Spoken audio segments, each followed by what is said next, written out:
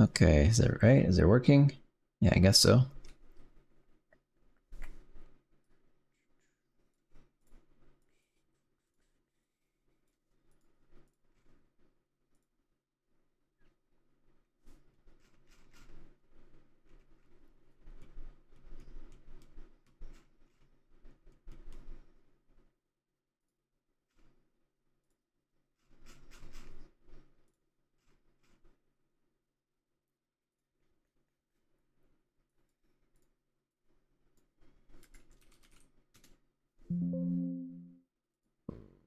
What? Oh.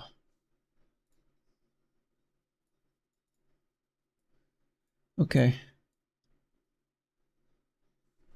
What am I doing now? Okay, wait, I'm starting out with storyboard.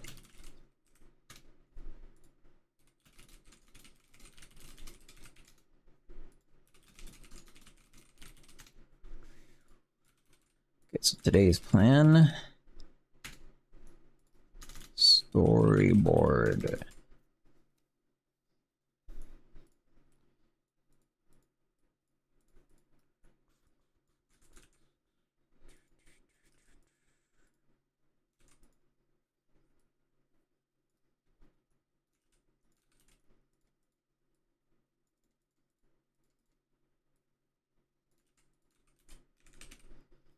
There's, oh.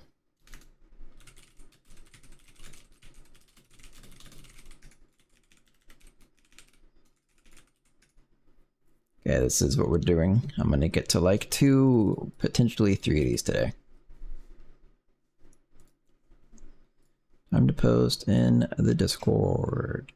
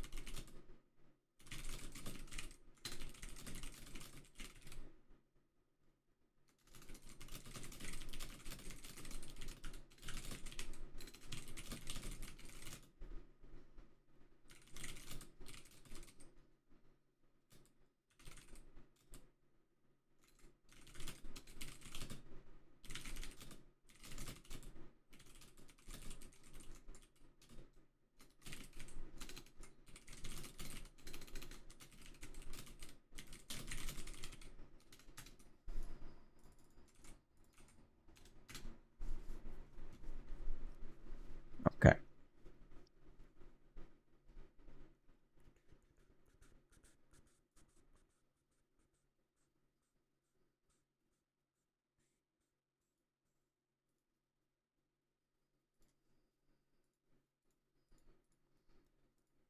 Storyboarding.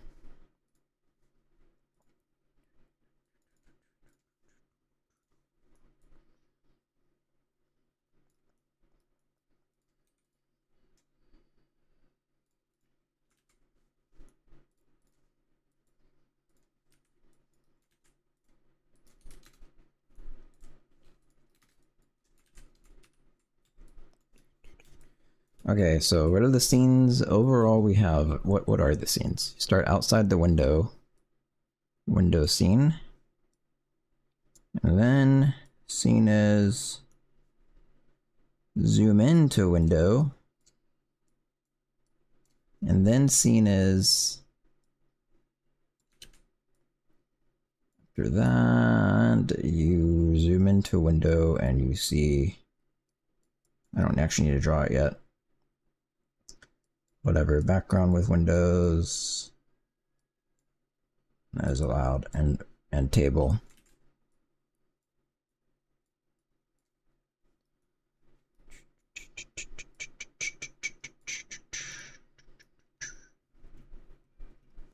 Let's see.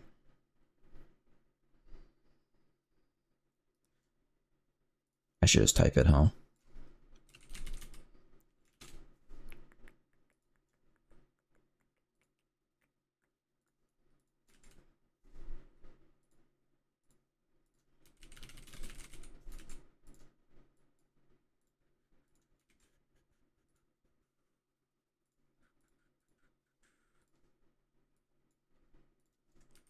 Goblins eating, something like that.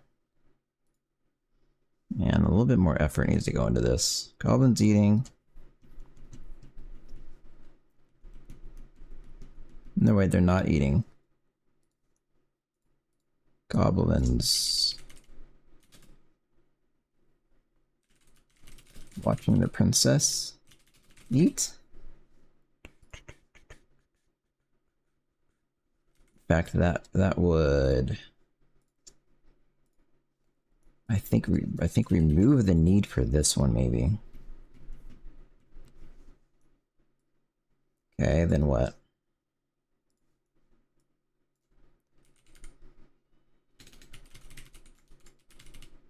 Handing over two goblins hanging by their feet.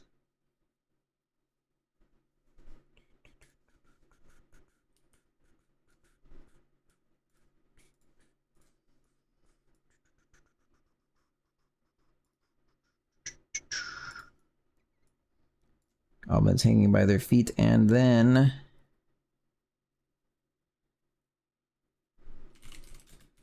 goblin chopping him up. He goes poof. Lore time, kinda, yeah. How's it going, lazy man? And meat pops out.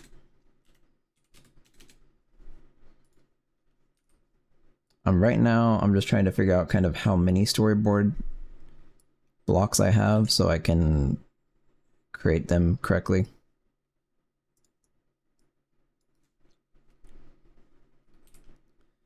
Hands over to princess eating meat.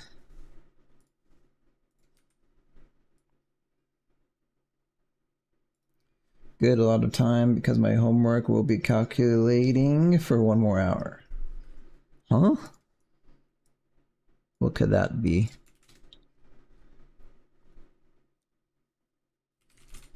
That's been eating meat.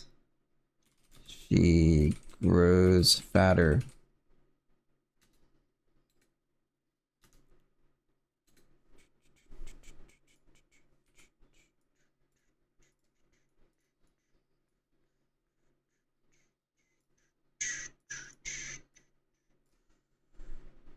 Goblin brings over a plate of freshly chopped goblin meat. I'm gonna skip the rest of the song. It's hard to listen to for some reason. Okay.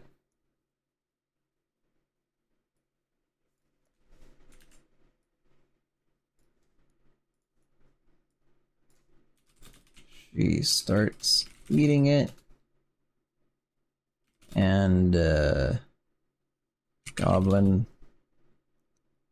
peon ally guy runs in and yells, "They've breached." I can't use punctuation with this font. "They breached the castle."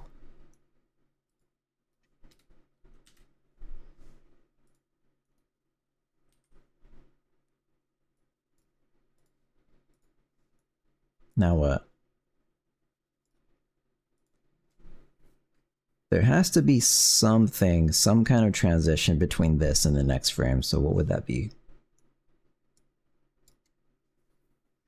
After they've breached the castle,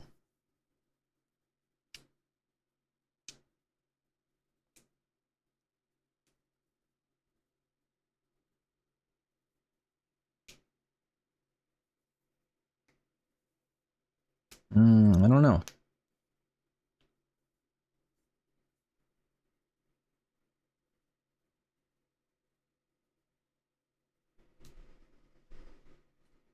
Princess is shocked. That could be it.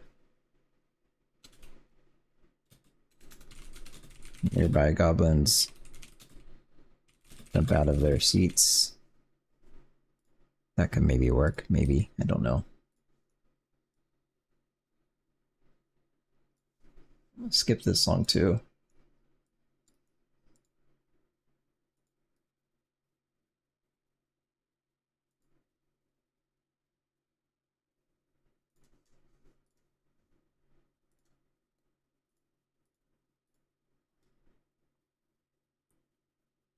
I don't think this is a good transition.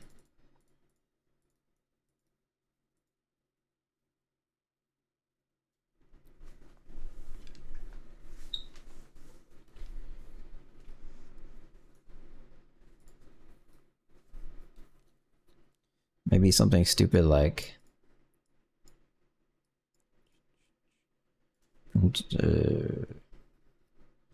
just widens her eyes,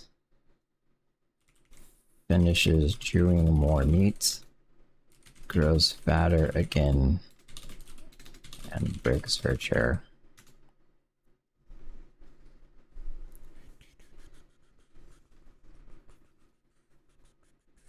Nearby goblins panic somehow. See, I don't know what that means, so it's bad. Okay. Short pause.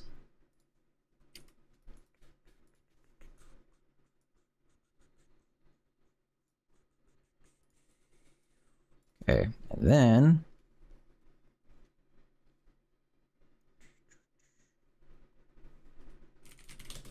goblin something. Goblin group of goblin enemies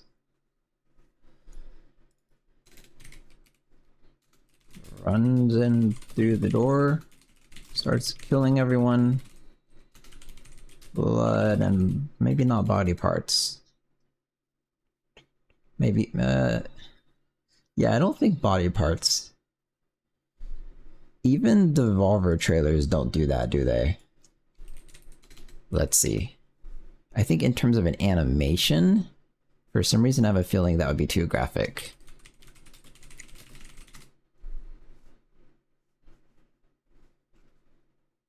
Hang on, I'm looking at Devolver trailers. I mean, if anyone would do it, it would probably be Cult of the Lamb. Isn't that a very graphic game?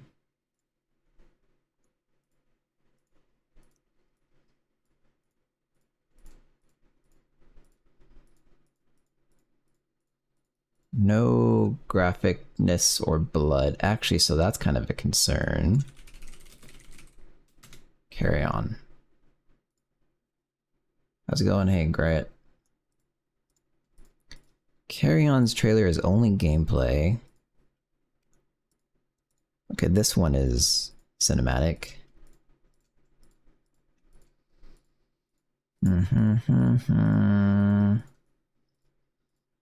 Still no blood. Uh-oh. Maybe you're not allowed to use blood. I was unaware of this rule.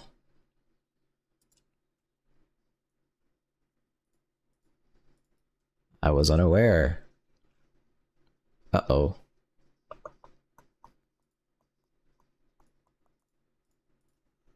I don't think I'm allowed to use blood. Have you ever liked Skrillex music or anything similar? Electronic music, yeah. I don't think Skrillex.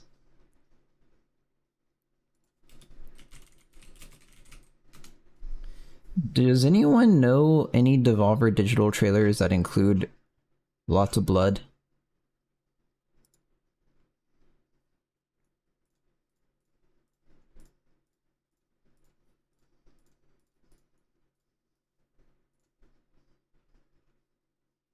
Anyone know? Sins of the Flesh. Okay, if this doesn't have blood in it.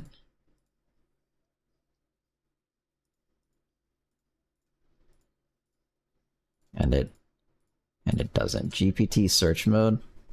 I'm not sure I've used that. How do you use that? I'll search the web. Is there... I don't know how to... I don't know what type of thing it's looking for me to type, actually. Is there a Devolver digital animated trailer? Includes lots of blood. Carry on. My friend Pedro. This doesn't include blood, man. Only really slight amounts. It's not animated either. Like it's form on. Yeah, I got that working.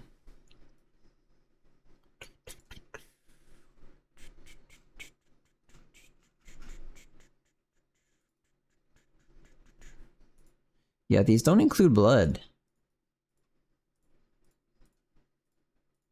Oh wait, this animated trailer does actually, but it's grayscale. Only a little bit too. The animated part of it doesn't actually... Only a little bit. No, that was... I don't know.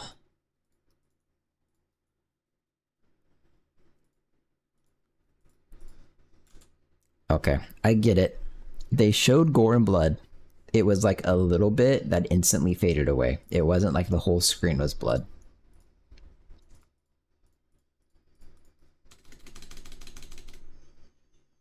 In game trailers for blood content? Naturally in my game I want there to be a lot of blood in the trailer. Naturally in my game I want there to be a lot of blood content in the trailer when all the goblins start getting chopped up. But I don't think professional indie game trailers do lots of blood. And there's probably a reason. People do things for a reason. Ratings type stuff, I don't even know. I think it's probably more about like if I were to do lots of blood and submit it to Nintendo, I would get rejected most likely. What are you doing? I'm making a storyboard for a trailer, and right now I'm just trying to figure out how many actual storyboard chunks I need. Oh, some blood flies out with each chop. I guess I should put this in a separate thing though.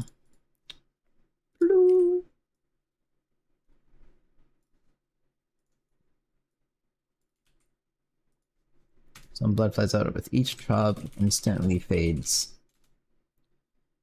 Dead goblins poof into meat instantly.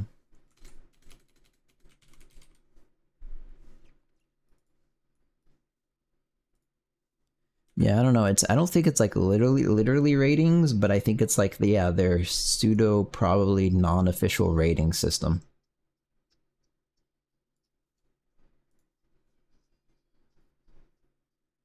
Each shot instantly fades. Let me fix my mic. Okay, I wonder what that sounds like on stream.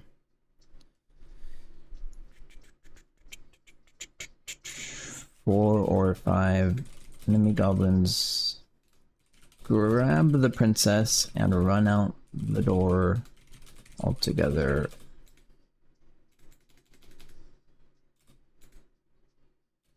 While hopping. While saying hop hop. Sup, hey. Let's go, man. And yeah, that's what I'm doing is storyboard planning. Well, I wanted to do this in this at 624.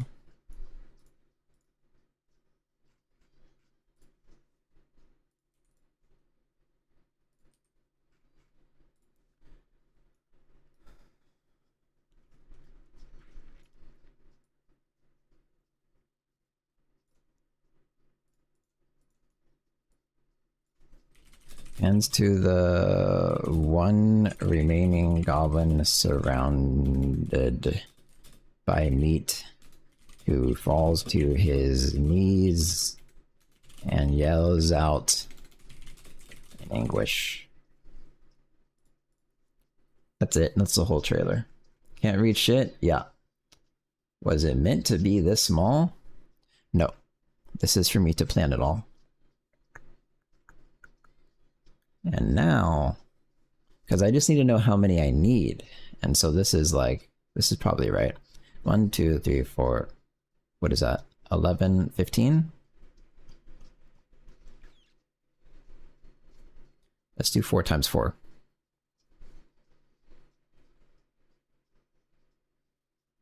This will probably be fine.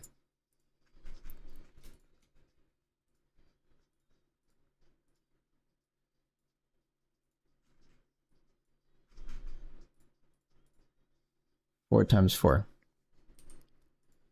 Okay, so 16 and 9.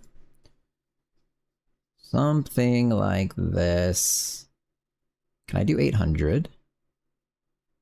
Really doesn't seem to want to let me.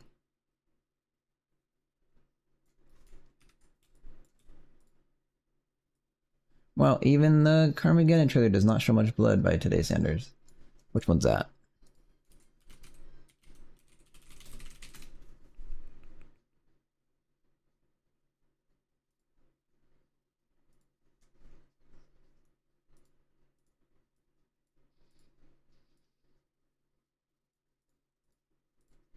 Wait, what? Is it this game? This doesn't seem right. Although this trailer I'm watching, I'm pretty sure is a new trailer. Yeah, they're playing it on iPads and shit.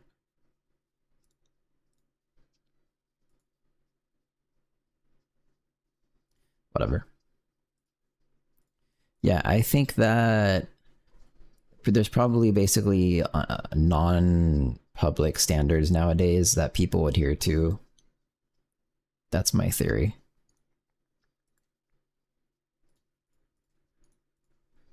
And you just gotta do it. That's like, I've learned over the years of doing this now that so many things in the industry are just like, you have to fall in line.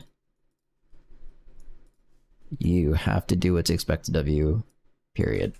That's just how it works.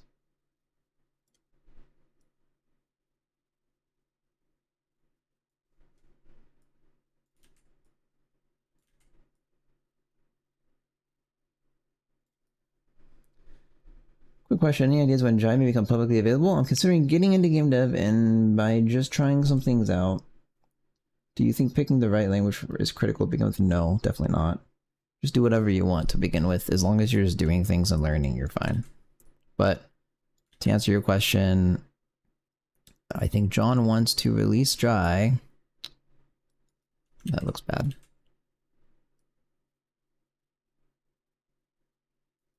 Good enough, I think. With, oh shit. With his game. And I think that he wants his game to come out this year? Did he not say that? Maybe Long Bowling would know.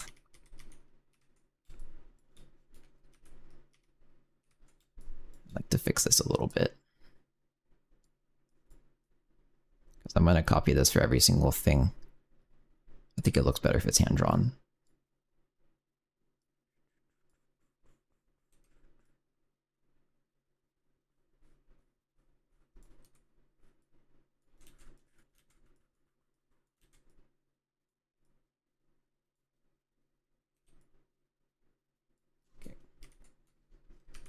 Hey, you stats. I think he said this year, yeah, or within a year or something like that. Ooh, I don't remember. I think he said he will know release date this year. Oh, that would be very different. How's it going, you stance?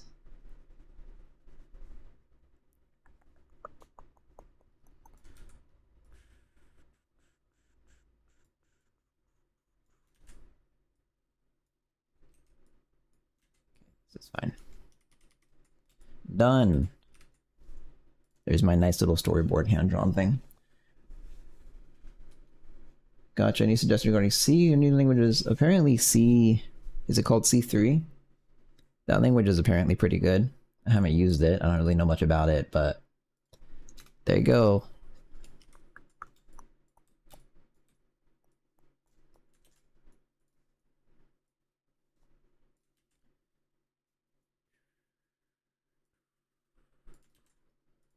What did I just duplicate?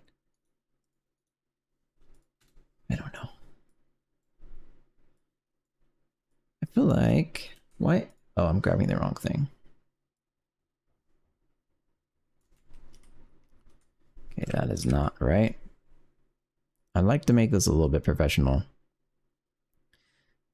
One of my friends to help with this trailer is potentially introducing me to an animator from some anime studio in Japan who wants to work on small animations, I guess. And I learned apparently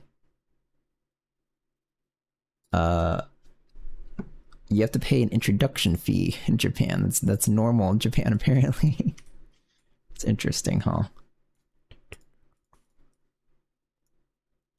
Okay, so I'm gonna say like this 27. Okay, we'll do 2650 plus 70 plus 80 times 2. 2650 plus 160 plus 800. Total, what did I do? Oh, I did times. 3610. Okay.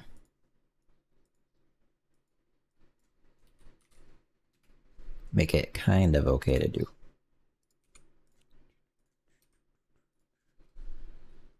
Sounds like bribery. Wait, introduction fee for what? For passing along my request to an artist that's interested. Which that does sound like something that would be normal in Japan. But it's not my friend charging this, it's... Yeah, it's the... Like a finder's fee? Yeah, basically. Yeah. It feels super Japanese. In a bad way. But, it's... Oh, I need space for text. The person I'm being introduced to is a producer. And so they're the ones that I guess is obligated to charge a filing fee, and that makes sense to me, but that's kind of annoying, huh?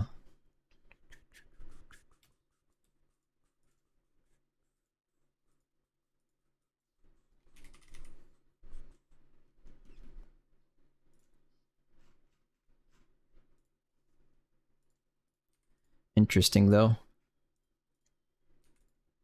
What's happening?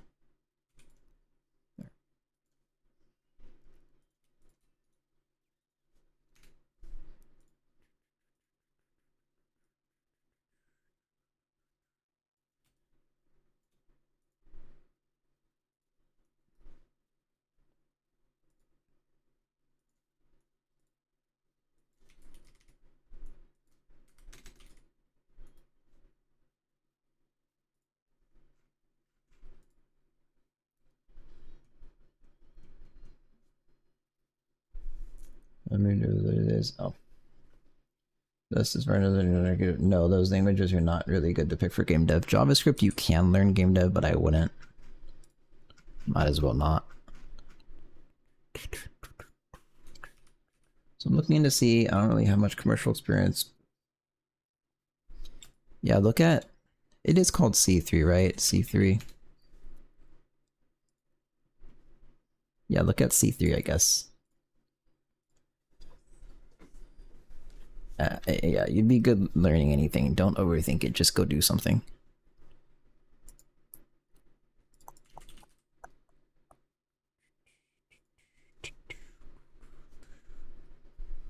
Guys probably only good for browser games. Basically, yes. But legitimately, don't overthink it. Just go do something. Especially with like the questions you're asking, you'd be fine just doing anything. I think that just JavaScript is also fine. Pick a language you like. C3 is fine. If it was me, I'd probably use C3. I don't know. I'd at least try it. View of castle. Can I make this bigger? Yes, probably. Why is this a Christmas song? Isn't it? It is. Okay. I'm gonna skip this. This is a weird playlist. View of castle from outside, focused on a single window. Oh, I didn't think about this. Can see fighting around the entrance and floors below? Probably shouldn't have a question mark in my notes.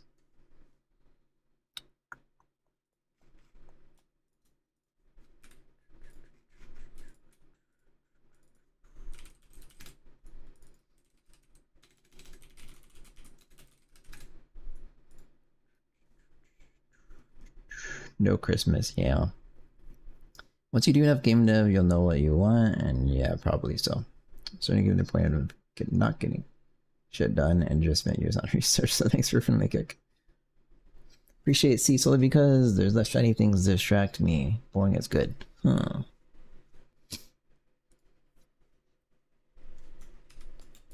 Okay, here we go. I don't know what this is supposed to be. Time to draw everything with my mouse. And I don't know what a castle looks like really, actually. Uh-oh. Castle.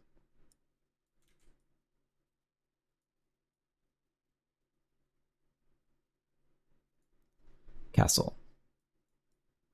Okay. And then, this isn't right. That's not right.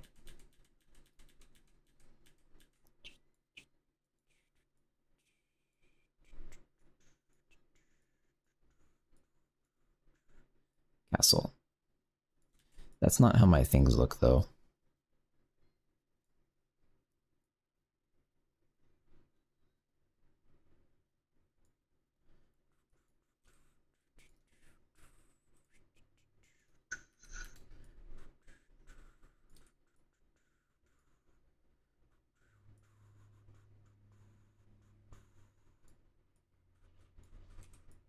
Whatever. It really does have to be correct, though.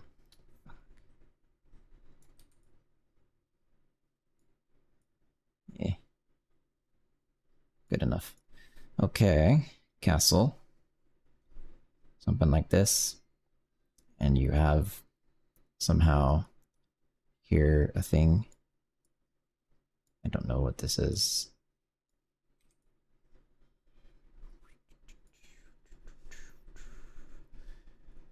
As long as you don't draw a penis, everything else is acceptable. True. What might help stop forever research is to pick a small project that's well defined. Yeah. That is another good piece of advice, is do a small project. People don't do that. But you should.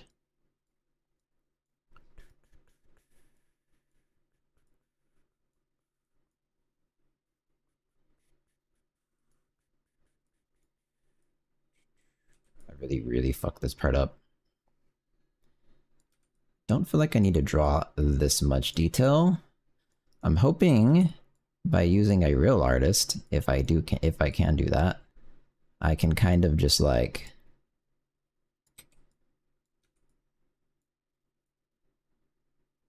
avoid having to define so much stuff this time and just let them do their thing and it will be good. I fucking hope.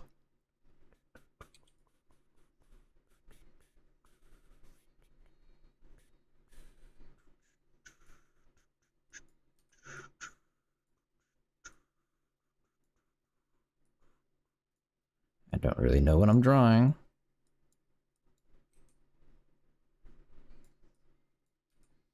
We'll see.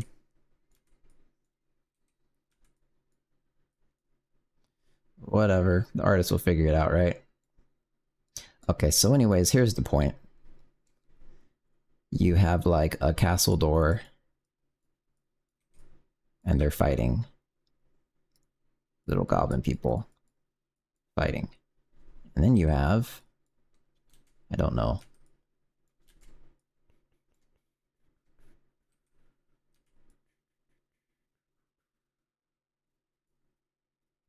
Fuck that up too then. Oh.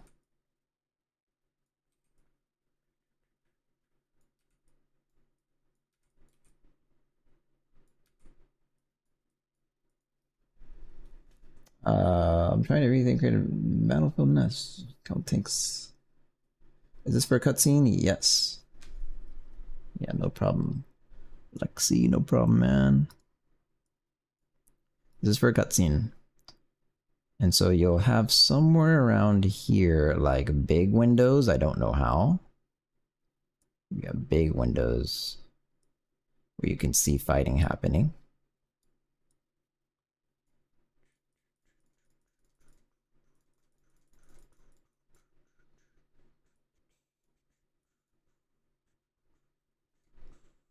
And then you have small windows.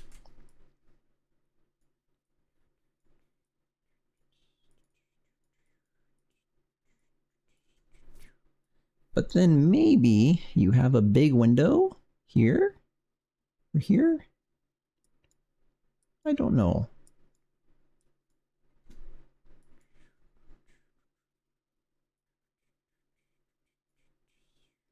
And it'd be cool if the camera can go into here.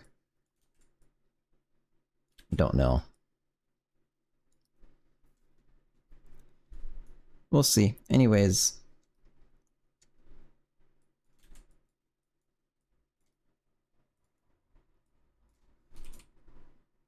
Fighting at gate.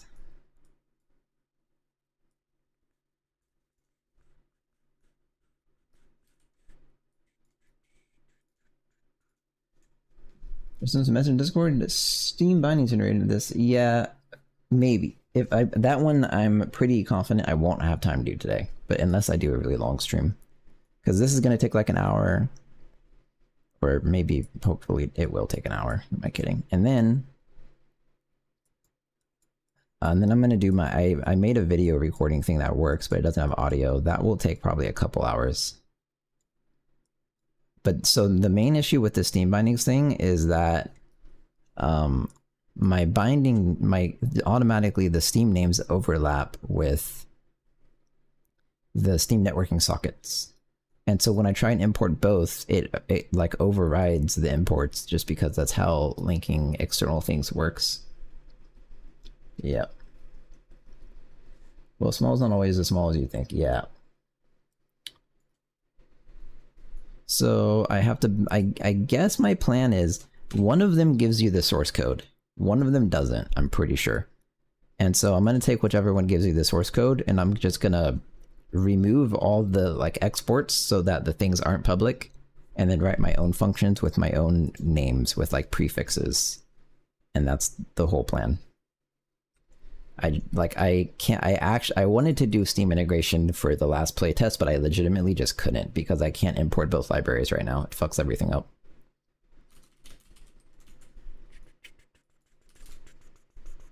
Oops.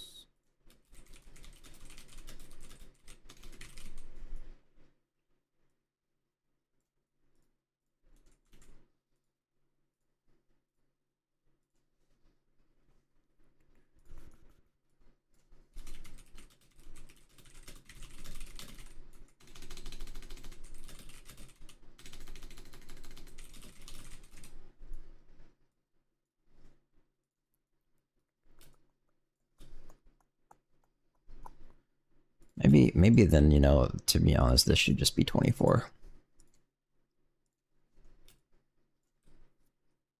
Yeah. Quite confused as to what kind of building that castle is. A church? Yeah, kinda. That's the idea. It's a shitty, hand-drawn, not real castle. But yeah, it's a church. I feel like a lot of things in the game are church-themed. For no reason. Church castle. Okay, so now you zoom in to enter the top-down view that is... How would this actually play out? It's like this.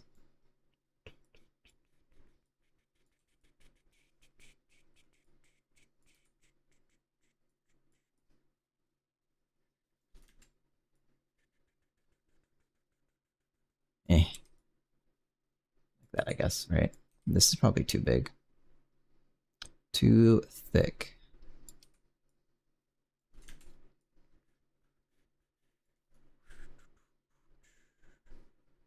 And below here are the little windows.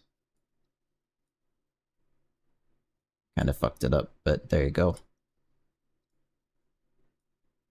Beautiful.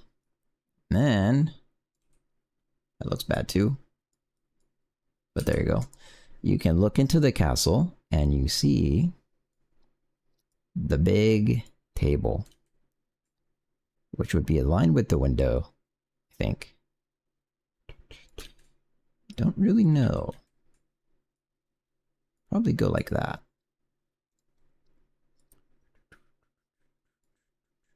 Definitely not like that.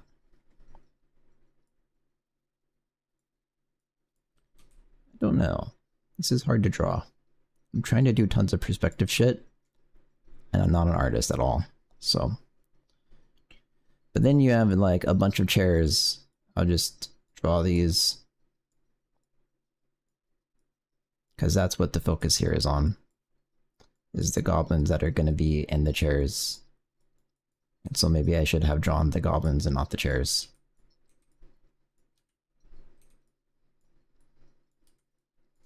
Okay, and then back here you have like the wall.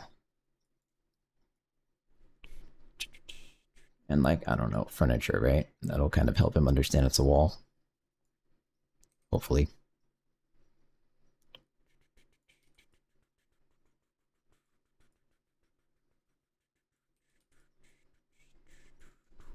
And then, maybe most importantly, I don't know if I left enough room for this, so actually let's increase the size of this window. The size is not right to begin with.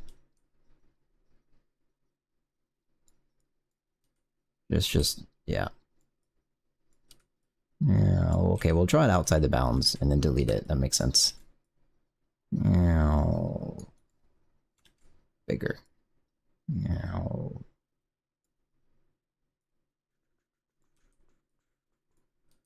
Here we go.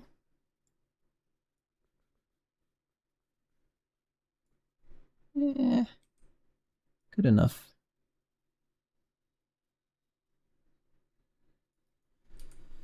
Okay, most importantly now, you have the goblin sacrifices that are somehow being held up by their feet. Not entirely sure how, actually. Maybe.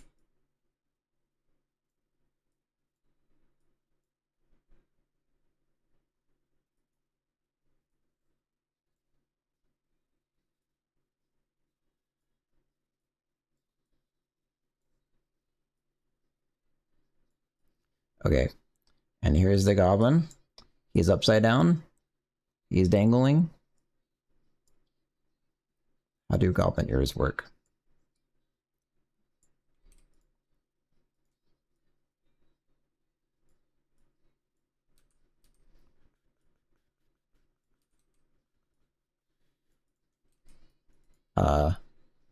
Yeah, that's true, huh? You gotta cut that out.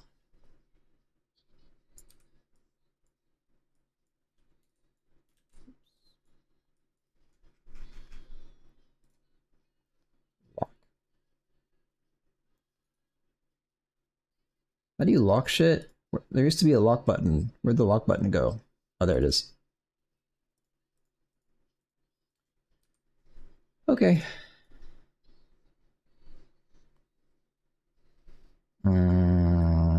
And at some point you have the princess, so we'll just see, like, she's here or something, right? With lots of plates stacked up. Plate stacks.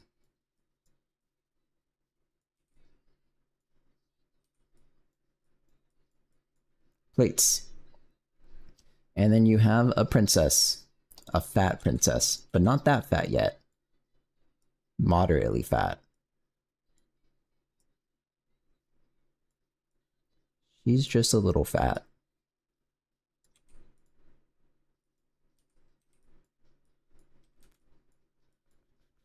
She has beautiful princess hair.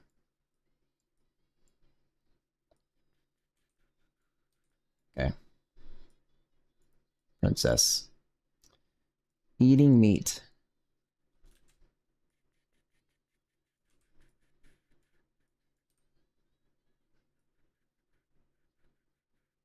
It's not meat. That's meat. Okay, princess eating meat. Okay. I need to... Okay, wait. Let's do this first of all. Before I go too far here. That one I did. This one's going into the window. Goblins watching the princess eat. So we will add... Yeah, text here. Top-down-ish view of the table with all of the goblin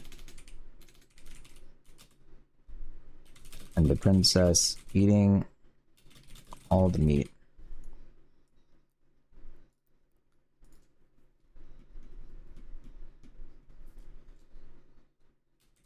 In the background are a couple captive goblins hanging upside down by their feet.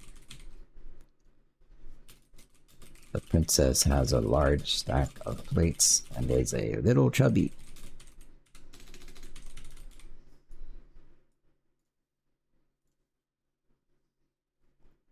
Okay, I'm gonna do all the text before I go on.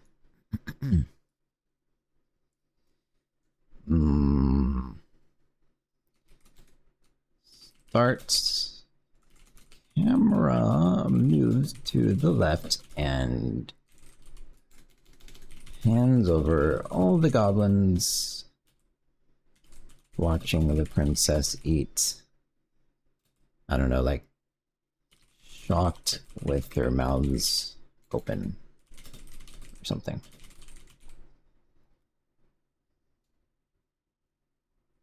I think camera pauses on upside down goblins,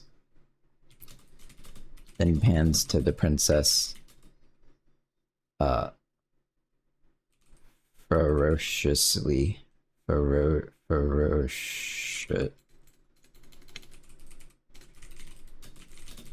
Spell that wrong? That's right. Woohoo!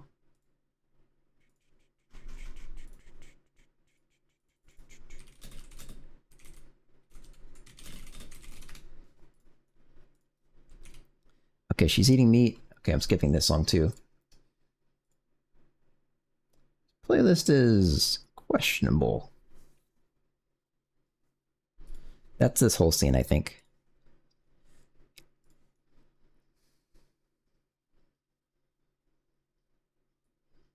Panning over a goblin. Oh, wait. So this was supposed to be 2 scenes. No, it's more to draw. Why'd I do that?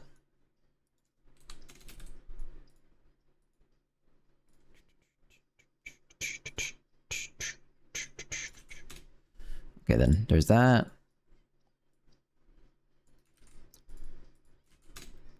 I wonder if ChatGPT could do this. There's no way, right? Probably. It's probably still close to being able to do this. Goblins hanging by their feet, wiggling, trying to get free.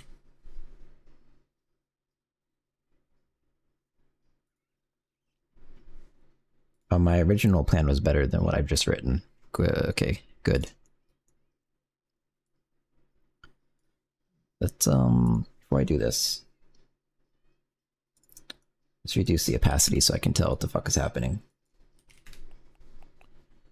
Okay. So now this one, this one is another goblin chops him up.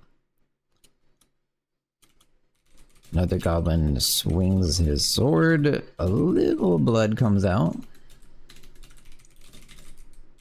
He goes poof into clouds and turns into meats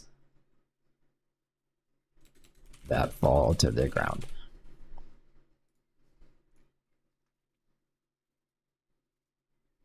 Yep, that's it. And then it's just going to be hard to read for a minute. Let me drink water.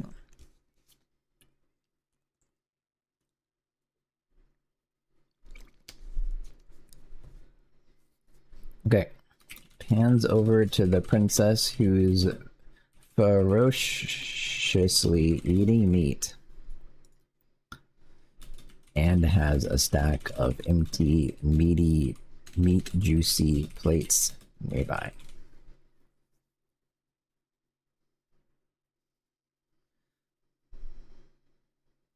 Okay.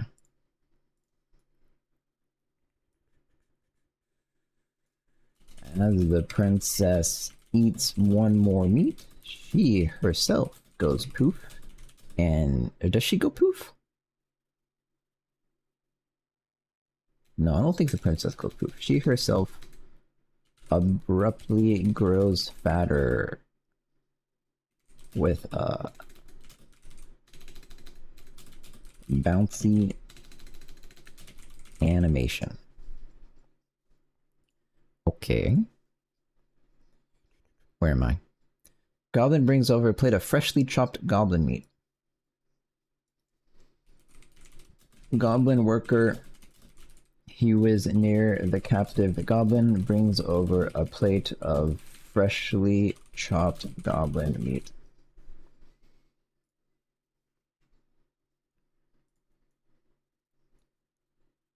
Okay. She starts eating, and the goblin, she starts eating the new meat. Peon ally runs in and yells. They've breached. Oh wait, there's no voices. Oh, but it's text. They've breached the castle.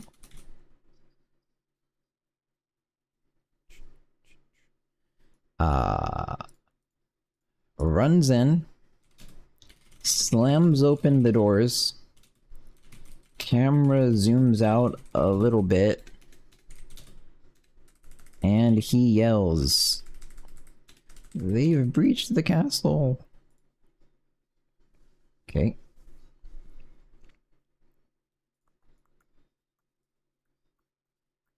Next. Princess widens her eyes in shock. Finishes chewing the more meat. Once again, abruptly grows fatter. I can't read that text. Grows fatter and breaks her chair. And breaks her chair. Nearby, goblins begin panicking.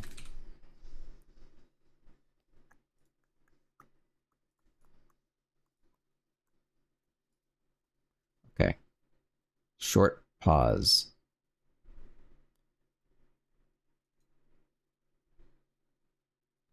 You zoom out again though, I wonder? Maybe you didn't need to zoom out the first time. No, you probably did to get the doors. So hang on then. To fit the doors in the view, and he yells, "They breached the castle." Okay. So now you're only fitting the doors in the view, so now...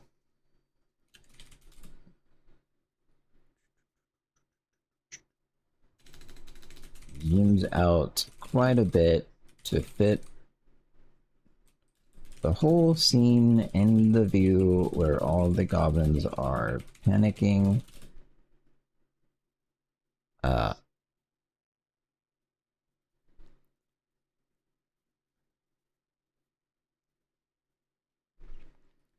And this scene just unfolds for a few seconds. That's it, right?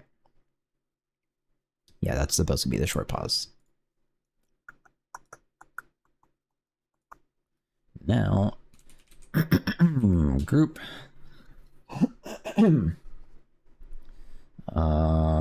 Group of enemies. Okay, wait. Break down the door, so there's a problem now.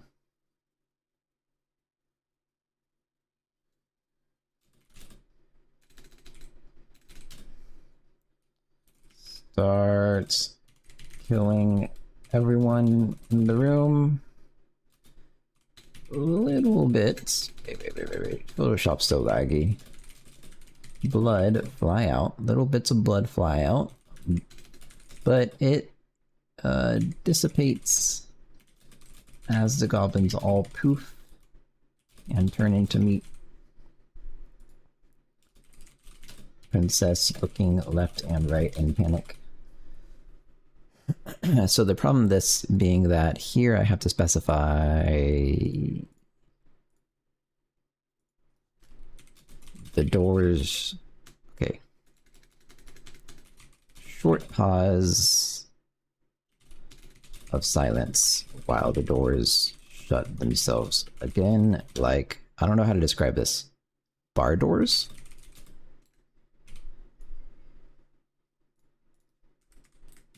Swinging like bar doors. Swinging once or twice like bar doors.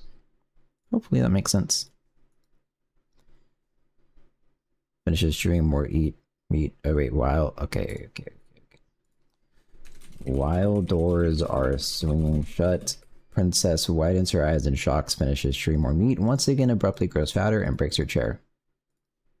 Then nearby goblins start panicking.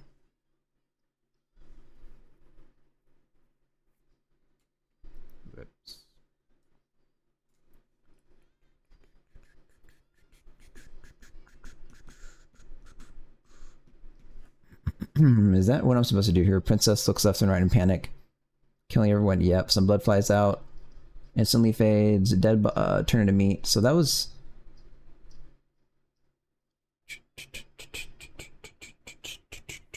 So this is 2 scenes.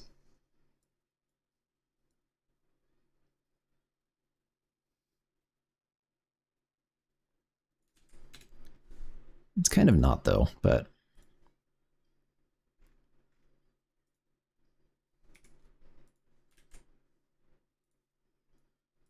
Break down the door and run into the room. Sure.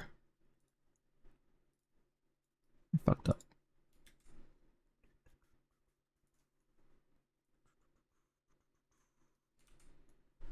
Starts killing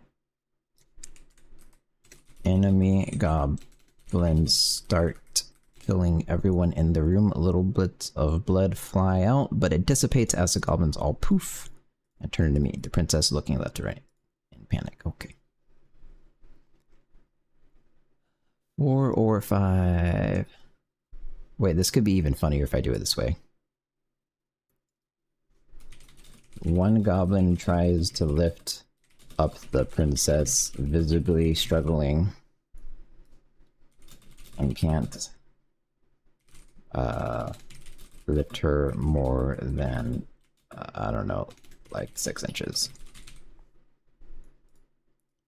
I don't know, a foot? Whatever. Tries to lift up the princess, visibly struggling.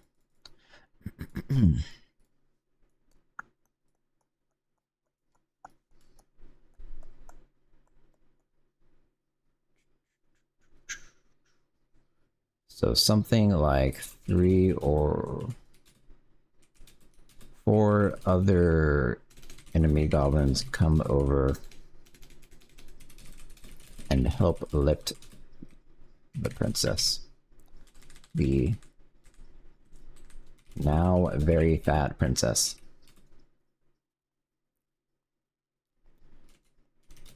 All 4 or 5 goblins walk her, run her out of the door while saying, hup, hup, hup.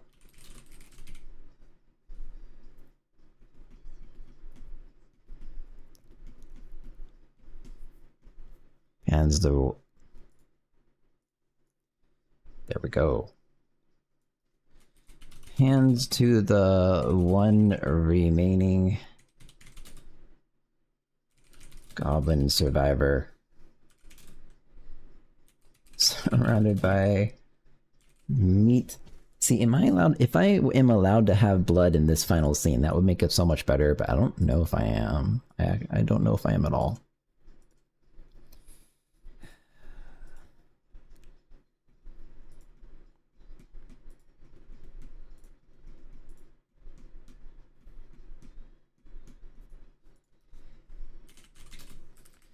Stacks of meat that are his fallen comrades.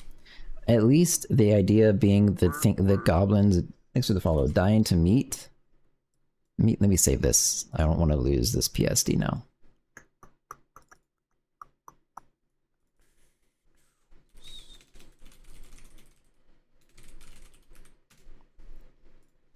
The idea of the goblins dying into meat saves me quite a lot from having to rely on blood, which I think is important, but I wonder if ChatGPT would be able to answer that. I noticed a lot of very professional indie game trailer animations, even for the most bloody of games, don't use any blood at all. Is there a strategic reason to this, such as approval for some specific storefront, or some implicit rating system, or visibility algorithm?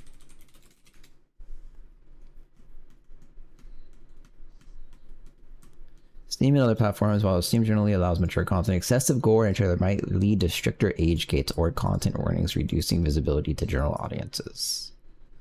Trailers may be designed with console certification standards in mind, sometimes discourage restrictively over graphic content. And public marketing.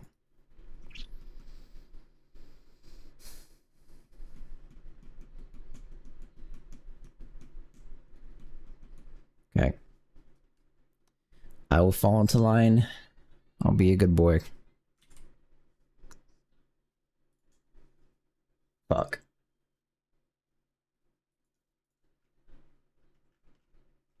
Should I keep drawing this?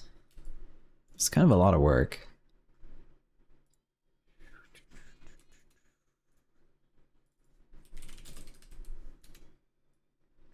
Oh, I fucked up. Wait, not all that goes in there. And to the one.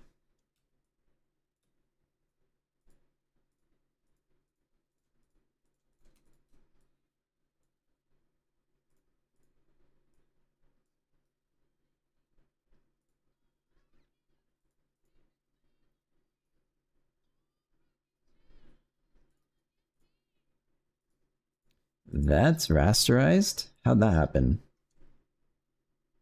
Is it? It is. How the fuck did that happen? View of the castle from outside. Okay.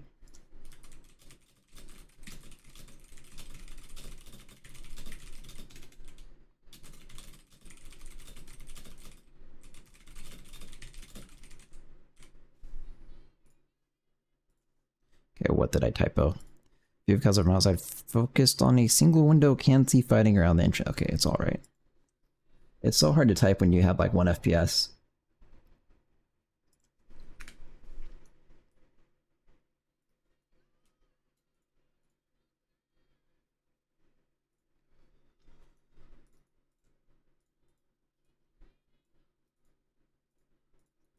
Okay, maybe I stop here. And then work on programming. Yeah. I don't want to do this. Not only do I not want to do this, but this is something that doesn't require thinking anymore.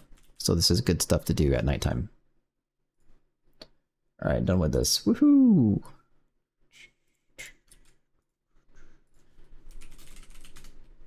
Oh, I wasn't going to push for some reason.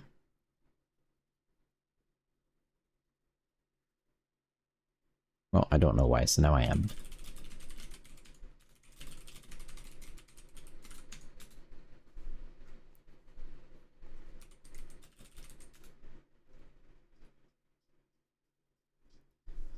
What the fuck?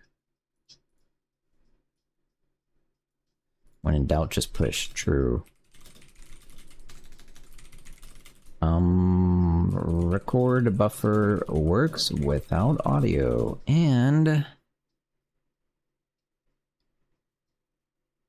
something. Oh, storyboard. This is not the same kind of music at all.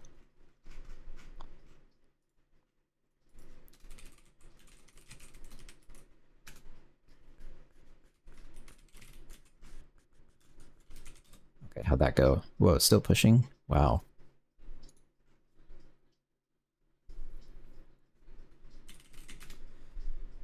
MP4, I guess I get rid of that too. Fuck.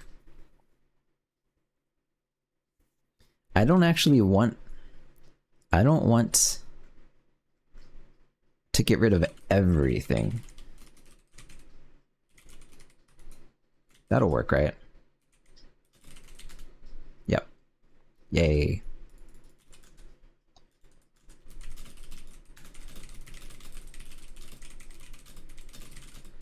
Reading videos, mini dumps, and freeze reports.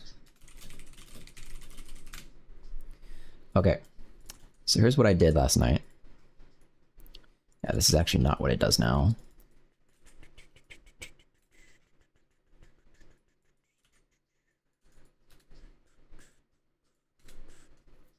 Here's what I did. I have a ring buffer type thing. All these things are settings. After you change a setting, it resolves it. Resolving it allocates the correct amount of size. And basically, it's writing if you have this enabled, it's writing the raw pixels into a ring buffer every frame. And so this works. Yeah. But so what has to happen? This is what I was gonna do. It takes a long ass time and it freezes your game. And so how am I gonna do this? Is saving. I don't want to copy the memory either because it can easily take up like 60 gigabytes of memory, which is fucking insane. And so if I copy that, like no computer in the world can handle that kind of. And so what we'll do, do I have to lock a semaphore for this? I don't need this guy. I don't need this guy. I'm going to just not allow you to write to the ring buffer anymore as you're saving. That's all.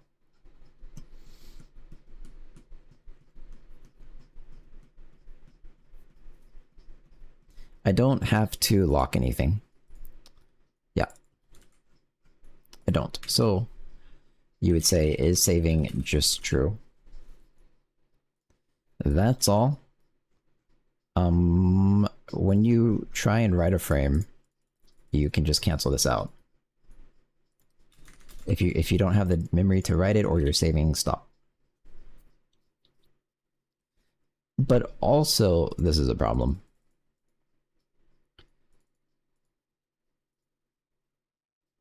Uh-oh. Fuck.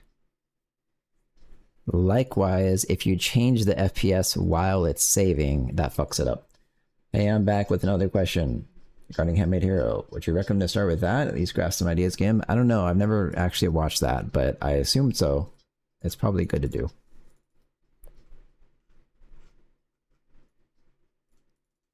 You set the current FPS if it's not currently the same FPS, and yeah, so this is a problem. So if you change the FPS and you're in the middle of saving, the only way I can think of to resolve that is to have like a desired FPS. All right, thanks anyways, no problem, man. Basically, my answer is yes, then you know. The answer is yes, you should do that.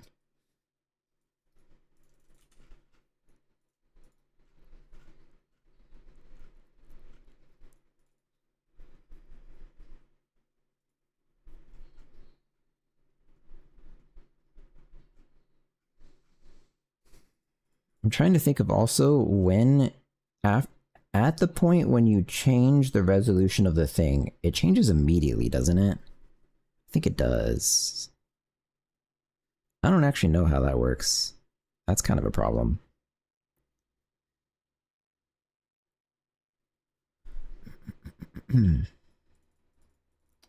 Yeah. I don't actually know. That's like an OpenGL pipeline thing. I guess I'll just assume it's okay, and if it breaks, I'll know it's not okay. Because like at some point you can change the resolution, and in that same frame, it's writing into the buffer, but it's after you swapped. And I don't know when you change the resolution and the frames resize when that happens. Oh.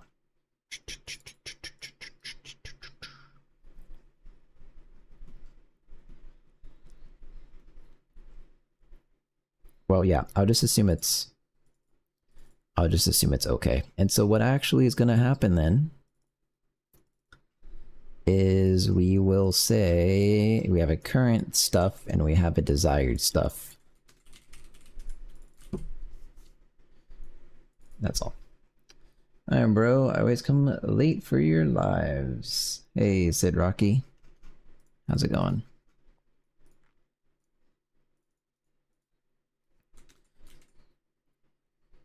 So this doesn't actually matter. You can just set this. And you can call resolve if you want. Yeah, that's fine.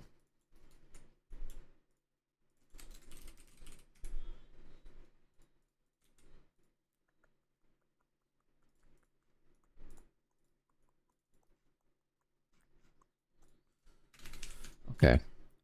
So you do something like this. If current duration is desired duration and current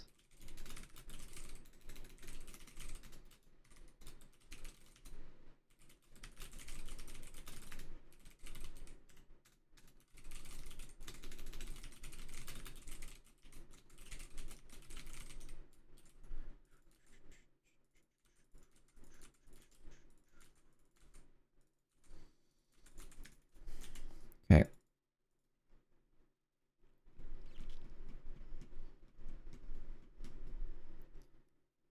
I don't actually think I should be mim setting. Well, we will not do that, I guess. Yep.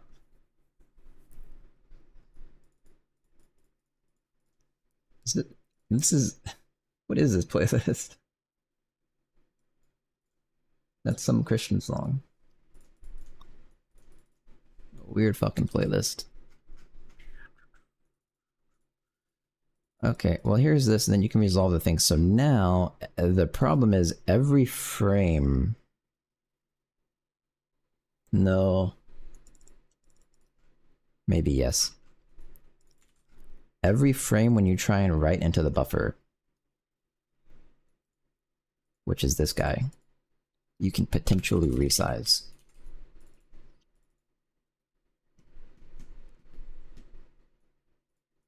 And this is immediately not right because of this, so hang on. Fuck. Just cancel if saving, potentially resolve, cancel if no data.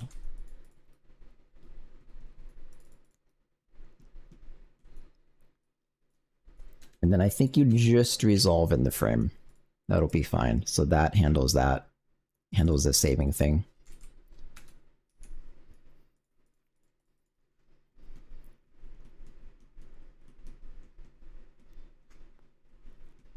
Surely it's fine. Surely it's fine. Okay.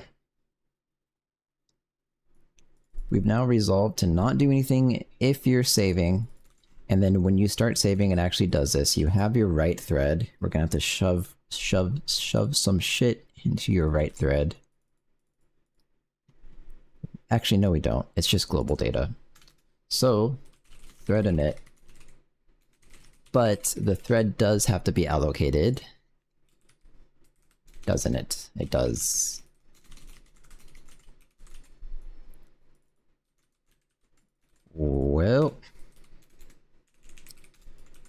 This is weird. You give it itself as data.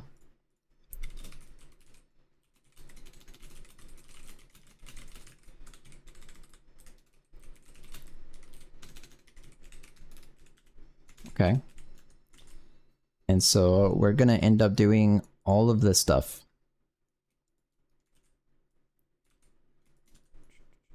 And then at the very end, you free itself.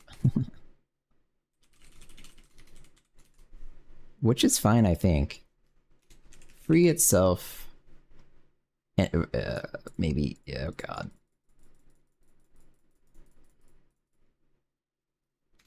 But then you have to deinitialize itself.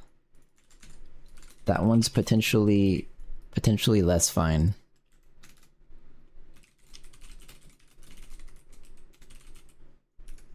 Wait, this is the thread, I'm pretty sure, so. Actually, I don't have a give that is the thread. So you pass it in, deinitialize it, and then free it.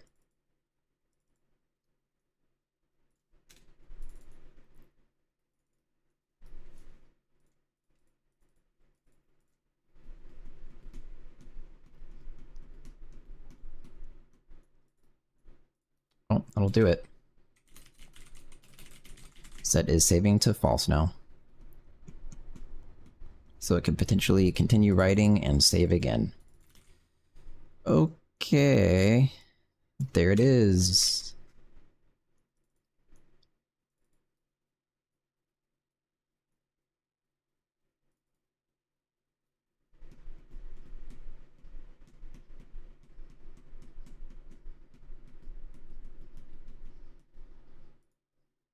Whatever. This is okay.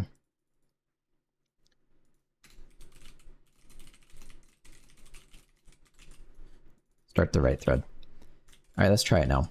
I changed a bunch of stuff, so.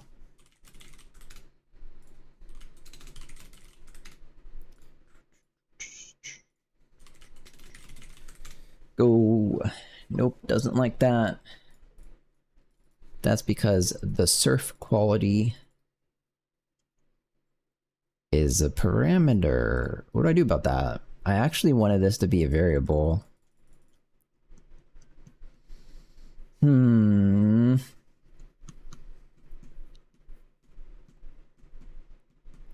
mean, I can just do this though, since I'm not using the data now.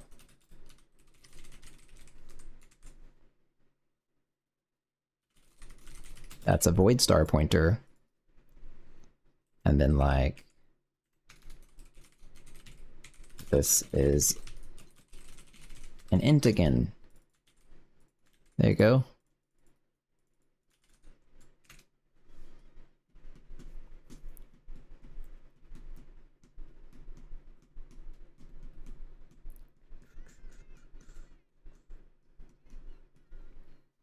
And then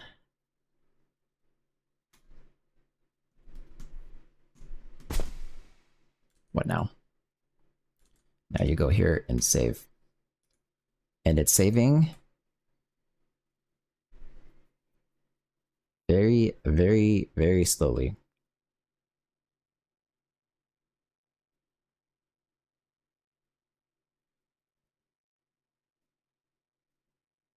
It's actually insane how long it takes.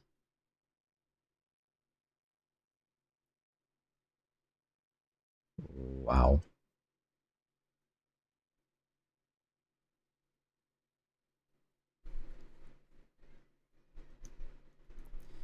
Okay, I think it's saved, which means I can do it one more time. And this one should be like 1 second.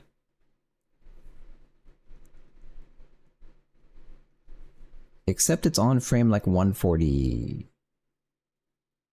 It should have been 1 second. So something probably went wrong.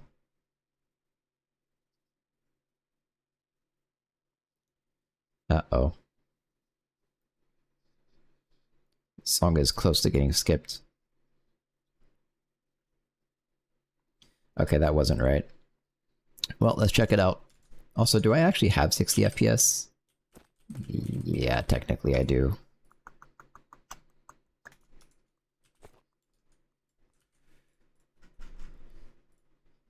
All right.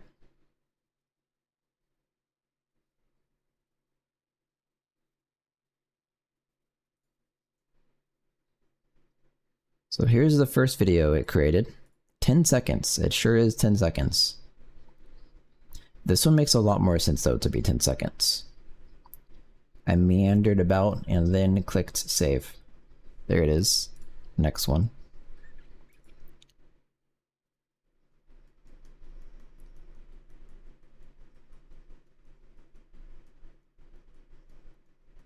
It actually was 10 seconds.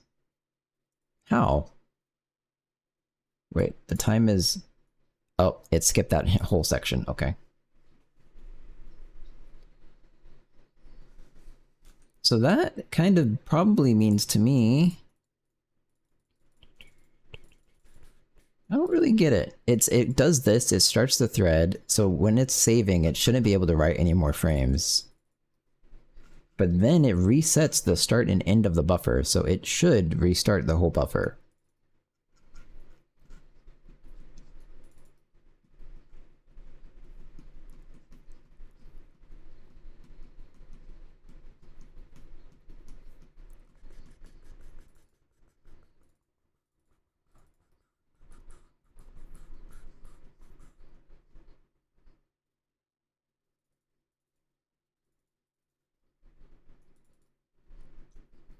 I think this is right. Yep.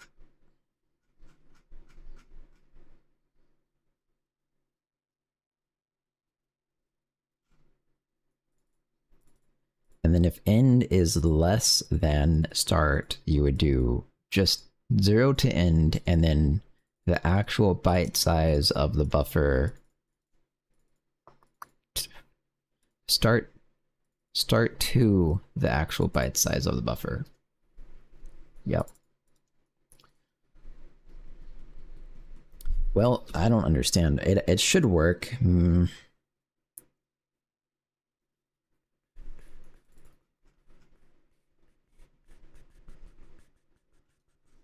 Well, it's good enough. Let's continue. I think it seems to basically work. Doesn't crash. Woohoo! Doesn't crash. And then I have to save the actual DSP output. I have to make a custom DSP thing. So the problem now, I'm gonna have to, I don't really know how to do this at all. I'm gonna be learning a bunch of new shit today.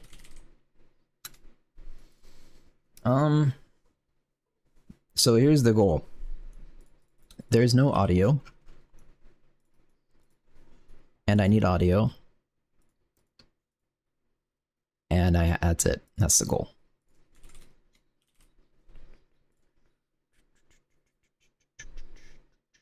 That is a lot of things to look at. Uh-oh. But basically, I'm pretty sure the way I'm supposed to be doing this is in the Fmod Studio system. I'm probably supposed to get the bus, which gives you a bus. And then from the bus, I'm supposed to probably attach a custom DSP. Maybe.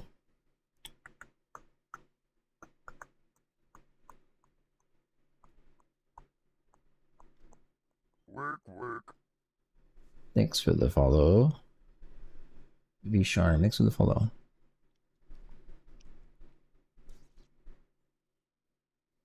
Set frame callback. So if it's possible, I would actually rather do this through a callback. I suspect it's not possible, but I kind of want to try and find out.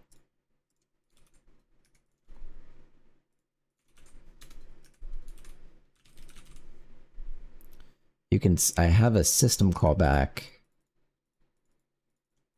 I actually don't know what that is.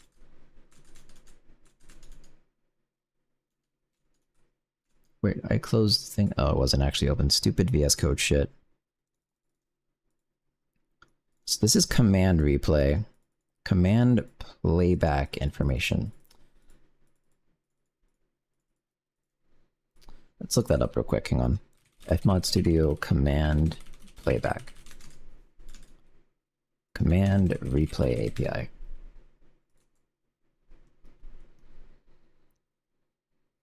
Command replay system that allows API calls in a session to be recorded and later played for debugging. Okay, that's not at all what I need. So yes, the only potential thing is the system playback.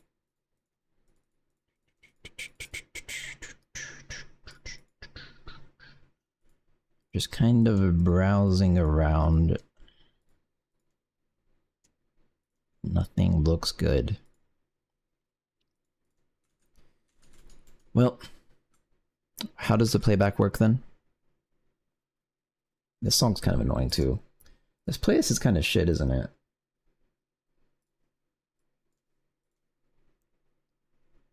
But it also has some songs that Spotify would probably otherwise refuse to play.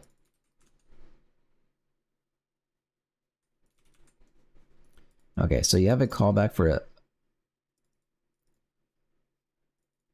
I don't know. You have a callback and a callback mask. What the fuck is that? Okay, so the callback mask being the type. Maybe we can find that, okay?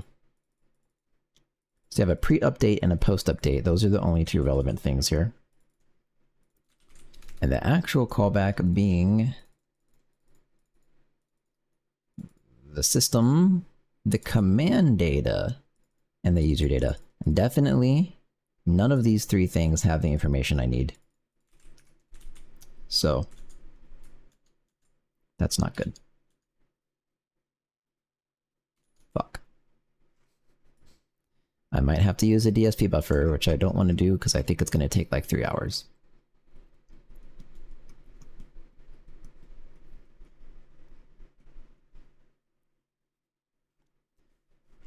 Even if I get the bus...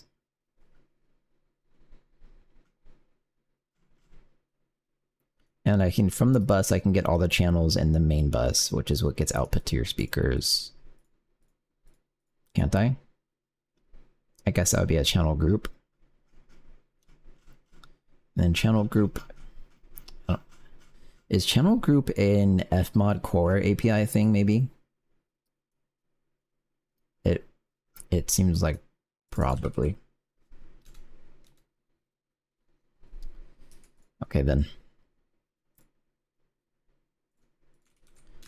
Fmod core.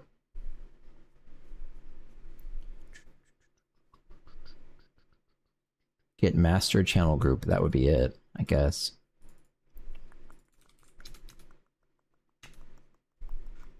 Channel group.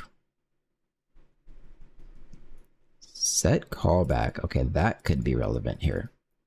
Does Jai have namespace imports math as math? Yeah. Yep, you do. Yeah, math, import math, and then it's namespaced. Correct. Channel control callback. What are you? Callback type.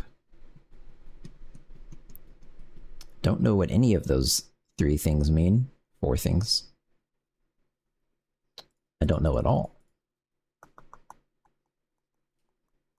This is command data again though, except for channel control. It's probably something I also don't care about.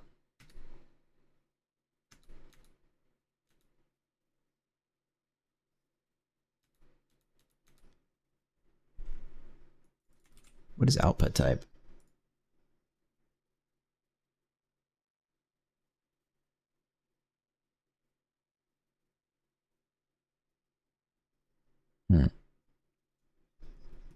Let's go, champagne dealer.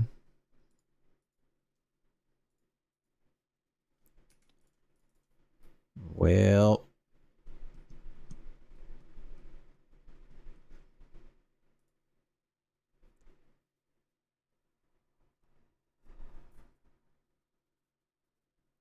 I actually do kind of think the way I'm about to do this is stupid, and I just don't know enough about fmod to do it the right way. I'm like 50% sure of that, which is pretty sure for something you're about to waste half your day doing, or all your day actually.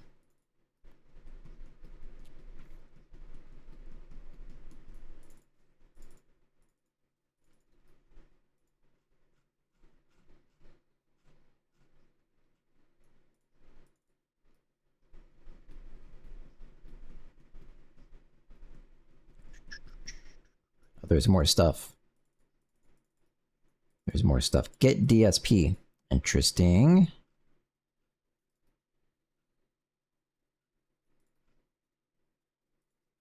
Get channel. Oh wait, that's important. Okay, so now I can go to the channel API. I can use the DSP and channel API now. Both of those I can access through the channel group. So DSP, get num inputs. Get input. Can't wait to try out Jai. It's very good. I like it.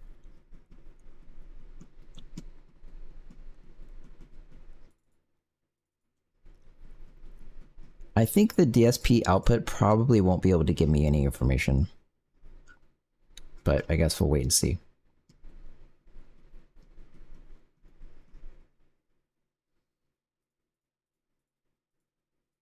I don't know.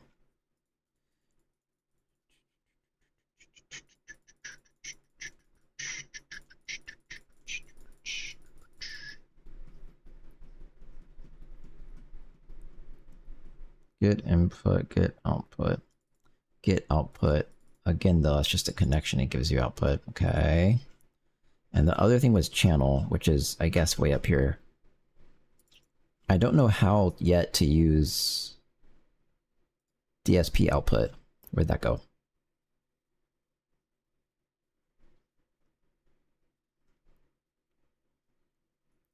There's also DSP callback.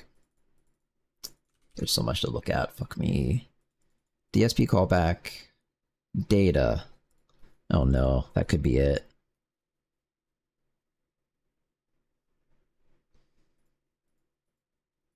Okay. Last thing though. So that I have to look at how you, two more things, how you use an actual DSP out. Which is something. This. Oh, that's straight up just a DSP connection. So I think when you, okay, I get that part. So let's go back to this thing when you get the DSP output. Right?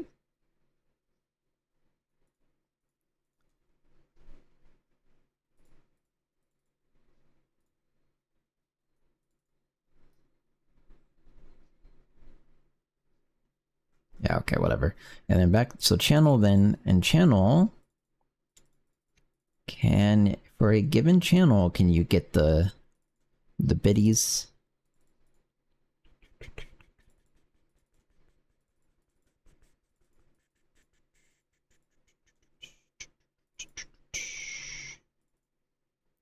You can also set a channel callback, but that's a channel control callback, so that won't be it. I'm not even gonna look. Well, fuck me. Can't do that. Okay. So, the only relevant thing I see to do this the way I want, without creating a custom DSP, which I really fucking don't want to do, is getting something like the channel group of the main bus, and then for that, getting all the DSPs of every channel, and then every like pre-update or post-update, I don't know, probably pre-update, you get back out the DSP data, which is, where the fuck did that go now? Well, through the callback. Okay.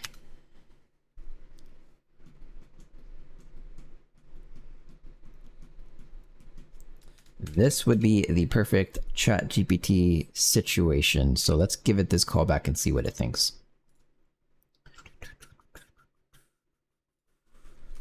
Fmod core API, I want to get all the data of the 4800, what's it called? What's that? Sample rate audio for being output to the speakers. I can access the main bus, the channel groups, and then do I actually, let me check that. Do I have to go then from channel group into channels before getting the DSPs? I don't know. Same, don't even know if I'll make anything playable, but I'm pumped to try it out. Yeah, it's really, really fun to use compared to other languages, I'd say.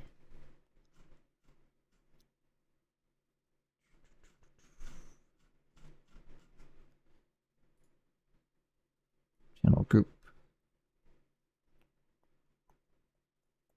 You can, in fact, get a DSP of a channel group. Can you get the DSP of a main bus? I don't know what that would actually do. DSP, or even of the system? Surely not of the system, but probably of the main bus.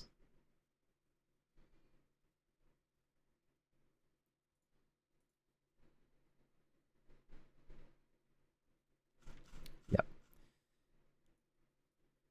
Main bus, main bus, main bus. Wait, what? It has a main bus, doesn't it?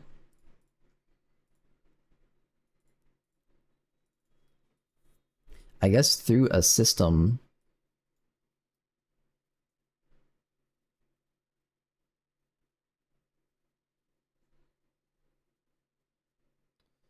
This might not be as easy as I thought, because actually a channel is a single sound that's playing. So I think I would be getting all the sounds that are currently playing. Okay, wait, this would be it. Get master channel group.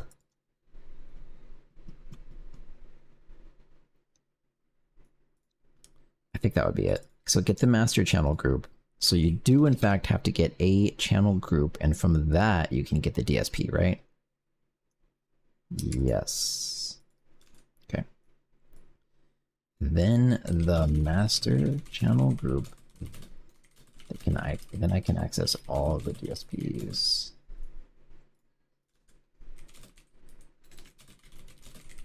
This is kind of loud.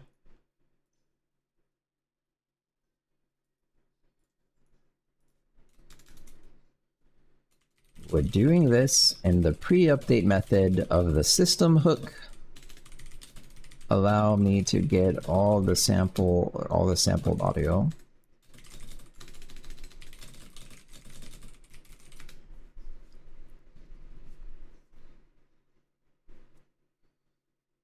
Yes, you can use the core API to access audio data before it's output to the speakers. Your approach is correct in accessing the main bus, master channel group, and then interacting with the DSP chain. However, specific details to consider when implementing this in the pre-update method. Obtain the... It's just repeating what I said I was going to do. Access the master channel group. Wait, it says you have to attach a DSP. You say attach a DSP to the chain, but doesn't the default master bus master channel group have a DSP?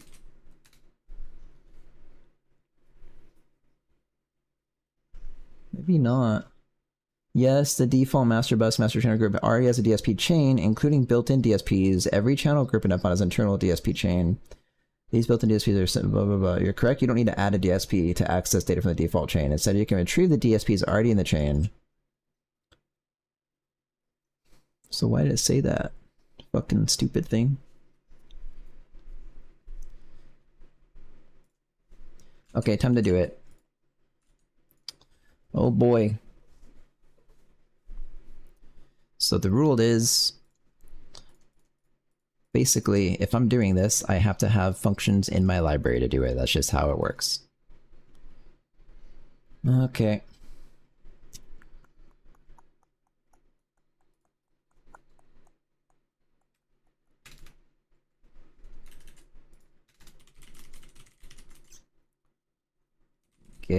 What do I have available though? Do I have a get master channel? Probably not. I should start deleting shit. Nope. Get master channel group. But see. Okay, we'll see. This is returning like a channel, an fmod channel group, which I don't really want the actual code to have access to. Oh well. So from the system. Also, oh, that's okay, it's a double pointer, but it says singular. So I would assume that's probably correct. I fucking hope. Channel fmod, channel group.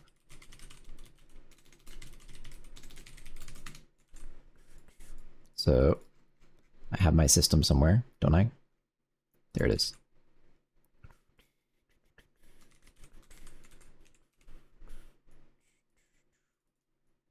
Git core system. Huh? Oh, that's different. I didn't know that. Get the core system out of the studio system. That's my core system. And now from the core system, you can get the channel group, which probably can report an error, I bet. Yes. So there you go. Now, that's it. This is my channel group.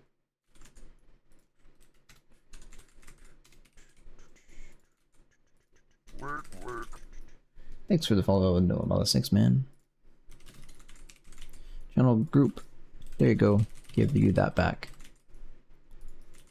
Now, from there, that's thread safe, I guess. From there, we can get all the DSP buffers.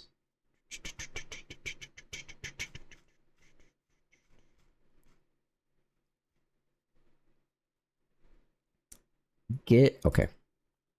I'm actually not sure what FFmpeg wants. So I'm just going to do it this way for now because I don't know why this thing would have multiple DSP buffers. But for that reason also, I think it actually needs an iterator because I don't want to allocate.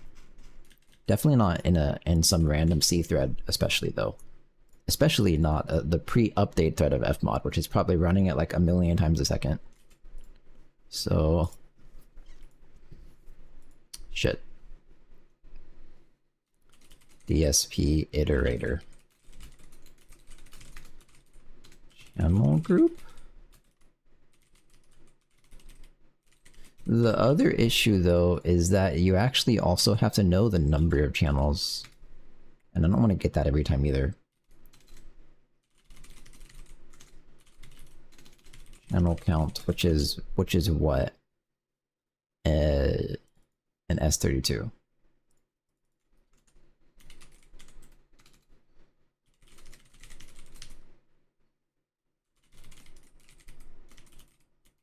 I don't know what that name should be.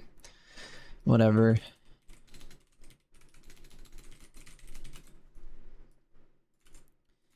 You and a DSP iterator. Just immediately return that. Oh wait, no, you don't do that. No, incorrect. You actually get the number of DSPs from the channel group and a pointer.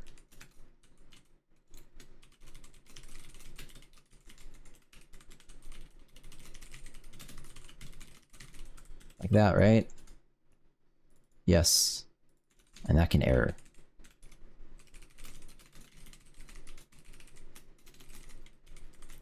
That's it. And now you for expansion. I always forget how to do this. I think I have other iterators though, right? So much trashed code. Man.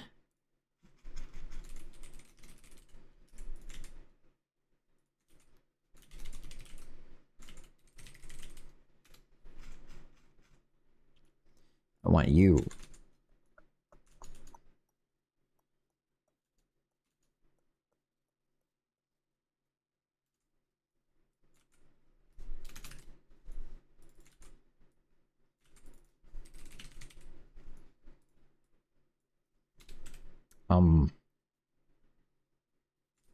This also doesn't have the concept of pointer. Okay. So you would go from 0 to iterator channel count. Yep, that'll work. And now Get... Oh, I see. Get the DSP. Fmod DSP. Yeah, it is a pointer. Error. Assert. Not error. And that is a channel group with the index being I and the pointer to the DSP. And then you're the DSP. You're I. Insert body. That's it.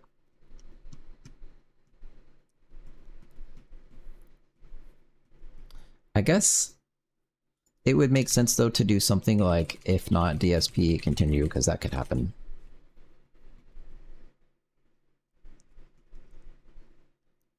I don't think it's reasonable to expect to like null check something inside an iterator.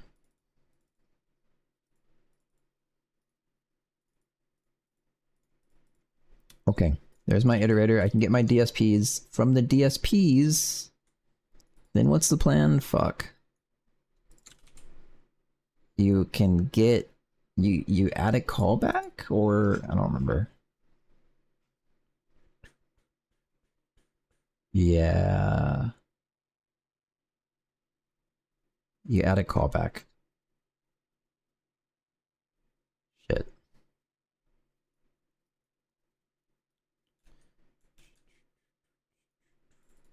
Wait, what did ChatGPT say about that? When I asked about adding a callback?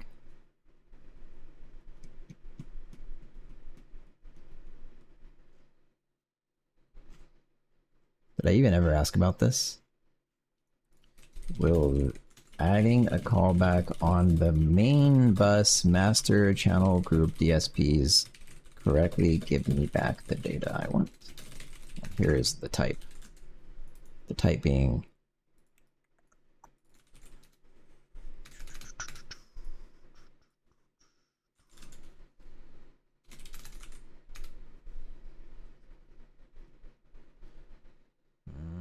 okay, that seems right.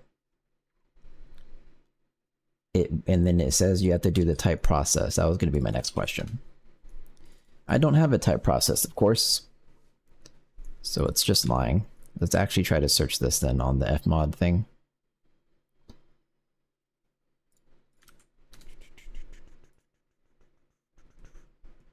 Here's the type. It has data parameter release and max.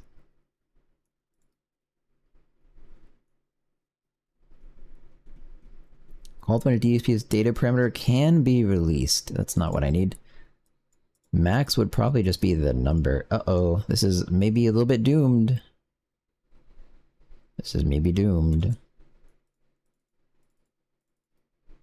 Although, I guess if you were to say that the data parameter can be released... Tensei C, thanks for the follow. If the data parameter can be released, that would probably be the same as saying it's been written to?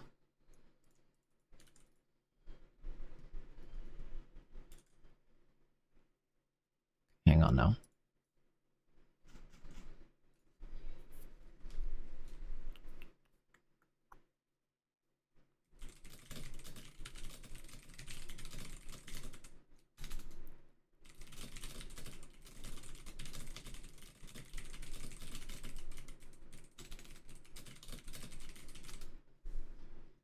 I'm skipping this song too.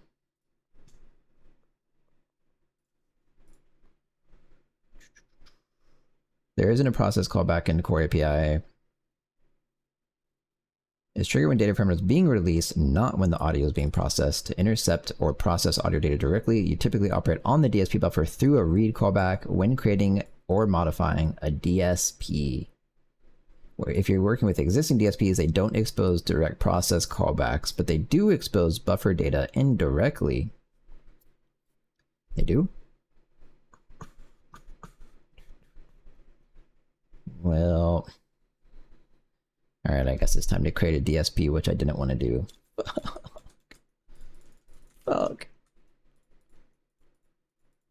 I'll leave that code. It's technically correct.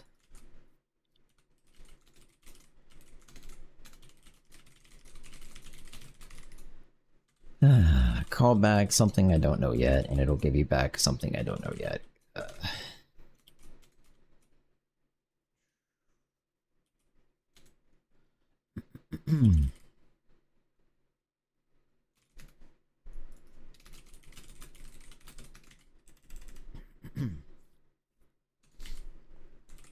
Well, shit. Can I do this through Fmod Studio?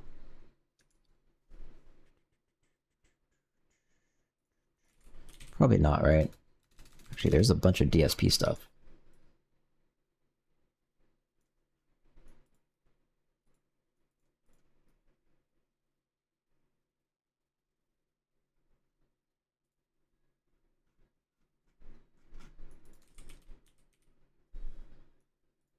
No, that was it. Okay. Nope. Soap, you gotta do it through Fmod Core API. Damn it. Fuck. I'm assuming you do it through the system.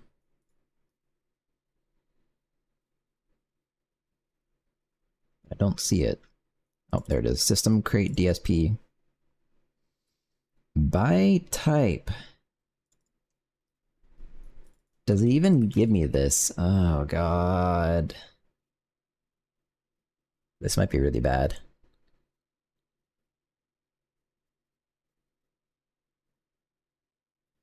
I suspect potentially the data inside here is necessary to make this work, because I think I might have to directly assign to the parameters. So unless this thing gives me more stuff to work with,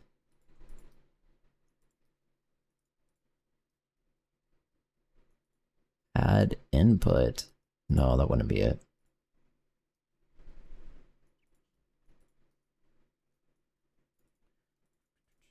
Yeah, these are the connections. I'm pretty sure these are the connections. I'm actually not that sure.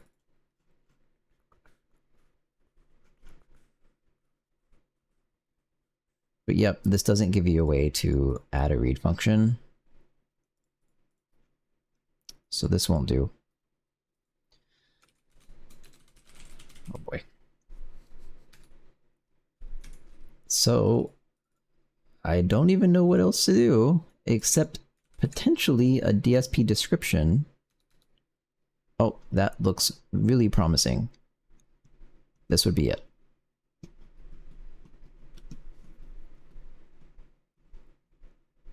I'm getting in deep.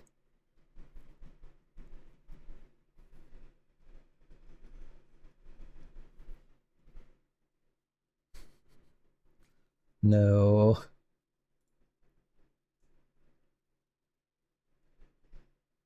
Okay, let's continue. Fuck.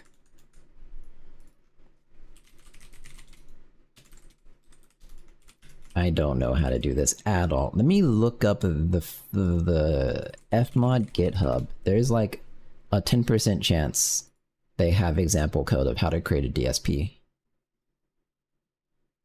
Except they don't even have... They have Fmod Unity, Fmod Unreal, Fmod Unity HTML5, and Fmod Unity feature demo. Cool. Guess I get to choose between those.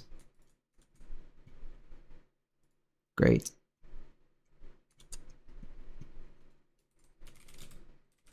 Maybe their website has example code.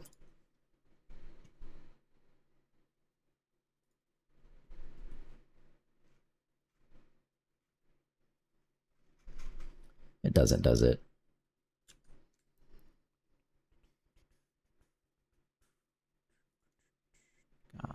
God. It's so doomed.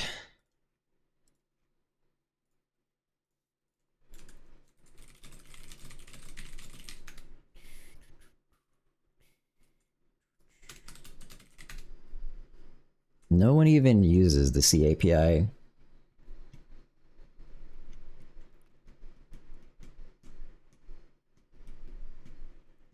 Well, whatever. Let's just do shit. Maybe it'll work. And then if it doesn't work, I'll just use ChatGPT because there's actually no other resources anywhere. Okay, so let's give it a name. I don't know why, but I feel like we might as well. So memcopy into, this will work. Description, name data, custom DSP data. Custom DSP count. Okay, everyone's happy with that probably. I am assuming these don't matter. I also don't know what to do about input buffers. I'm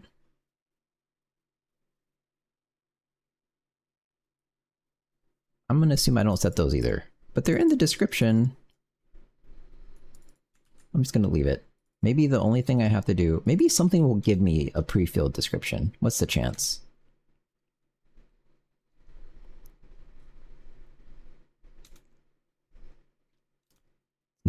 Not really seeming like it. Nope. Okay, cool.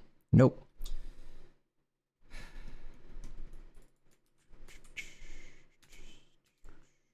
Well, anyways, I'm pretty sure what I need to set is read. That's the important thing here. I guess. And here is the read callback type, which is this. However, I guess this guy can be baked. And then I guess I'll give you actually back the fmod DSP. That seems smarter. Read callback is this big thing. And eventually... So when you create an empty context, I don't think it has temporary allocation.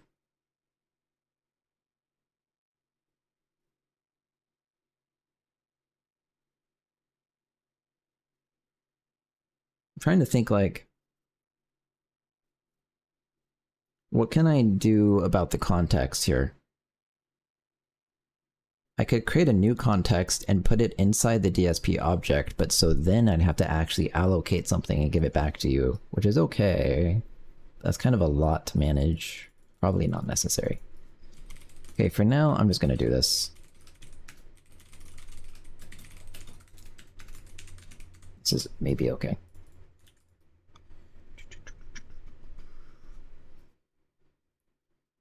In buffer, out buffer, length, in channels, out channels. Okay. Immediately because of these values, I don't know what to do. And even more weird, this is writable.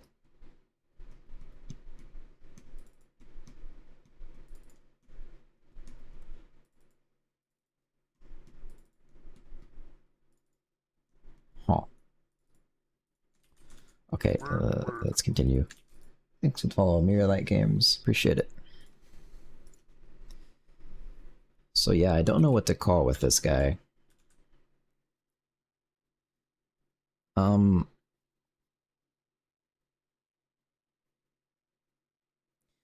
I actually... I don't think I'm responsible for writing into the out buffer.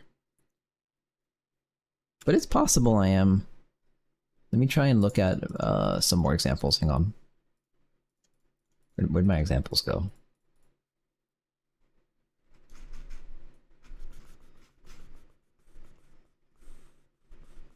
Oh, I think I am responsible for writing into... Okay then. Okay then. Memcopy out buffer from the in buffer. Wait. That makes sense to me, but what the fuck is out channels? I think nothing.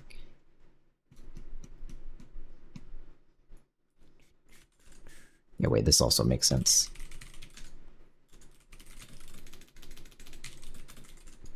The fmod version might actually be a constant. Yay.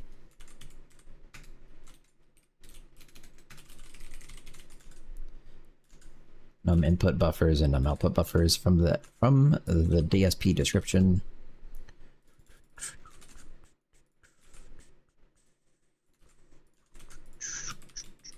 I do not know about that, but yeah, maybe. This might be for like some parallel processing shit that I don't want, probably.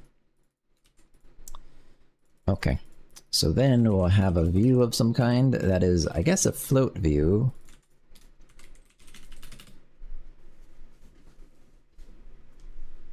I'm beginning to question if this empty context is necessary.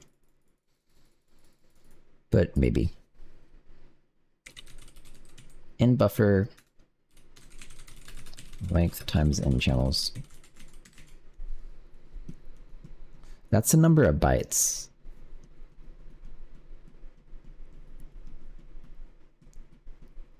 I suspect. Okay, let me see if I can get more information about this from the actual fmod API. I have to go find the actual description, and I have to look at fmod DSP read callback.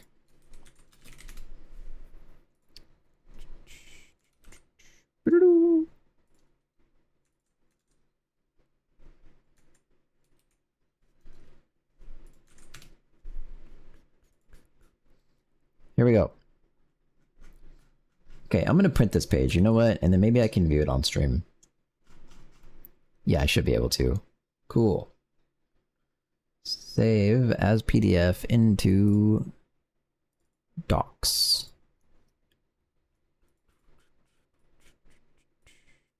Whatever, save.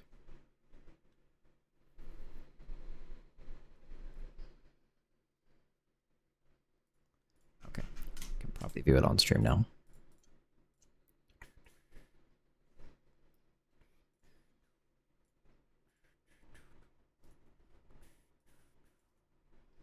That's fine. All right, we are looking for this guy. Where the fuck is my cursor? Oh, it's on every single page because that was what I searched to get to this. Cool. Excellent.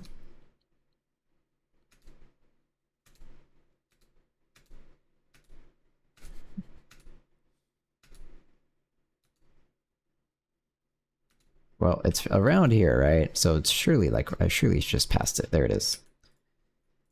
Okay. Callback receives an input signal, allows the user to filter or process it and write it to the output. I'll have to look at DSP state, I guess. 0 to 1. Data will be interleaved if in channel is greater than 1.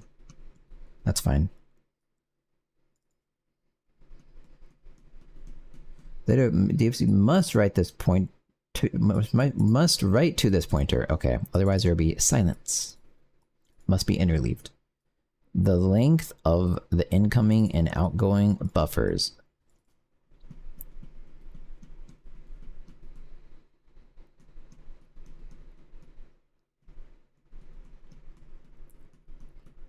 Well, okay, so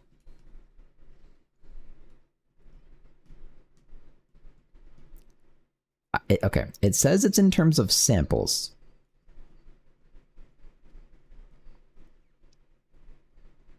Which would mean not bytes. Is how I'm interpreting that. And so actually, I would have to take this thing and multiply it by 4. But that is, okay, not what I did.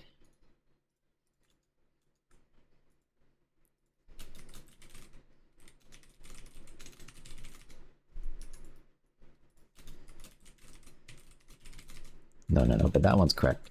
Okay, so this is mim copying this thing with the size of bytes in from the in buffer to the out buffer, and this thing is the actual view, so that's right. Callback with a view of a float array, except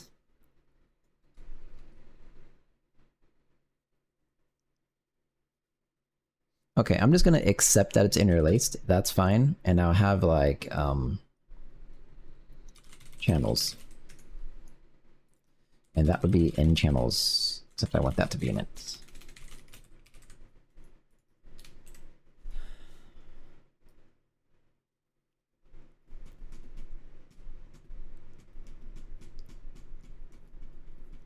Okay. That's your read. And then, what was the example code? Where'd it go?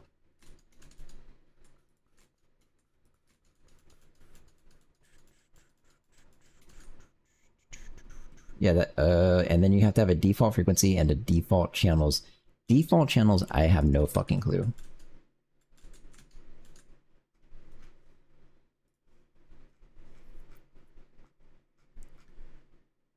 I would kind of like to know, though.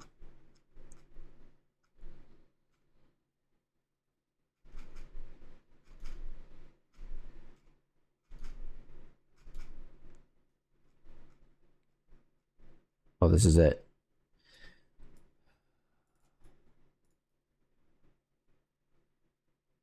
I think this is... I don't know what it is. It looks kind of like the C# API based on this padding.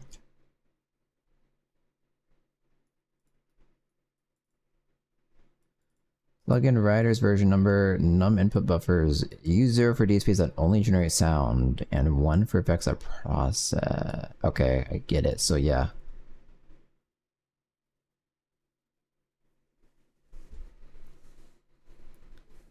I actually suspect it's not exactly right for it to be 1, but okay. Num output buffers, create callback. This is a call when it's created. I don't care. I don't care. Process can be specified instead of recallback if any channel format change occurs.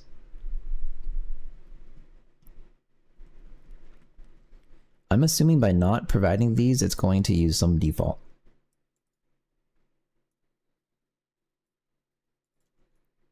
Opt. Presumably meaning optional?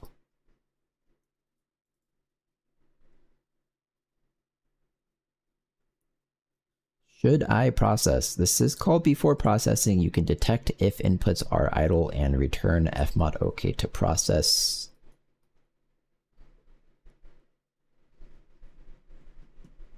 I probably don't have to do that, even though it doesn't say optional.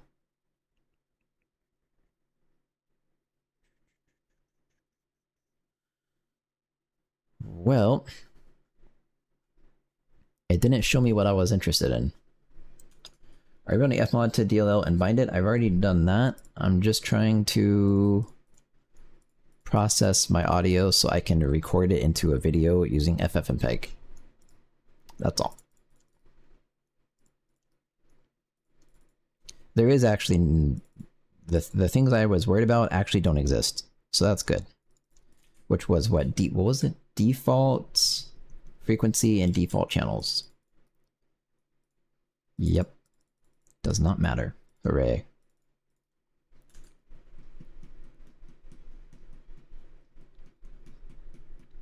Okay, so we'll create the DSP and then we will add it to the master channel group.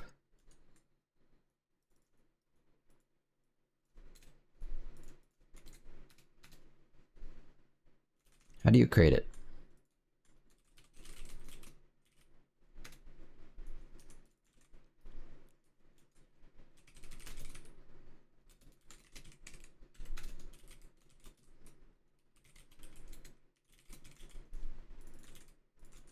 And this does need a core system, so we gotta get the core system. That's not you, this guy. Okay, my core system. Create the DSP from the core system and a description pointer and the DSP pointer. There you go. Module JI is generated or you wrote it? Generated, right? I think. It's been so long. Almost always they're generated, but I made this library so long ago, there's a chance I wrote it. But I'm pretty sure it's generated. Yeah.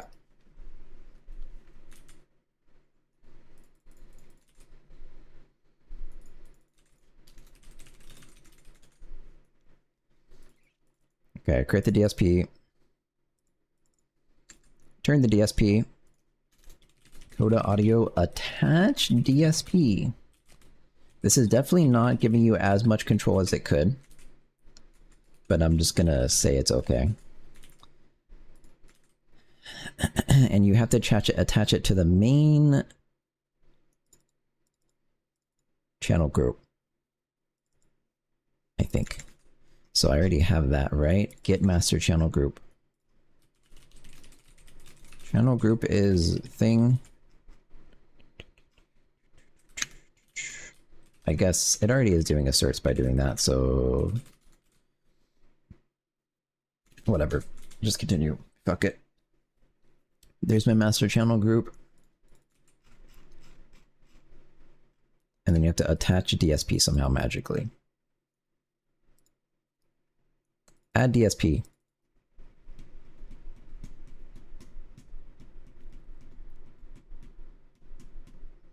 Okay, I guess.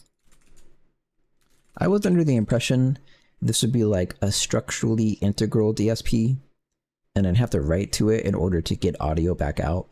But if I'm just attaching it and not putting it in between the output and the input, then that's not true. So this mem copy is actually not needed.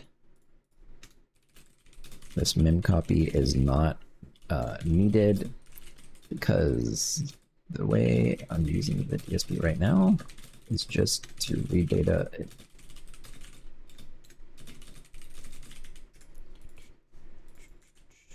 Yeah, and I also still don't understand why this is a pointer. Maybe the docs explain that and I'm just stupid. Please explain it.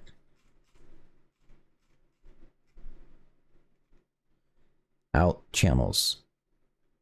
Number of channels of interleave thing in output buffer. Why is it a pointer? I don't understand. Okay.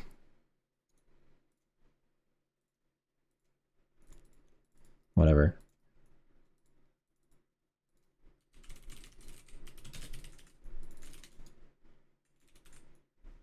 So you add it to the channel group. Oh, with an index. The fuck does that mean? Uh-oh.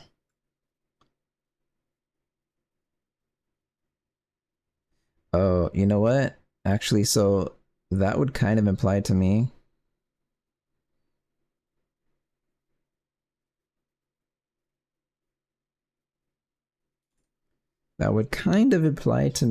that actually outputting is important if I'm potentially, before adding DSP, the amount of DSPs is, and we'll do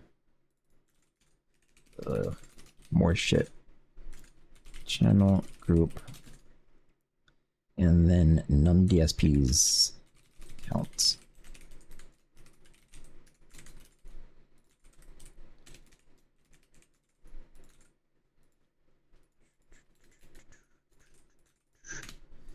After it's count again.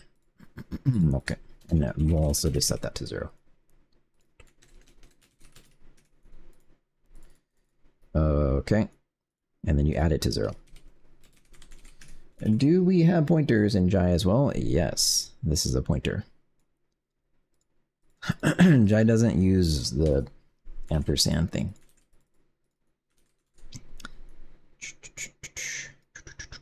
Well, I don't know what adding it to 0 does, but I guess that's what I'll do, because I don't know what I'm doing. So we'll attach the DSP to the main bus master channel group, and then just pray. So here we go. Also, I want to spam stuff. I want to spam received DSP read with blank floats. We'll see if we even get this far. Oh wait, I should say that and blank channels because I'm really curious about that.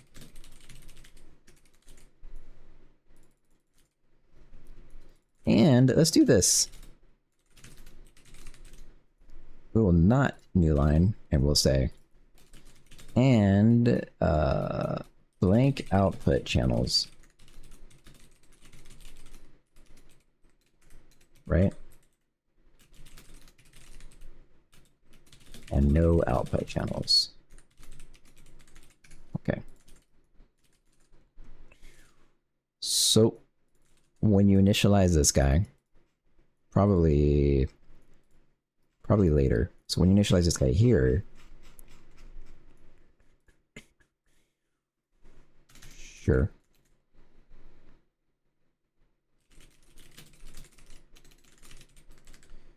Read callback being you have samples is what it should be called, not view.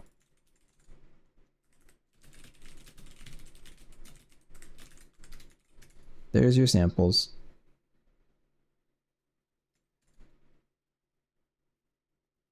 And your channels. And that's it. And then attach DSP. I'm gonna skip this too. What is this playlist? All right, let's try this out. I messed up.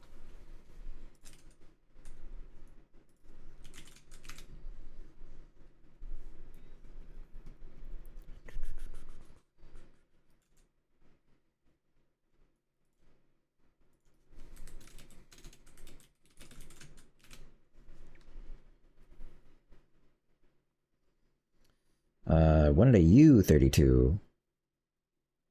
Give it an S32. Why does that care about what it is? I'm confused actually.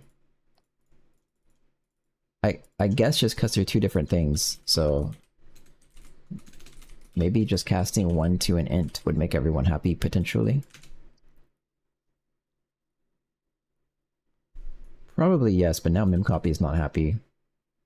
Memcopy might actually have an opinion about what it is. It's probably a U64. S64. Okay.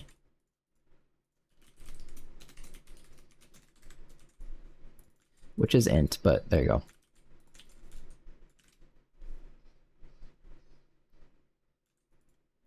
And you too. Okay, now this guy's not happy. Coda audio and 492. It's supposed to return an fmod result, and I think it said something like returning, what did it say?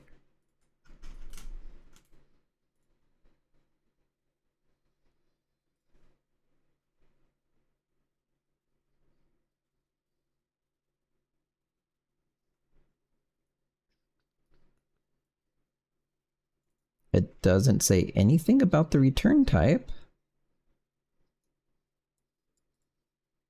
For read update to be called, it would have to be enabled, and I didn't. Okay, thank God I read that. Oh, if add DSP is used, unit is automatically set to active, but I added it to the channel group. Okay, I'll check that in a minute.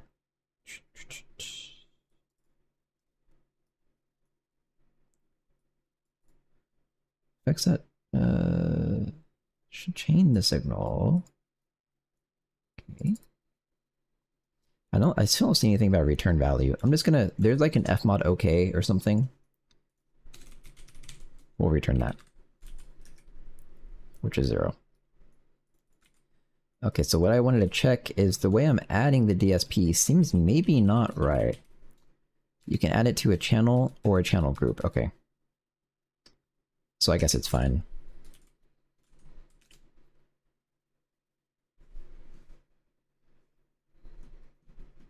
Undeclared fmod okay. Really?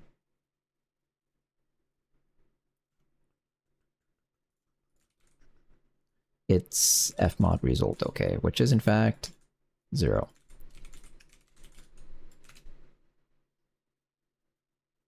Oh wait, but it already knows it wants a result, so I can, okay. I can shorthand it.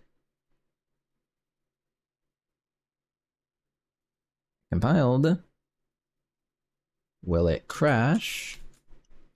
Reading thing with 1,000 floats. Can I turn on music or something? Well, it's like 6 channels.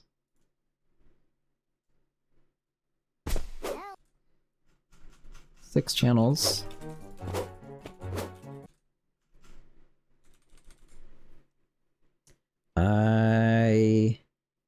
I don't understand why there are 6 channels. Is that like surround sound? Because I started swinging my axe, which I kind of expected it to create more channels if it was based on number of sounds. Uh-oh.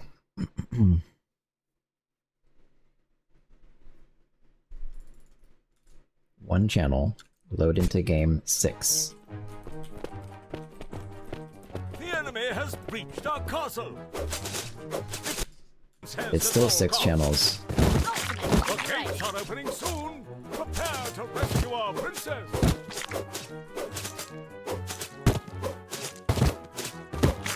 Yeah, the hats. Okay, still 6 channels. I don't get it, but I guess it's surround sound. The hats do not like falling right now.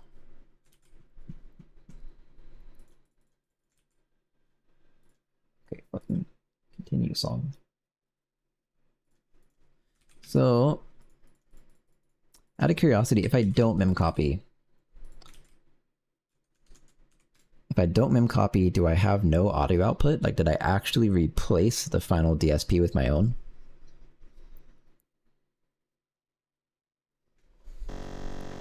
What the fuck? Stop. Stop. Okay, it is not good. You don't want to not mem copy. I've learned.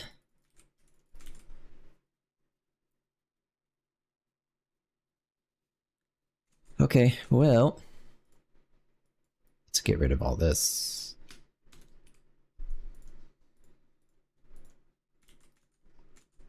I kind of also actually want to not push this context.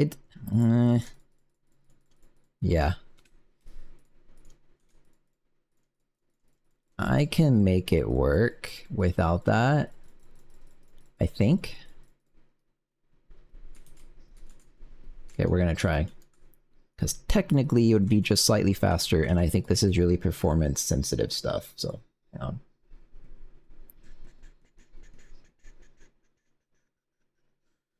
Okay. Yeah.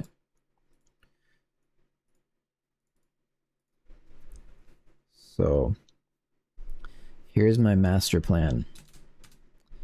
DSP, I don't know what to call this. Sample buffer. Sample back buffer.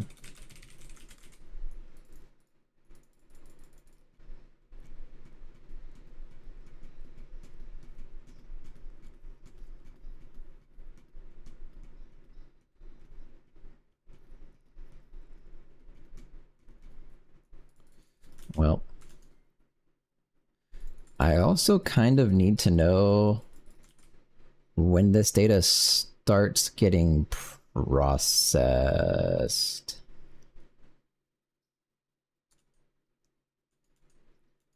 This is gonna be horrible to track. Chord buffer audio start. Oh god, this is actually gonna be so fucking horrible. Oh god.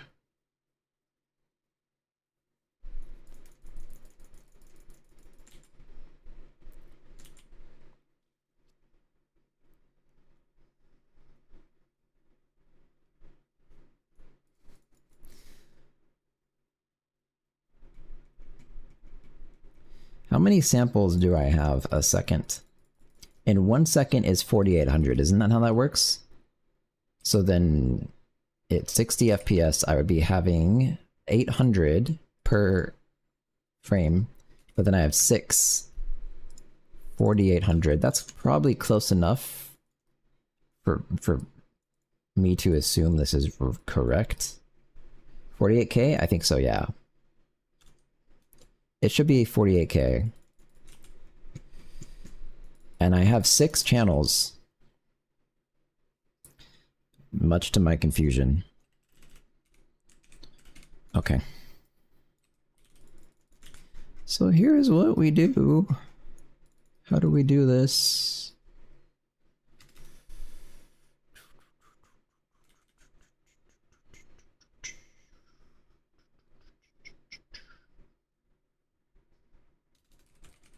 Record buffer audio frame. Samples. Do you have a job, or how did you learn all this? I don't know all this. I'm going off of intuition and guessing. But no, I've never had a job with audio stuff. I just have a moderate amount of knowledge in like everything. And so I guess, and I keep guessing till I'm right. That's all.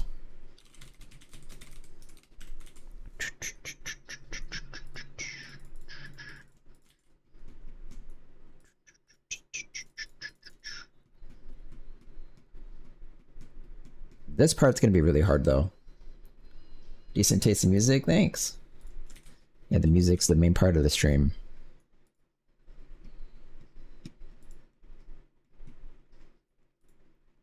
This is gonna be so fucking hard because this isn't gonna become like together. I can't process this like I want to synchronously. I have to process audio asynchronously, which makes it horrible.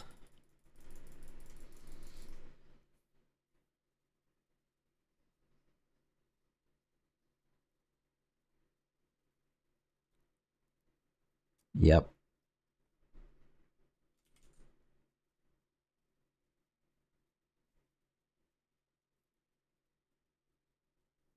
Well, let's start doing it. This is wait, if there's no context, this is a C call. That's how that works. I'm pretty sure.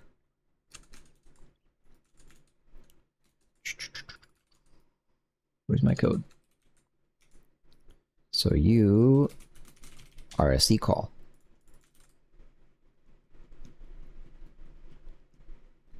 I guess that's fine. Okay. And I'll have to write the stuff continually into a buffer and resize when needed, which is the biggest problem actually right now. Yeah, I don't even know how you would do that. I guess you actually... Oh, fuck, this is weird. You use a system allocator. Or you allocate a gigantic buffer that you never expect to fill. That's probably not a good way to do it. Right?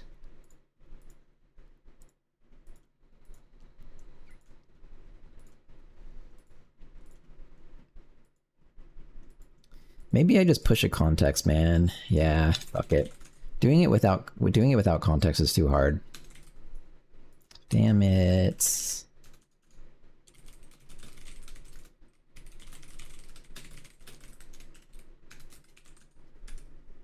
There it is. It's especially bad though, God.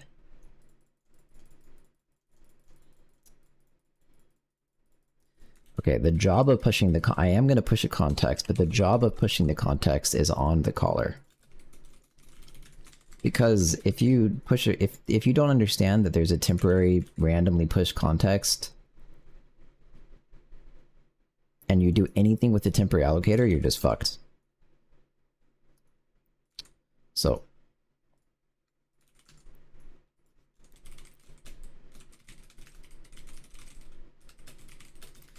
push context empty, and now we will call into something like record buffer audio frame. Or maybe that's not true.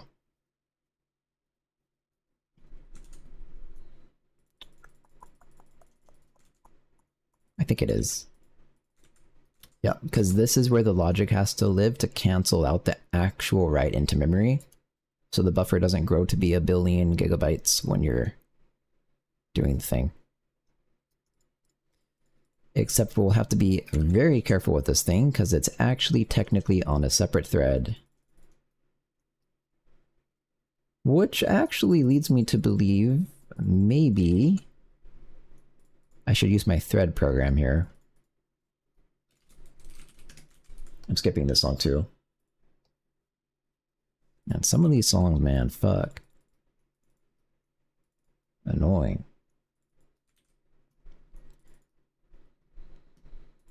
Okay, I'm not sure this is gonna work. Thread unlocked is what I'm supposed to call it. Thread unlocked, and it's calling your call back. No, maybe this is better. Put the thread unlocked. Maybe this is okay. God, I hope this works. So now this function call right here has to indicate that it's desiring at least to be thread safe.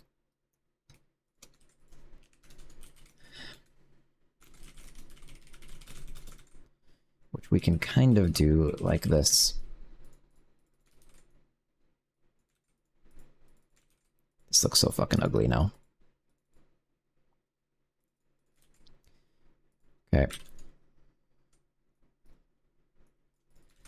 And now I'll just straight up call into audio frame with samples and channels. Alright, now everyone understands in the program this is not thread safe. And I'm going to... Do I have to lock a mutex? God, I hope not.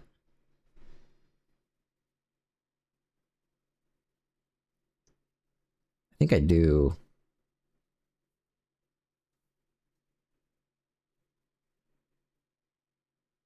But I... yeah, what do I do?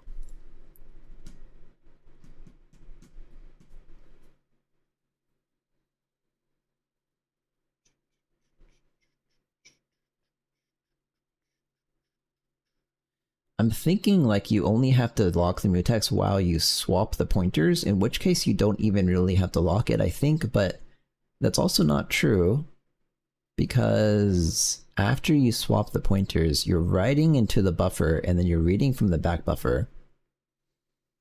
Do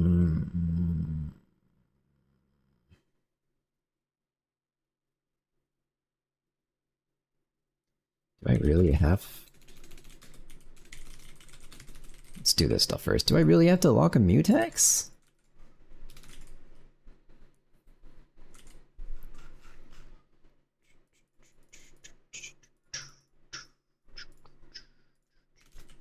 Audio sample buffer, sample back buffer. I'm pretty sure I need to be doing this with 2 buffers. Okay, so you're writing into this pointer at any given point in time. So we'll say like this is 1 or 2 or something. You're writing into 1. You're actually just actively writing into 1.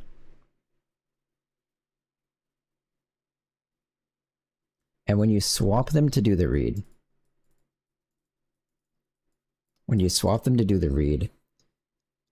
you're actually now actively reading from 1, and so potentially you could still be writing into it. So yes, this is not okay.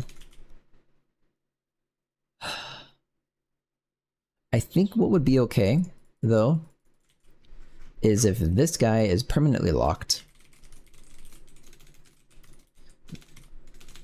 Which this will be fine for that, I guess. I don't even have an initialize function, do I? Shit.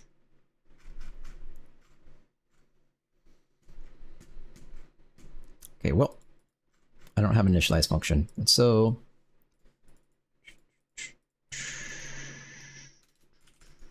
primitives, mutex. You can initialize and destroy it. That would be what I need.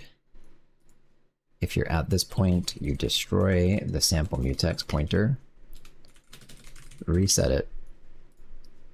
I guess I'd say otherwise,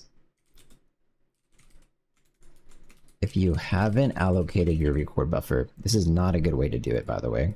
Uh-oh.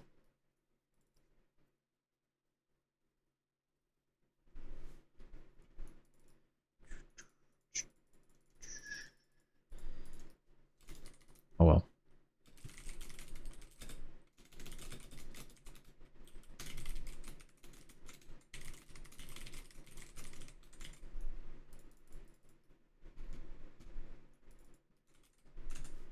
There's no way to check if it's initted, is there? Guess not. The reason this isn't good is because actually this could be allocating like 80 gigabytes of memory and failing and returning a null pointer, in which case it would have already allocated the mutex. Or initialized it, I mean. So you'd be double initializing it, but that's kind of like a fail condition for the whole program. So, I don't know. Who cares? They need to buy more RAM. So we have our mutex now that's presumably initialized before you get into this function.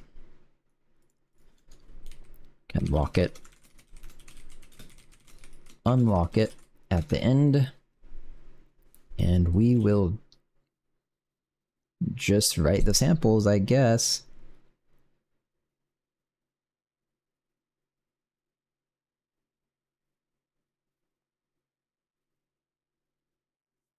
Shit. Except required channels is 6. Thanks for the follow. We all knew 2. Thanks for the follow. So here's the problem. I am not very sure how to do this because the required channel count is 6, but at the start of the program, it's returning 1. Maybe that's my fault. Hang on. Maybe I have to say 6. Although I don't know what the output count is. Okay, we'll check that too really quick. Damn it, I removed it.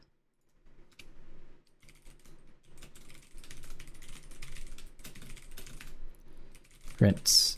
Oh wait, I did check. It was 6. Okay, well there it was 1, but 6. So maybe if I preemptively initialize these to 6, maybe it will be correct. And I don't have to do this weird math I'm about to do. I hope. Recall back with input channels and output channels.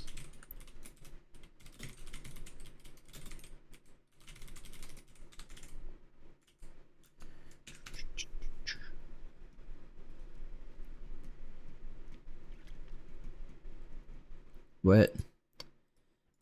Oh, that's true. Wow, look at that. My thread safety program caught me immediately. Wow.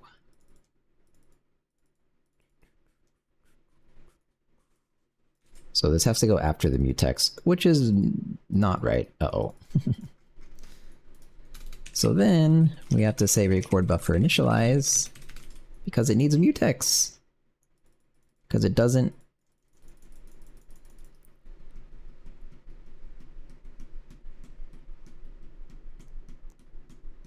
Man, I don't know what to do about this. Fuck, man.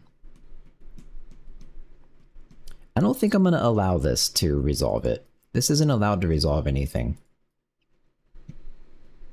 That would solve the problem. Okay, so no resolving. It just checks if it can write data. The problem with this now is that actually the record buffer can change outside of the mutex lock.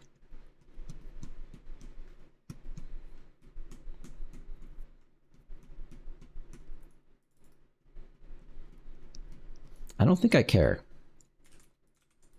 I don't think I care, because I'm not writing into it. I'm writing into my own little buffers. And so I'll just check these two things without resolving the record buffer. And this is just kind of the flag that you're allowed to begin writing. And so whenever the video starts, then immediately the next callback after the video writing starts, the audio writing will start. And I don't know how I'm supposed to synchronize it, but so I'm just going to allow it to be a fraction of a frame desynced, and we'll see how that goes. Okay, so that will do it. And now I need to be checking if I fix the output channel issue. Oh, yeah.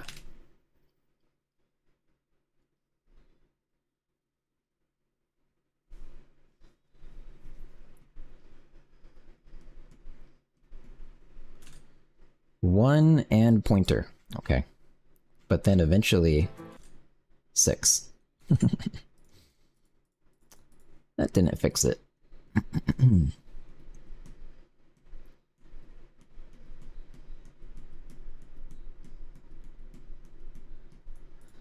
I don't know what the right way to do this is. I feel like I can fix it by doing something stupid, like playing a positional audio sound when the system initializes. How about this? How about this? I'm gonna interleave it myself. So we will do something like require channel 6. This is so super not the right way to do it. Oh well. So then I have my sample buffer, which is what I'm actively writing to, and if channels is less than required channels. At this point, I'm gonna assert that channels is 1.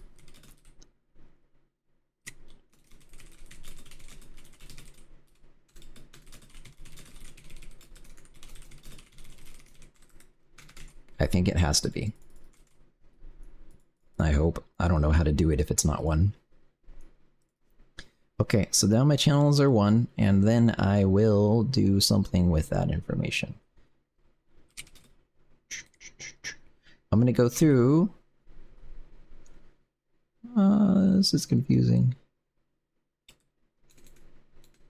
Let me go through all my No, I'm gonna go through my samples. I think I'm best to do this way. Maybe not. Let's just get the sample from samples. That'll work too. And for each one of these guys, I'm gonna go 0 to required channels. Okay. Actual index being like the sample. Oh, okay. Sample index. I need that too. Then I can't use iterator index anymore. It'd be this multiplied by required channels plus I. That would do it. And then sample buffer. This isn't right.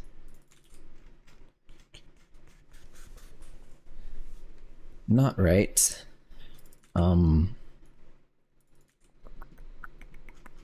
But it can be right. So like final sample count is something hacky I only need because of this weird shit. It'd be that. No, that's not right either.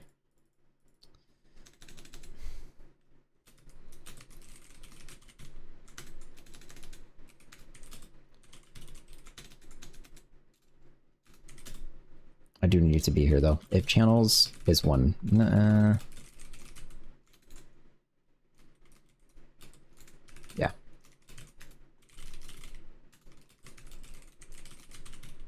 We'll just do that. Yeah, that's good enough. So now if the allocated size of the thing, if sample buffer. Does this even have allocated? I actually don't think a view has an allocated size. I didn't think about that.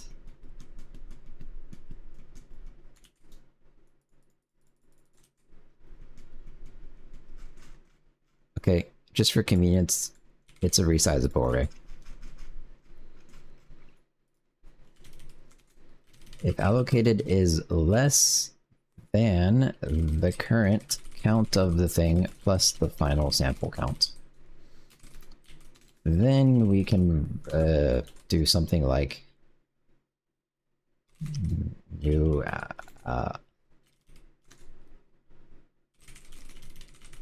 side allocation will be the maximum of allocated times 2 and 1024. The problem is I know for a fact that's not enough. Okay, hang on. 2 to the power of what, like 12 or something? What is the right number? 13. This seems like an okay number.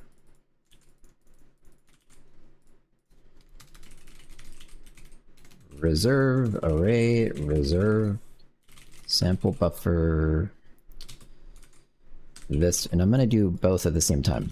Back buffer. Yep.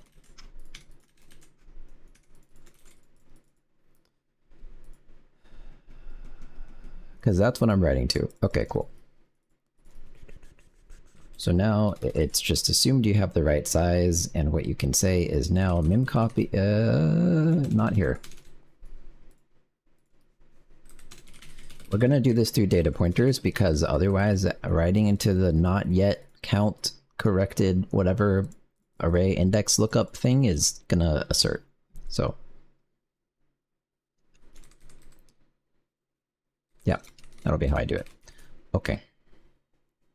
Sample buffer data plus sample buffer count plus the actual, so I'll call this index offset, that's a better name. This is the point, this is the float of this thing at the count and the offset into the current samples. Become sample. Woohoo! We're done. And now you just, this one you just memcopy shit.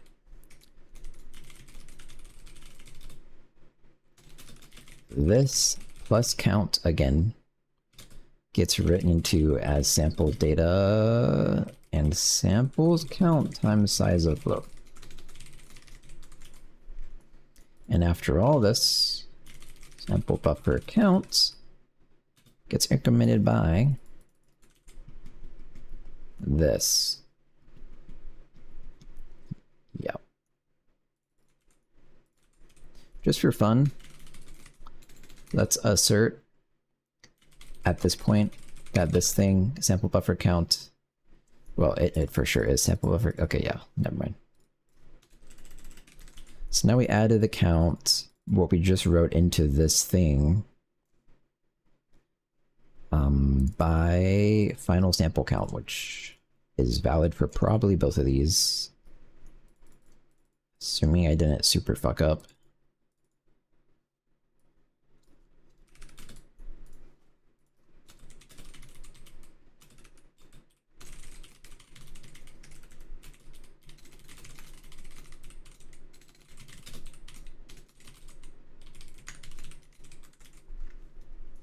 Let's make this makes more sense.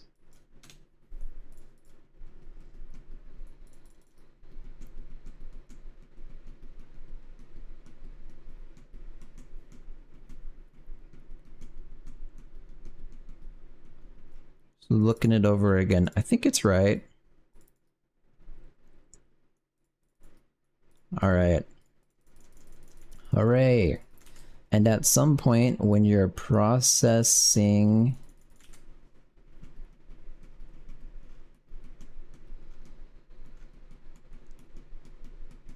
oh god.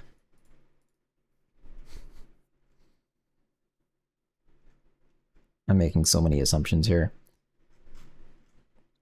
At some point when you're processing the video frame, this is on the main thread.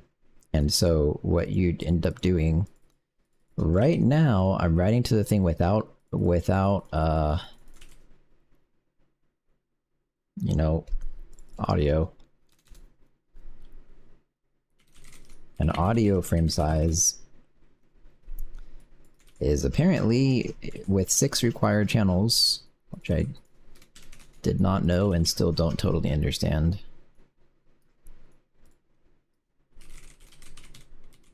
Times the update whatever sample rate, which is 4800. I guess I should put that somewhere maybe. But it is. How big is this going to be? Surely it's really tiny.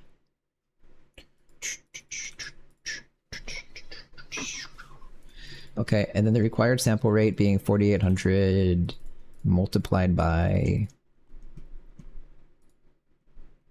That's per second.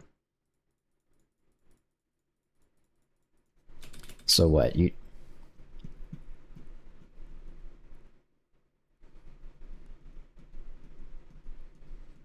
God, this is gonna be so hard. This is gonna be so fucking hard. Okay. Wire channels required sample rate, and that's the number of actual samples per second. Yes, divided by current FPS, which is like 60.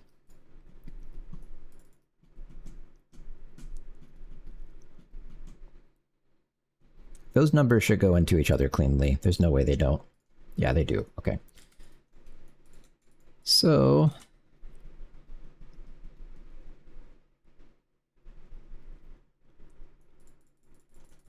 all this basically to use a back buffer. I'm not sure that's worth it, man. Maybe it is, though.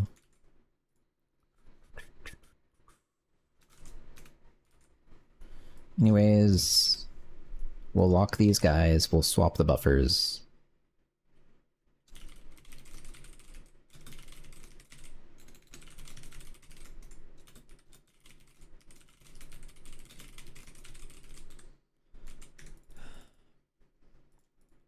Okay.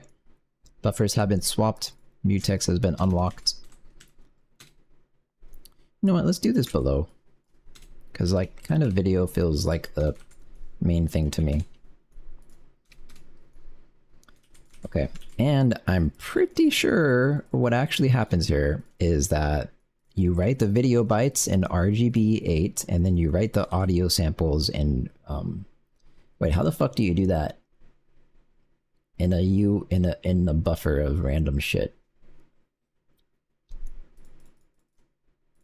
To ChatGPT I go. I think it will know.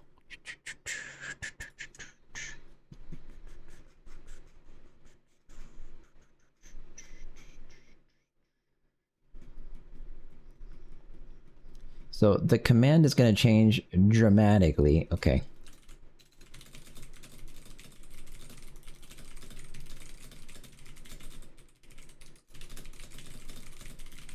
So, okay. Let me open my window. I'll be right back. Hang on. Let me actually just take a short break real quick, and then I'll be back and I'll do this audio writing, and then it might just magically work. So, 1 second. I'll be right back in like 2 minutes.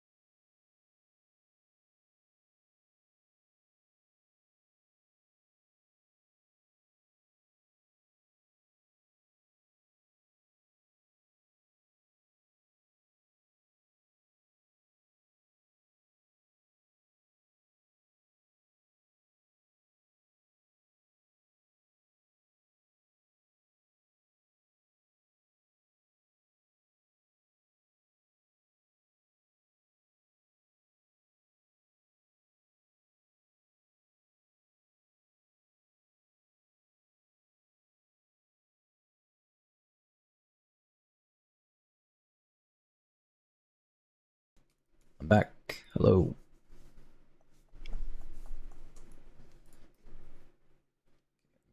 drink.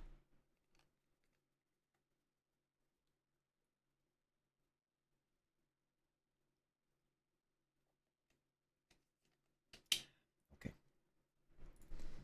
Okay, let's see. Did it come up with a command? Oh, that's not right at all. Okay.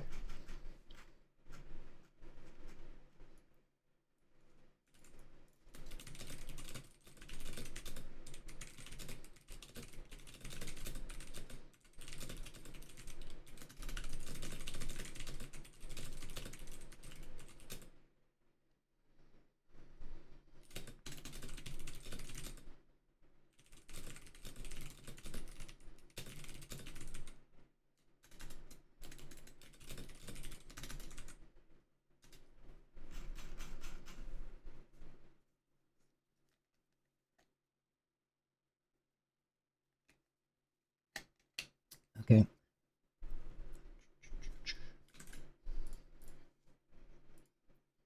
Skipping the song too. What the hell are all these songs?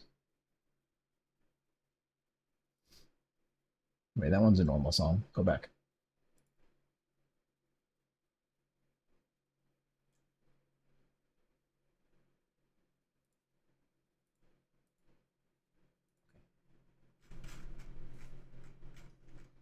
All right. Here's what I have.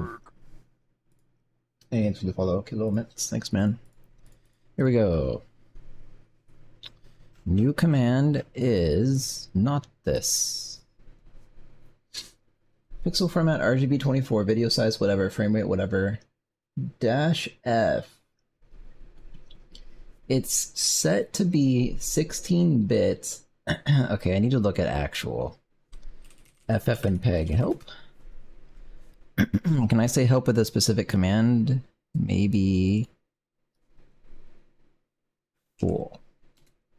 Oh boy. Okay, let's not do that. Let's do that into FFmpeg help text. Did it do it? Okay. So we're trying to do dash F for force of format. S16 something E. Oh, this is what I want, and then I want F32. That's probably correct. I fucking hope. I don't know.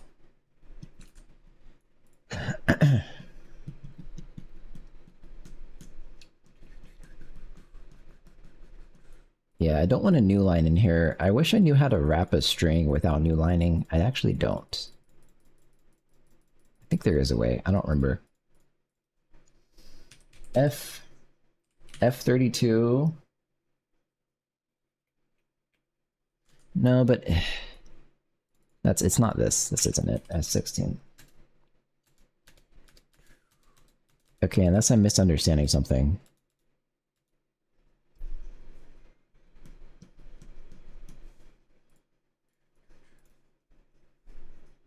Raw PCM 16-bit Little Indian. I don't fucking want that.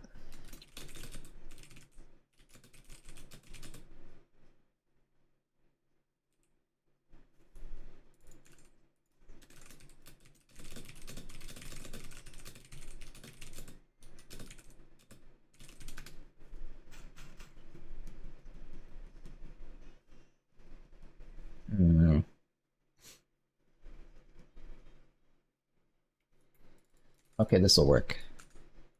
This will work. I hope.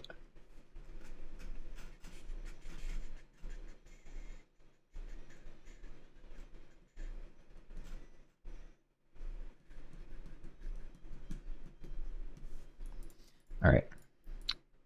There's that. The sample rate is 4800.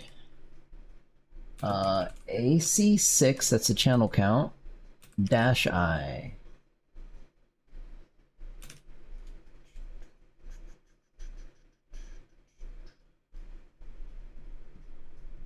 Okay.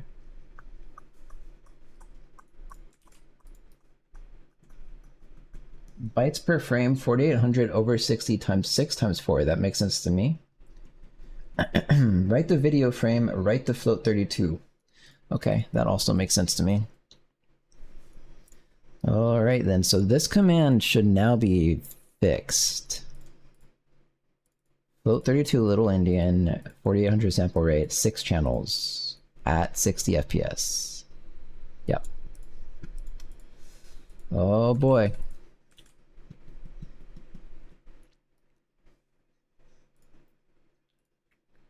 Hey there, what color scheme are you using?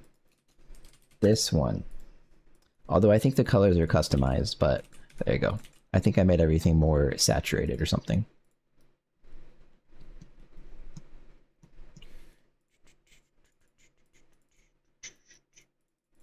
I'm so lost, I don't understand none, but so interesting, I love it. Hey, Sid Rocky.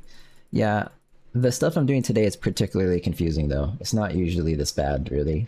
But today I'm trying to make a thing that can write video and audio frame perfectly by clicking a button in the game. Because normally when you record something, like with OBS, you're potentially losing data as you record, but also there almost definitely the frame rate of OBS isn't going to line up with your game, so you're going to have random frame drops or random duplicate frames. And doing it in engine like this kind of just fixes that problem completely. Yeah, no problem, go strong. So that's why I'm doing this, but I'm probably almost done actually. It's actually all just kind of working much to my extreme surprise.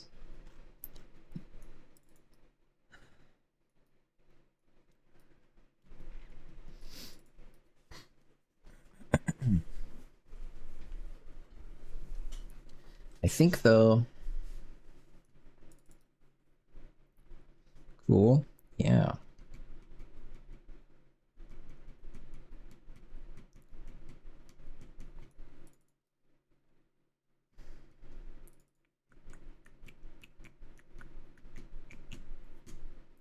I'm gonna have to change like all my math, which is a problem.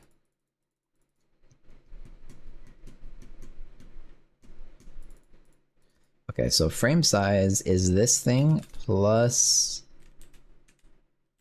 So I'll have like video frame size, which is this.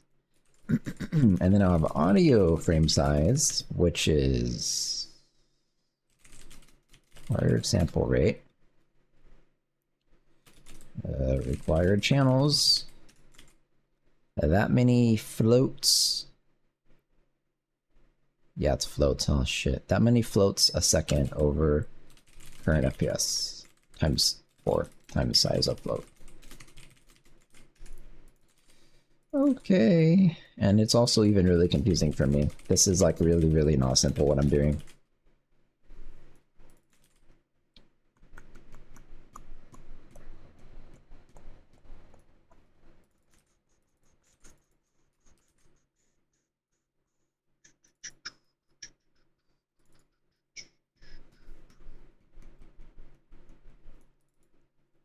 I don't think any game developers would ever do this.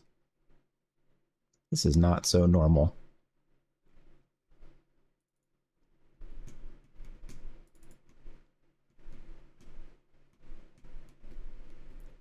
What do I offset this start and end by?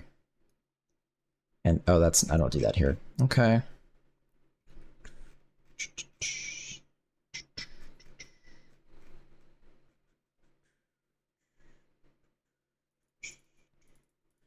Here, frame size, so we'll do the exact same thing. In fact, that leads me to believe my audio sounds weird. Why is that? What's happening? Maybe this is, okay, this is better. That leads me to believe that this should just be a function, but whatever. So you read the pixels. Read the pixels, hang on. From the video frame size, which it already, I guess, implicitly understands that. Yep. And then add to this thing the actual frame size. Yep, this is actually all still right. Wow. Okay. Now this guy, which is going to be hell. Because you can potentially, at this point, have more than one frame, and that is actually extremely horrible.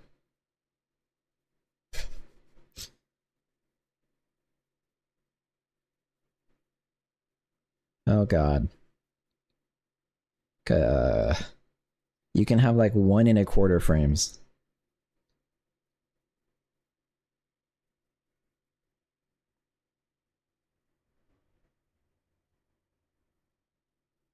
I don't want to do this.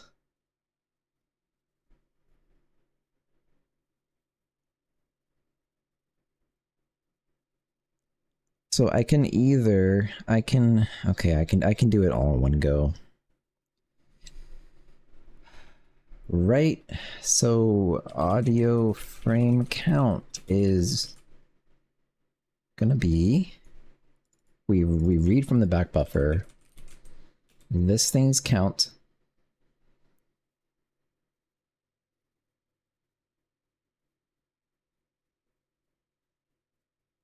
Like if it's 0, it's 0. But if it's 1 through 10,000 or whatever, it's 1. If it's 10,000 through 20,000, it's 2. So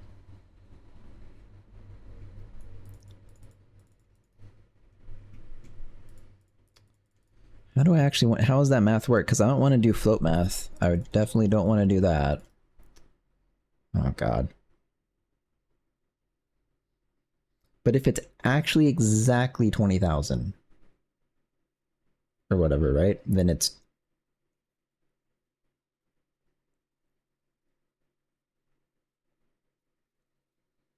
no, this isn't even how you do it. Okay, I get it. I get it. I get it. Get it. So we'll first make a sample view, which I think I can just do by saying sample back buffer. And just while sample view count is greater than 0. We will start adding this into the thing. Current frame index is something like... I didn't think audio would make this so much extremely more complicated. Straight up, this thing over frame size.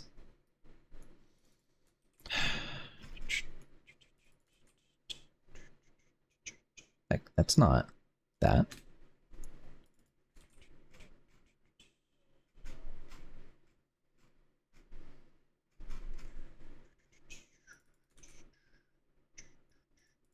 All right, so you have your audio start.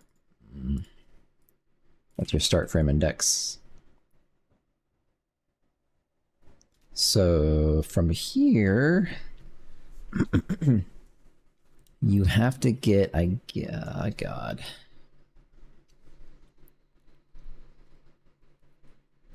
Start byte offset. So this is like where you're starting. So you take your probably, yeah, this thing minus the actual start index multiplied by frame size. But that's not really right because for each one of these, then you have to add to this thing the video frame size to get the start of the audio frame.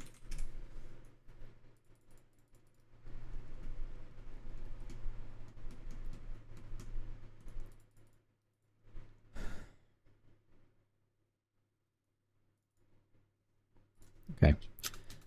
and then remaining bytes, which this is in terms of bytes. Yeah, I guess so. So then remaining bytes being audio frame size minus this. I think.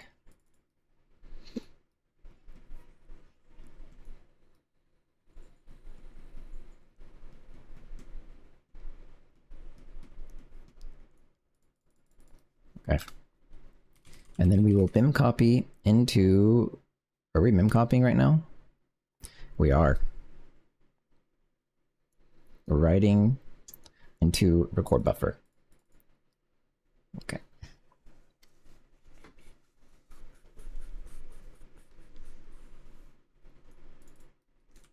Yeah, I guess.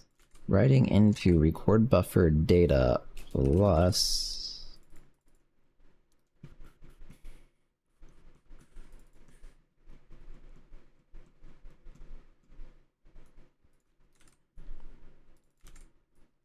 plus the audio start, which is the bytes. That's a byte. That would be correct. And we're reading from the sample view with remaining bytes. Sample view data. Holy hell. Okay. But then remaining bytes at most can be sample view count. Okay. And then sample view counts, or maybe data, you can shift that since it's just a view by remaining bytes. And then count gets decremented by remaining bytes. And continue. So I suspect this is right.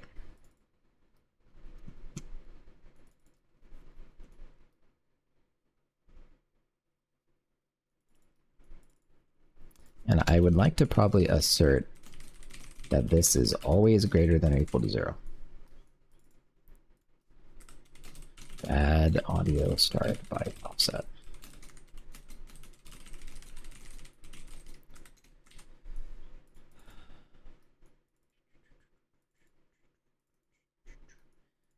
All looks right to me.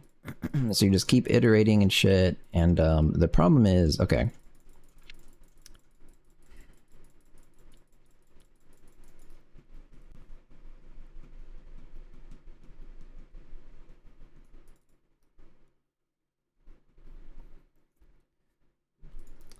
I guess you would say if remaining, this feels so fragile. If remaining bytes is less than, we'll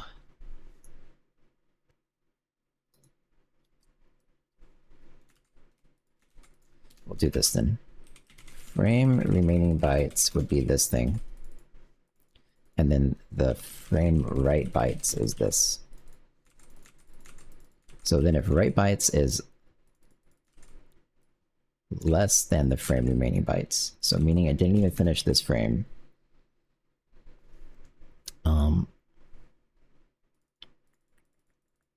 it's this logic. Record buffer audio start.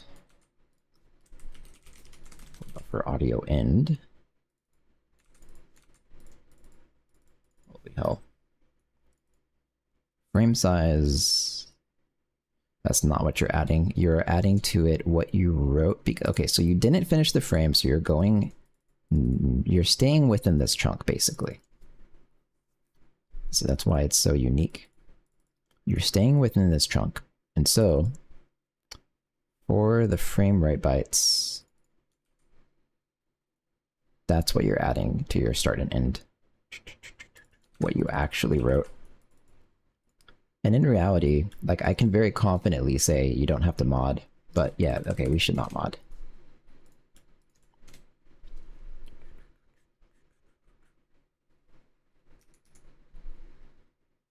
Yep. Otherwise, if you wrote the whole byte, or the whole frame, I guess, then it becomes really weird.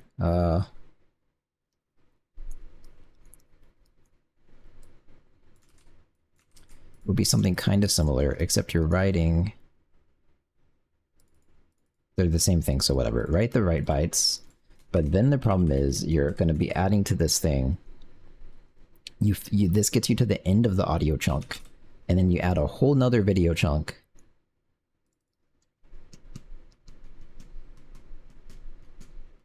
Yeah, that would be right. And then you mod by, because now you can be in this, you could loop back around if you want to, maybe. Now you mod by the actual size of the record buffer. Holy fuck.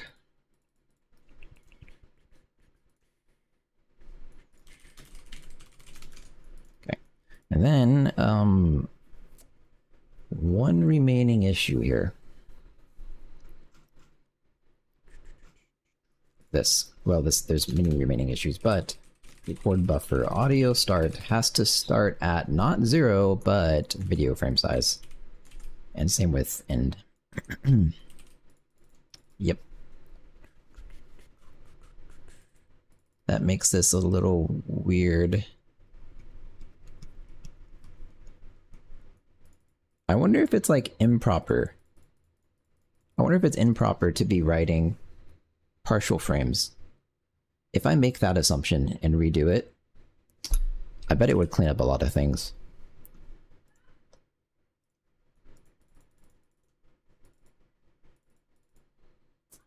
I don't know if I want to do that though. But I suspect FFmpeg's not going to be happy if I give it a partial audio frame, but I'm actually not sure. Anyways, so this is starting at the right thing. There's something else that has to be able to reset it, isn't it, when you actually write? When you save? There we go. Alright, that'll do it. Except this guy doesn't have frame size, so...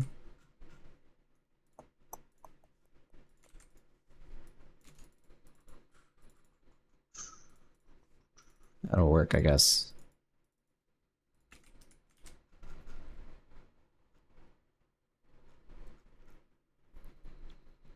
So now the biggest problem being... when everything I think is done... oh, wait, you have to then basically clear... so your sample view is the back buffer, which means you've now consumed the entire back buffer, so this guy's count goes to 0.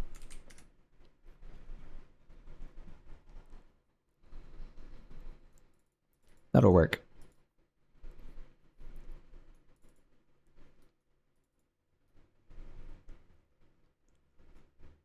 Okay. I'm assuming... I feel like there's still one issue, is there really not? This is actually, believe it or not, correct still. This part, because it's just writing whatever size it wants, which should be the right size based on the format I give it.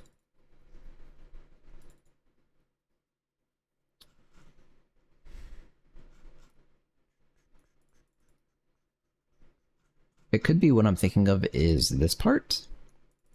Ah, yeah, this is not right. Okay. Required bytes would be frame size... times seconds times current FPS. There we go.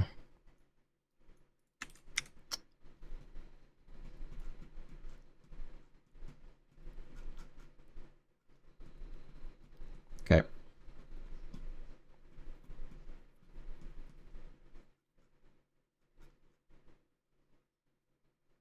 I'm gonna skip the song.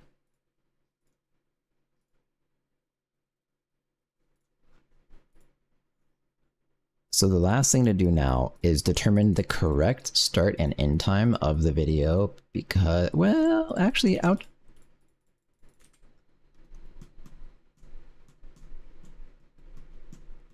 Yeah, I don't really know how to do that. I'm just going to test it then. I'll do that in a minute. Because right now, it's like, it knows it's a ring buffer. Sample 95, record buffer 95. Samples. Yeah, it knows it's a ring buffer, so it kind of just makes assumptions based on the indices of the start and end. Welcome to Fat Goblins. I have 10 seconds, I gotta do it fast. Enemy. Boom. I need to remove that. Red callback. Okay, it is writing. I'm just gonna let it do its right thing, and I'll go get rid of this. You. It turns out that was needed, I learned. Okay, I think it's done. I can't exactly tell because it's spamming. Input contains not a number infinity. Doesn't like that.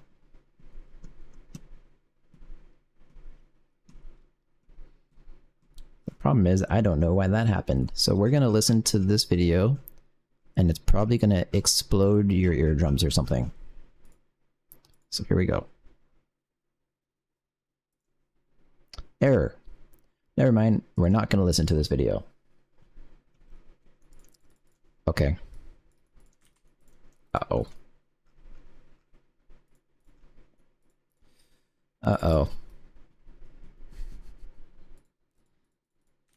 Why was it not a number or infinity?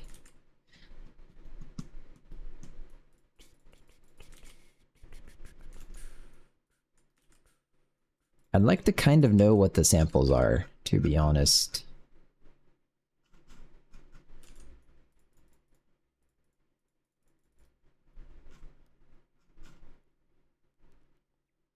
It's possible when I'm allocating this thing, I'm not zeroing it out. Is that what's happening? That could be, maybe. Initialize false. That actually makes sense, huh? Because, okay, let's just do it ourselves, because I do want initialize to be false, actually.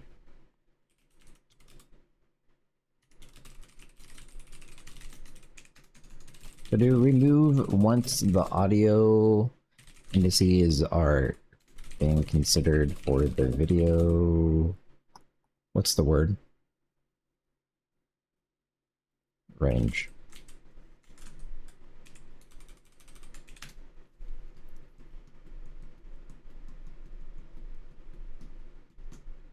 Welcome to Fat Goblins. Maybe if I let it go on for more than 10 seconds, it would loop back around and everyone would be happy. The enemy has breached our castle. Fuck, man, already.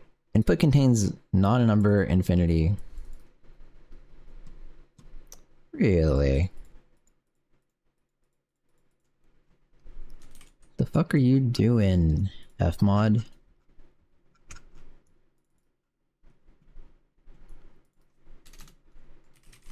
Received channels. Samples. Let's just take a quick look.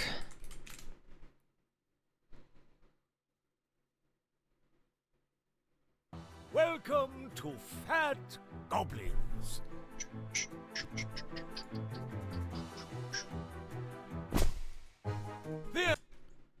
Wait, but this time it's okay? Nope, there it goes. Error submitting audio frame, but what? Oh, there it, wait. There it is, okay. I only really want to look at the first set, this. And I see nothing wrong. Okay, so I think what I'll say... To be honest, I don't know what to do. Maybe I'll go through every sample.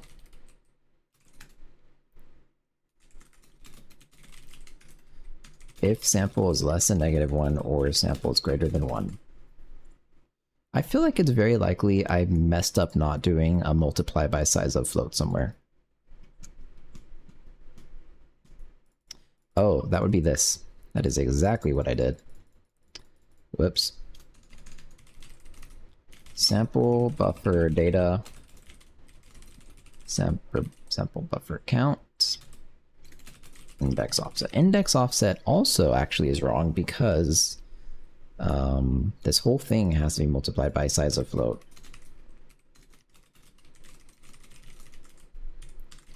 Right? Because this is index offset in terms of, yeah, float. We'll call that the byte index offset. And then you give it just the pointer to the sample or something.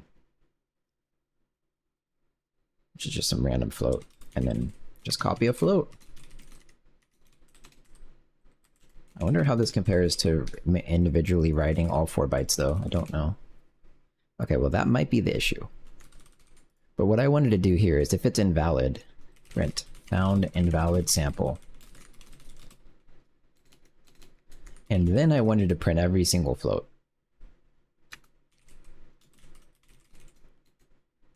We'll just do it again, right?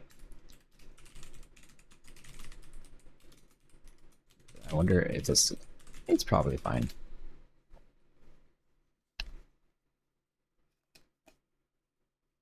Welcome to Fat Goblins. Well, it's spamming shit. I guess it's happy. Let's go then, let's play. Go, go, go. Help me. Okay. It was mad. Conversion failed. Found not a number infinity. Damn it. I need to get rid of this receive samples shit. That's really making it hard to look at. One more time. Welcome to Fat Goblins. What would also cause not a number or infinity though? We breached the enemy castle.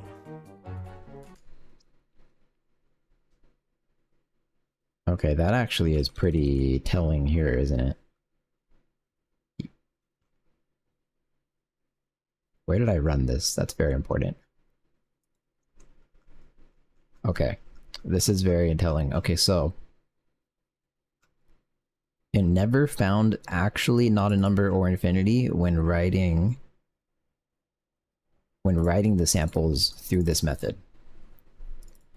So and it never asserted either, right?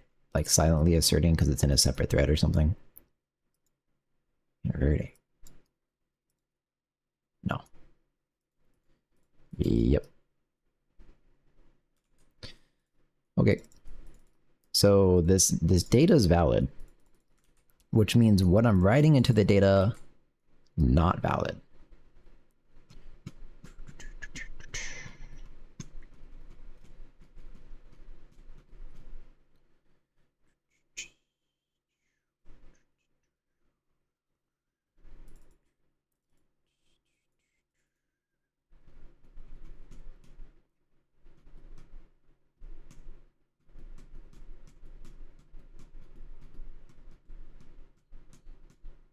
This could be wrong too. This is really bad. I did not think about this. I'm potentially, okay, so I'm actually only allowed to resize the sample buffer that I'm writing to because the other guy is potentially, right now, reading from the back buffer, and resizing would fuck him up. That's true. So you lock the thing to swap them, and you lock the thing here for the entire write. Yeah, that was potentially one issue. Man, I was hoping I could do it at the same time, but nope, I guess not. Damn.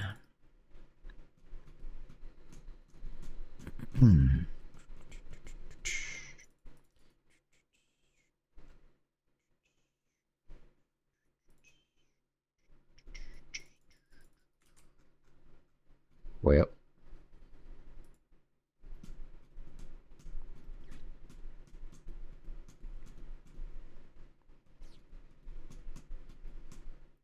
Ooh, potentially one more thing though, actually. This is probably a big deal. This is resetting the record buffer, but not the sample buffers.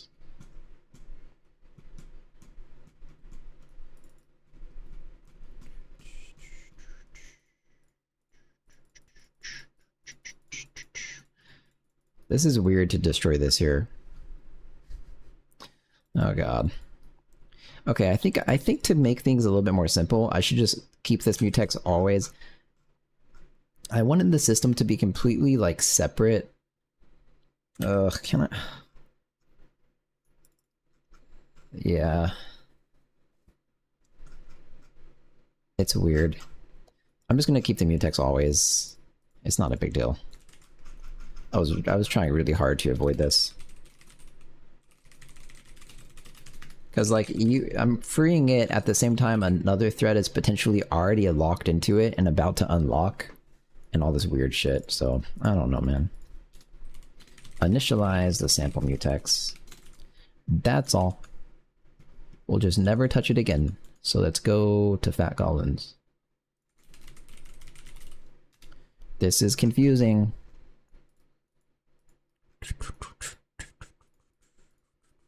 Where do I do this? Uh-oh.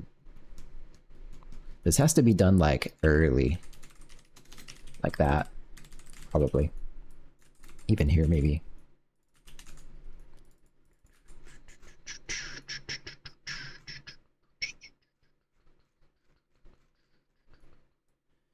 Don't do that, and then don't do that. And so now that I have an always valid sample buffer, what I can do...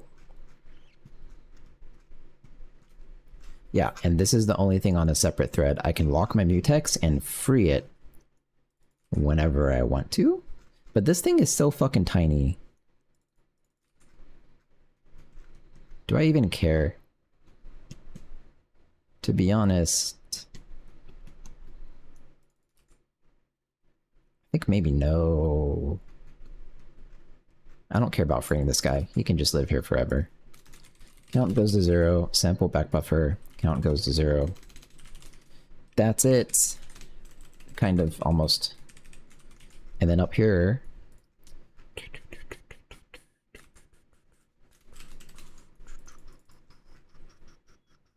So inside this right thread, I guess you also have to lock the mutex at this point.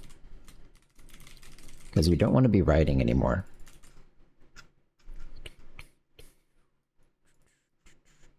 So is this going to be some kind of... Is this going to be an issue?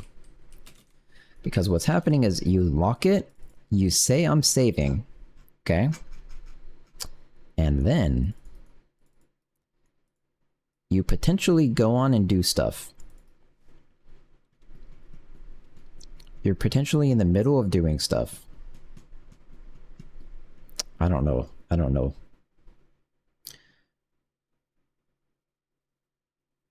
I could check again.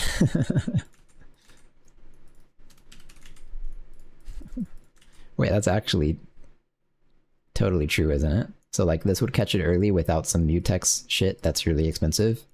And then I lock the mutex and then check again if it's already saving.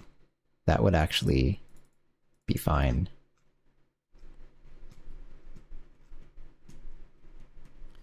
Okay. How many little random edge cases this has makes me a bit concerned.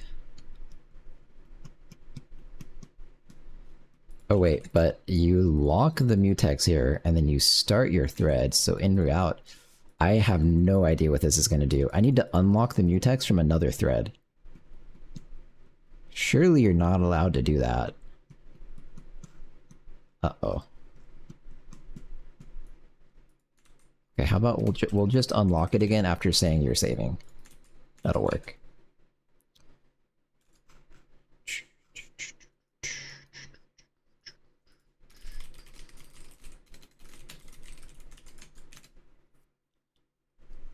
That'll work.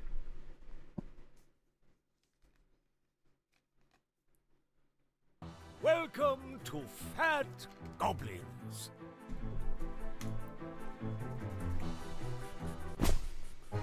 This has reached our castle. Save. Please, please don't crash this time. Oh, fuck. Why?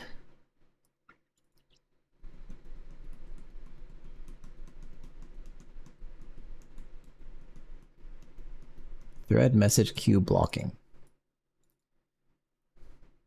Huh? Okay, I don't know about that. I'm not gonna do that yet. Well, I have done close to everything I can think to do. So...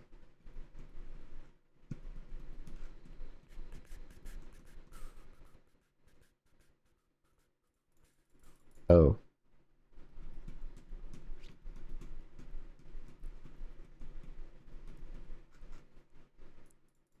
There's definitely some potential issues still here, but the fact that it doesn't work.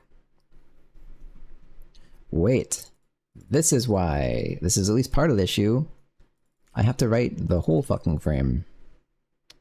Whoops. Let's try that. That doesn't explain at all. Yes, it does. That would explain why it's not a number, because I was writing back to back the video frame and another video frame, so the pixels would have been interpreted as audio. Welcome to Fat Goblins.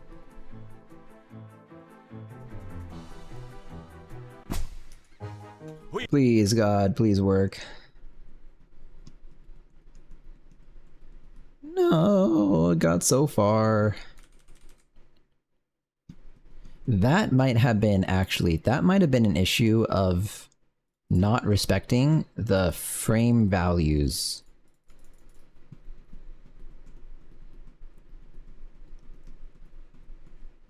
That would make sense to me.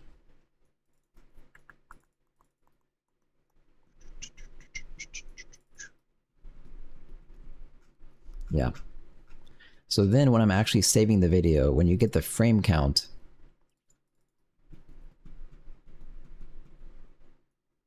this will be video frame count, the valid video frame count, I guess. And now I need to get like audio frame count. Record buffer audio end is, if it's the same thing, then yeah, same.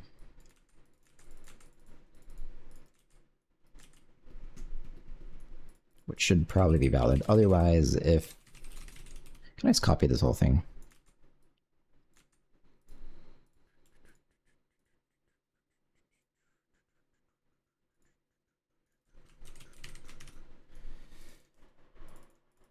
Okay, the frame count... Ooh, okay, this one's not so right.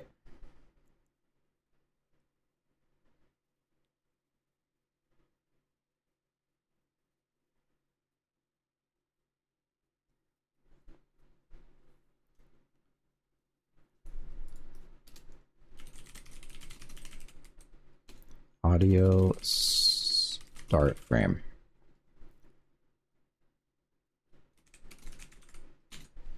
Yeah, this is totally different code. Okay. Audio start frame has to be, you go from your actual audio start byte index and you divide by frame size.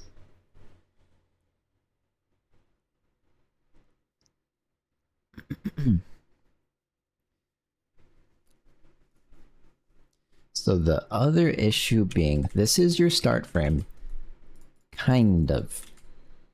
And the expectation of your pointer would be something like this.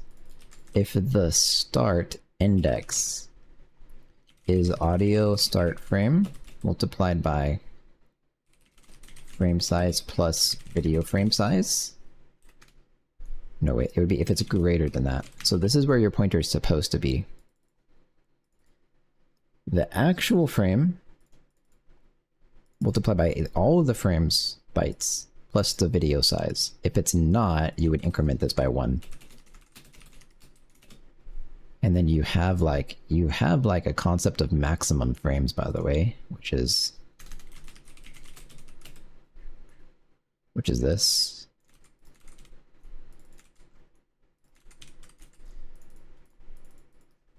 Okay. Audio end frame. So this would just move you to the next frame then, which is actually kind of questionable, but howdy. Hey, Vibrant Games. Hey, man. Howdy. Record buffer audio end. Same logic, I guess.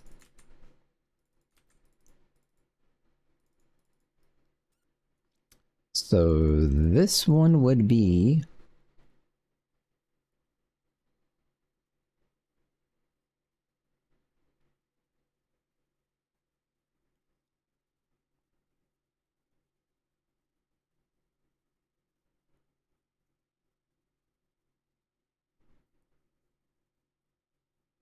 how do you actually describe this? This is your end frame. End frame not included. Yeah, technically yes. And so what you do here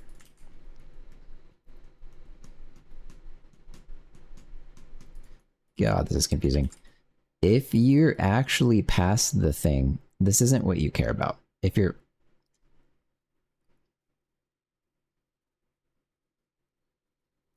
Actually, you do nothing. It's just fine. This is your in frame, and it's just not included. That's all there is to it. Okay. Okay, God. So now the logic becomes different.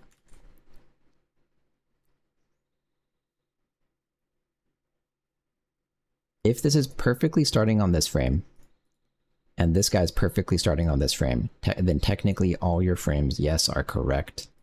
And your frame count would be...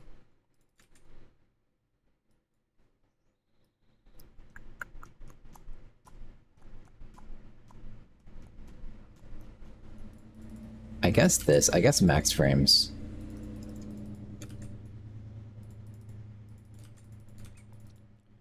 Whereas this guy is, if your audio in frame.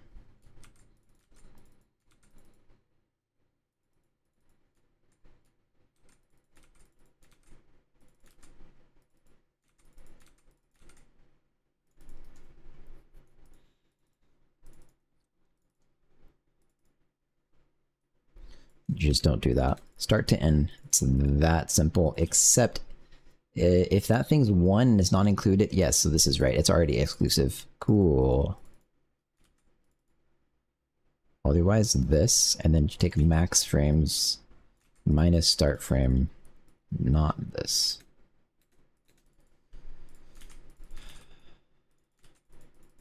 There we go. So...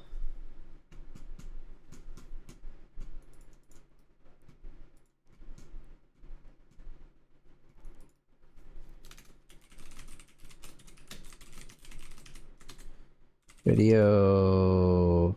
How does this work? What's your video start frame? Chord buffer start? Gaming. Woo!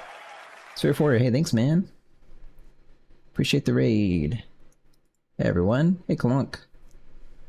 Gaming. Woo!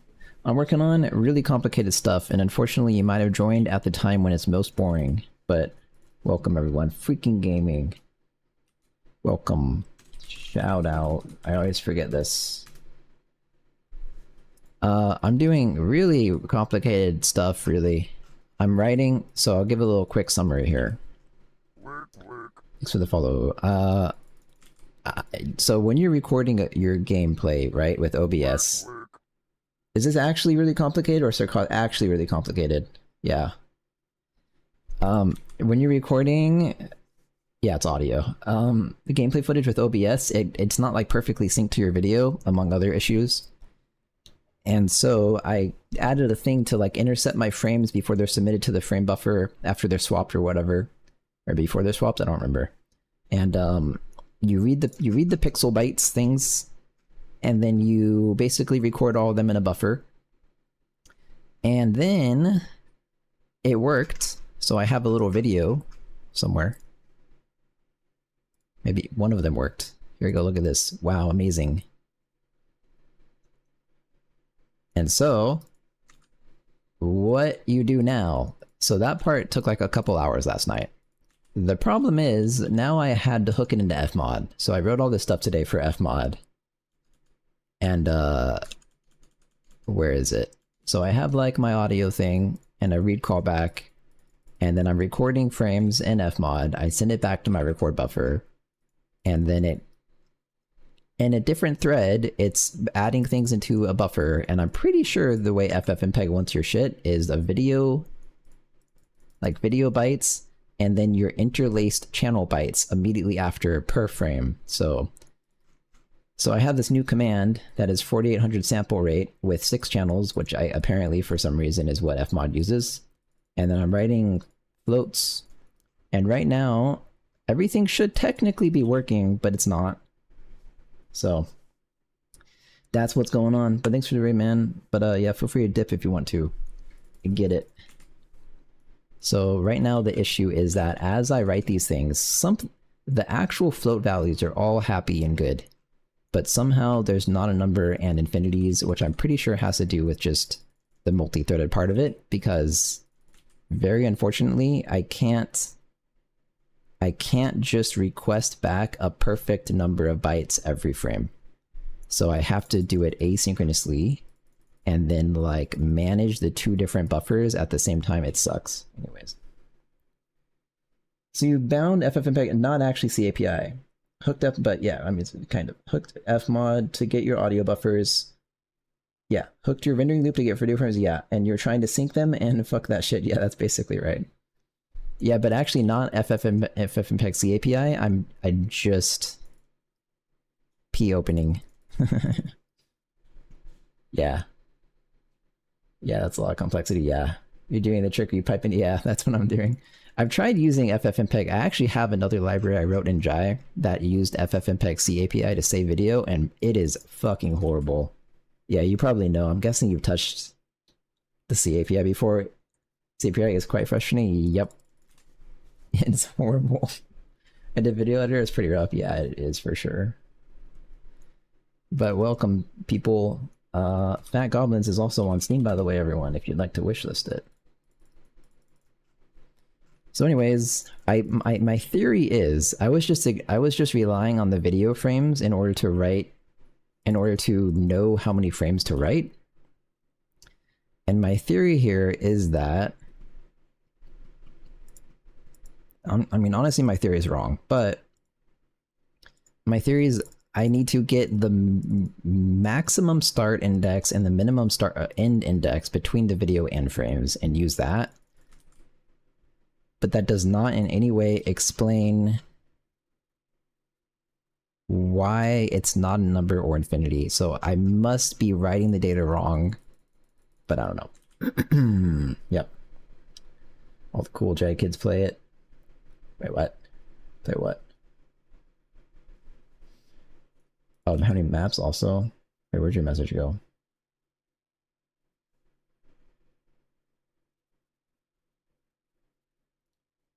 No story mode. It'll have, right now it has 3 maps. I'm gonna add it.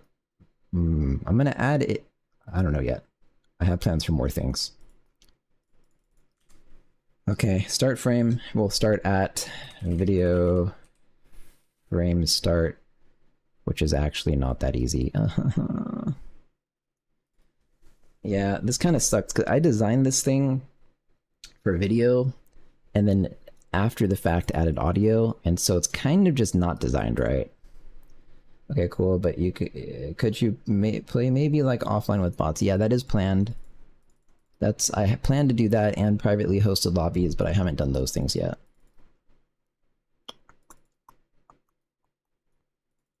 So your actual video frame would be this over frame size. Okay, and then so I'll just do video start frame.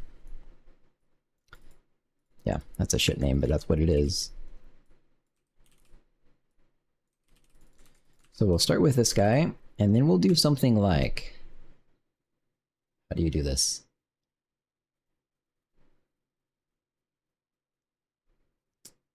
I need to know, this is also just a ring buffer. And so if I'm recording like 1440p, 120 FPS for 1 minute, it's like 90 gigabytes of memory. Thanks for the follow. Which I have 24 gigabytes. So we're grasping at straws here. Start frame. Okay, so I have to determine what's further ahead than the other thing.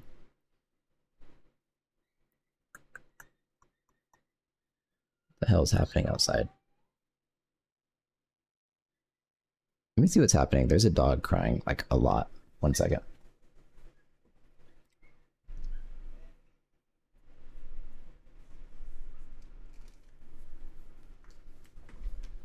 Okay, that's fine.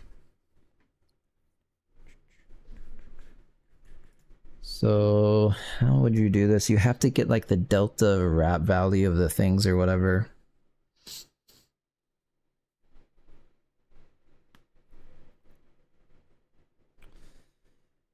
If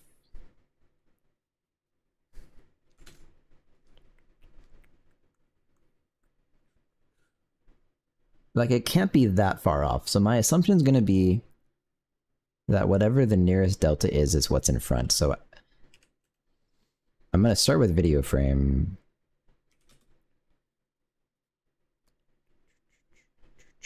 This is kind of hard to do. If audio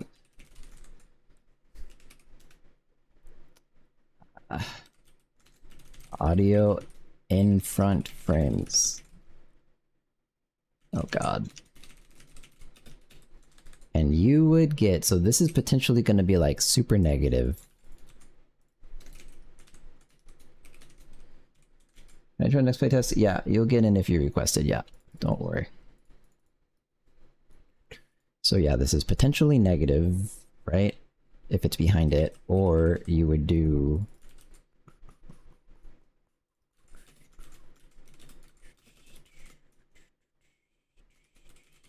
max frames.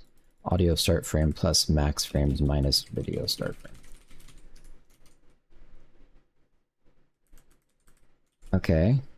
And then video in front frames. Okay. Did I just fuck something up? No. Video minus audio start, which is potentially negative, and then this thing plus max frames minus.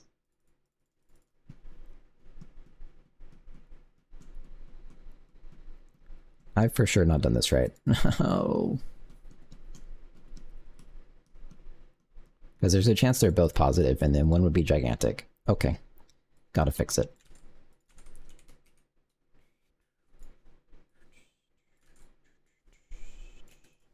If audio in front frames is negative, then audio in front frames becomes this thing. This is getting hard to read.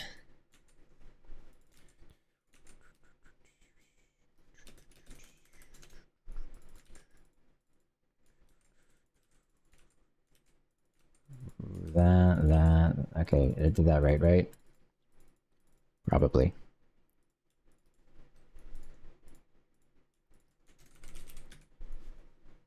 Well, in reality then, all you have to do is just, if this thing is negative, just add max frames, that's all I'm doing. There you go. Now it's positive.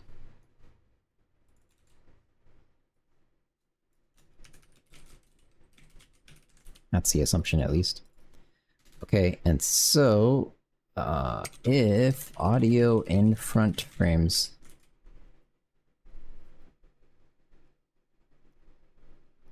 So what do I actually want? One's gonna be like 31. So if the audio in front frames is less than video in front frames, audio is actually in front.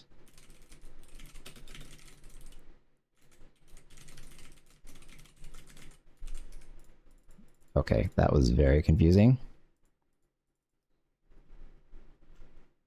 And I think I have to do the same thing for in frames.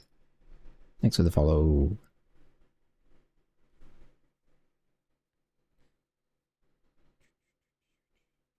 I have to get the minimum in frame. There's so many things that could be going wrong right now. Can I squish this all together? Maybe I really shouldn't. Skipping whatever this song is.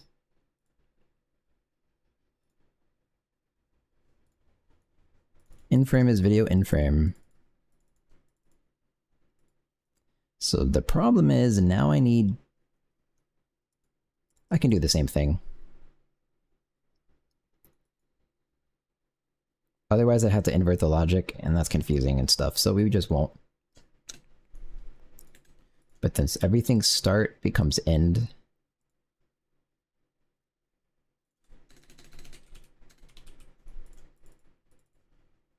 Then that gets added max frames.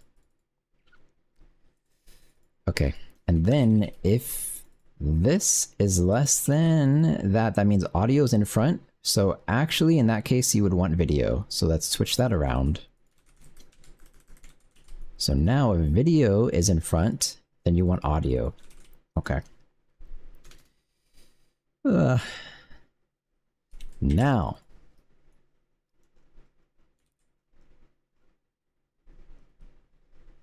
I don't think you do this frame count stuff. I'm gonna make it really ugly and just comment it out.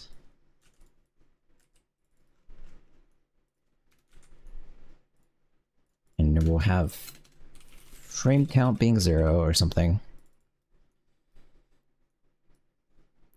It's actually this one.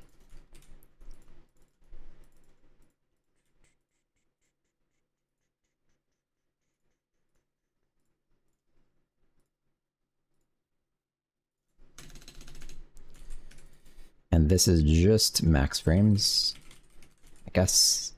Yeah, that's a little questionable.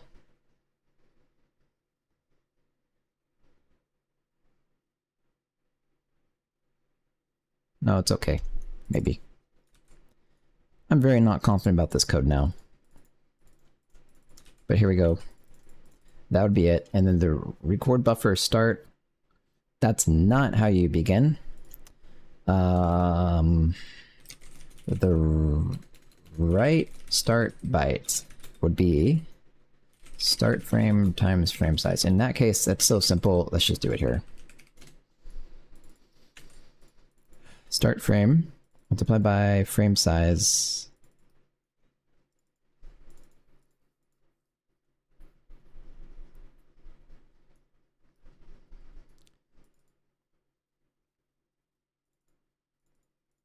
That makes sense to me. And the data is this thing plus the memory offset. That's correct. Frame size, correct. I guess I'm done.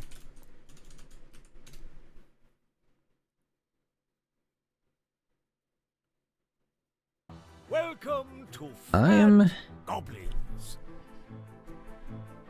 Okay, let's just see. Not a number. Where are you? There we go. Yay. Let's go to a different playlist.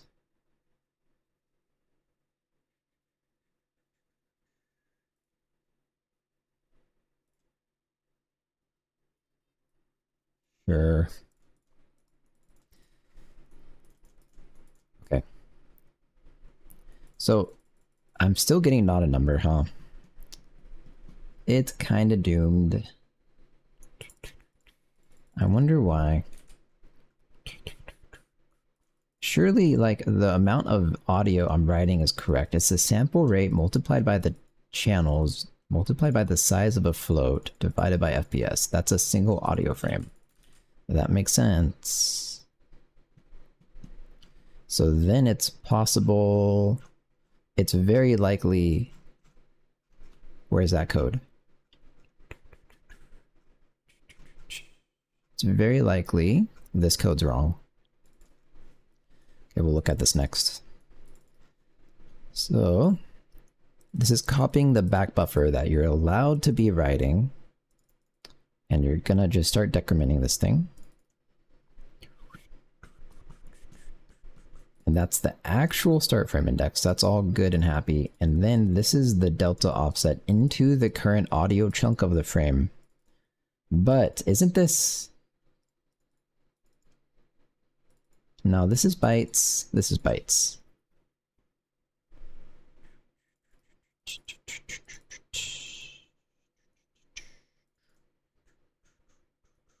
This is not bytes.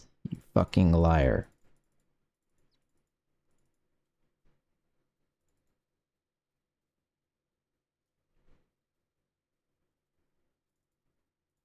If this is bytes, then this one is bytes. Yes. That's not a lie. And then audio frame size minus this, that's bytes. The minimum of this thing and count times size of float. That's probably a big problem. Okay. And then record buffer data plus the start thing plus the sample view data.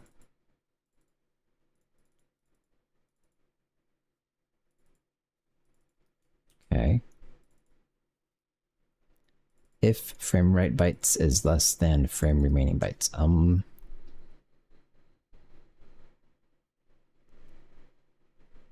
So meaning you haven't finished the frame.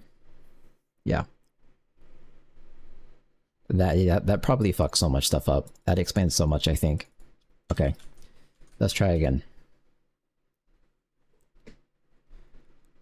I still don't completely see how it ended up writing Fat Goblins. not a number though. That's a little bit not good. We bring. There it is, not a number. Fuck you.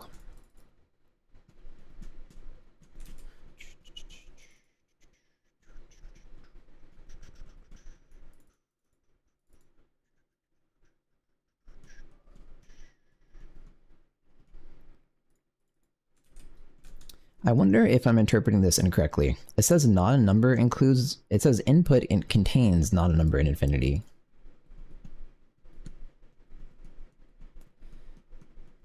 But maybe that's the input after they convert it into some other format.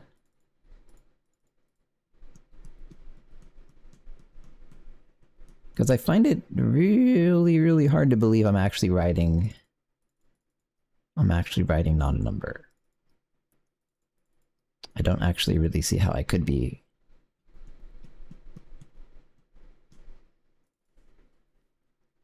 I could limit the size of this thing. It's potentially possible that this thing is writing more than it's allowed to.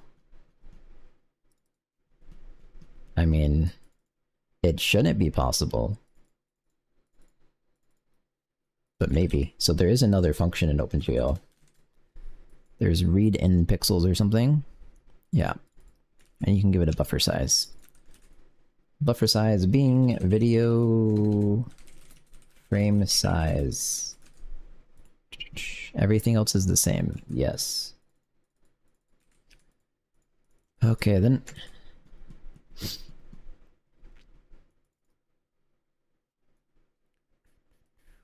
I'd like to do that there. Work. Thanks for the follow, Boost Coder. Thanks, man. Appreciate it.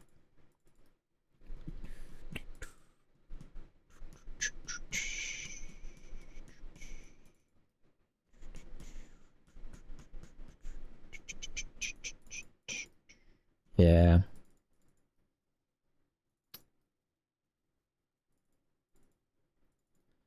Otherwise, it looks fine to me.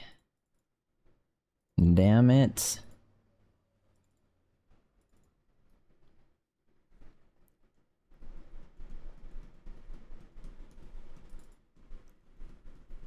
This means you finished writing to the end of the frame, so you do this plus video frame size. And that would, yep, that's right. No. Okay.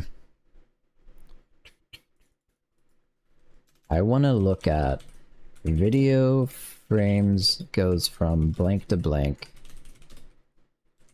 Video start frame, video end frame. Which is here. So this should actually be like here. I'll have to clean this up very soon.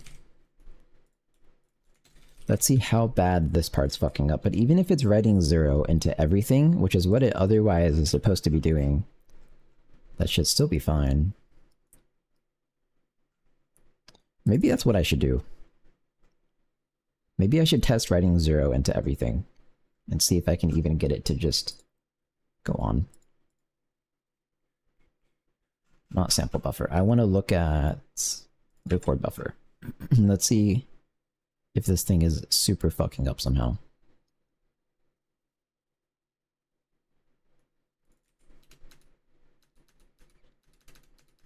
That's all right.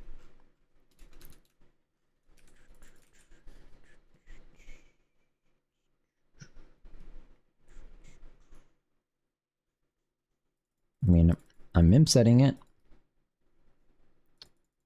Can't be that fucked up.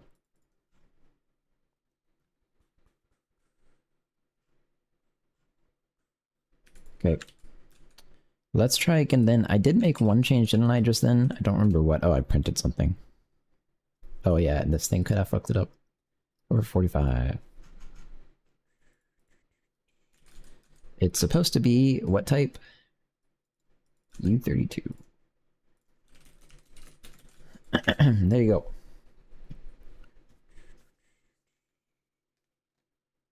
Welcome to Fat Goblins. I want to let the buffer fill up this time. Or maybe not. Okay, let's see. It said, what did it say? 244 to 244, 208 to 208. That's technically okay. So that should have gone then from video to audio. 3 frames left, okay. Oh! That's very relevant, I'm pretty sure. Okay, one more thing.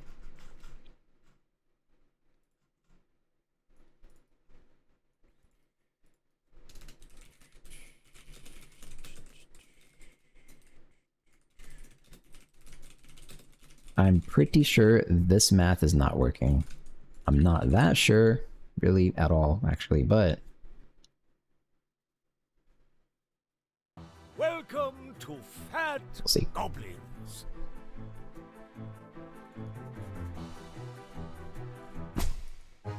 We've breached the... Okay. 236 to 202. Okay, that's actually right. Oh no.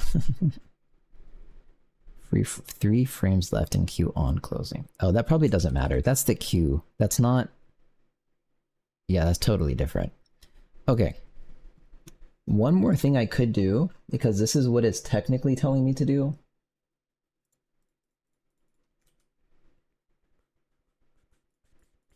This is what it's technically telling me to do, and I was ignoring it.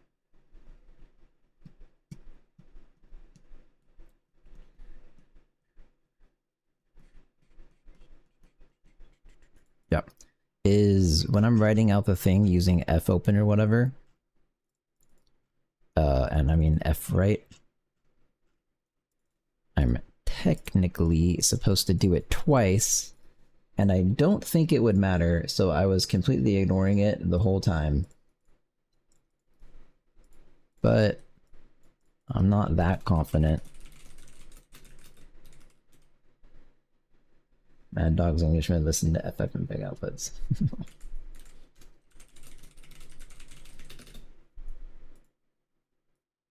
Here.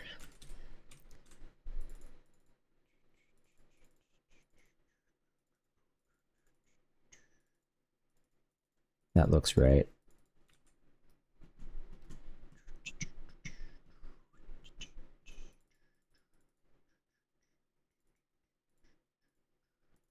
Yeah, I guess. Yeah, the FFmpeg output's not right. I mean, it's right, but I was interpreting that wrong. It says 3 left in queue, which just means like I've already written a ton of data and it's just processing it as fast as it can. I thought it meant 3 left to the end of the frame, but it probably doesn't know what the end of the frame is, so end of the video. So no.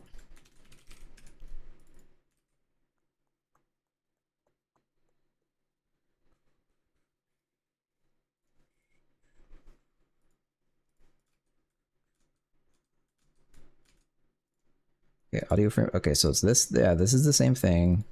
Audio frame size. And by the way, audio frame size has to be. What is it supposed to be? 4800 times 6 over times 4 over 60. 19,200. That is what I thought it would be. I think we will assert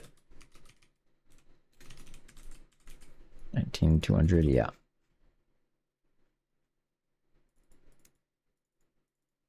Okay, then. So we will do this twice.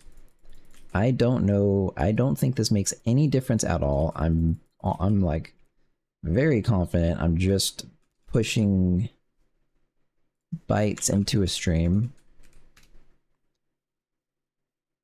But I guess I'll try because I don't know what else to do. Welcome to Fat Goblins.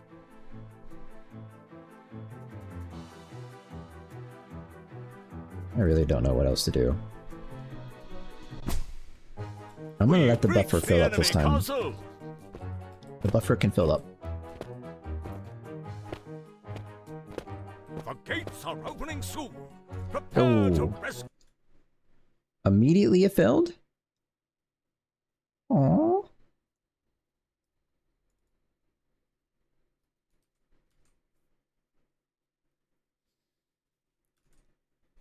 Okay, new plan.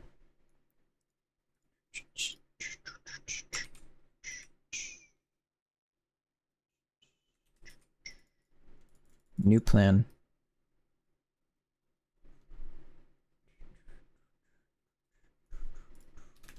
Empty. Am I allowed to do this even? Probably. Boom. Let's try no audio, but still writing the audio and see what it says. And then we'll do something next. Goblins.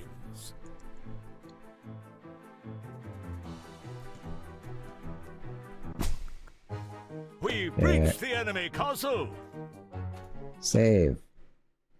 Surely it can't complain. It did.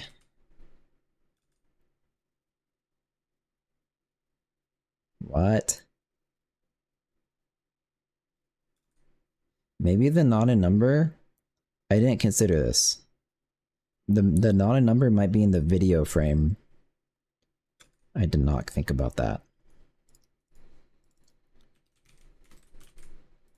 Because the audio is potentially writing into the video frame because I fucked up some math. Okay, so 1920 by 1080 times 3. Am I allowed to do this though? Hopefully it compiles. That's a big number. Welcome to Fat Goblins. Okay, we're gonna have, if this works, we're gonna have a black video. The enemy has... Oh. Okay, I'll be a little bit kinder to the thing. Just a little bit though. I'm still gonna do this every frame.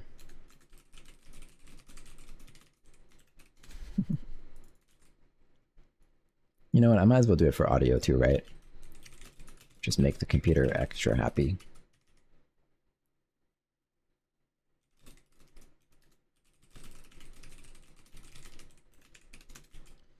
Okay, now go. Malloc every frame? Hell yeah. Hey, Solding. Welcome to Fat Goblins. That's what we're doing. Because I'm at a loss for what the fuck's happening. We've reached the Okay. enemy. It did not crash this time. I'm doing pretty complicated stuff today. Oh, it's... Oh, what? Okay. Pretty complicated stuff, but I'm probably past the fun part. I made a thing that, like, asynchronously saves video. Well, I did that last night. And it was really nice and simple and clean, and I liked it a lot. And then I added the audio. And the audio is horrible. Because it's asynchronous API only. And I have to, like, back buffer stuff and other very, very tedious things. And now this whole file has become a shithole.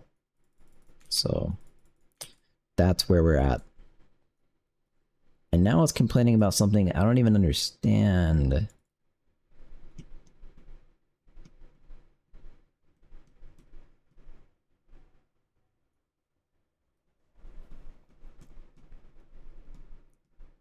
I actually don't understand this. Okay, well, let's see what this number is first of all, I guess. This number is 6220800. That one. But it got that. Am I potentially somehow writing more data than it can handle?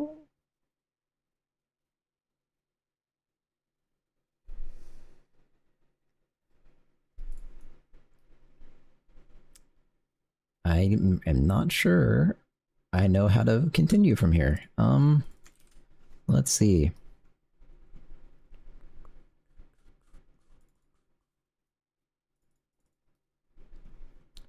I mean,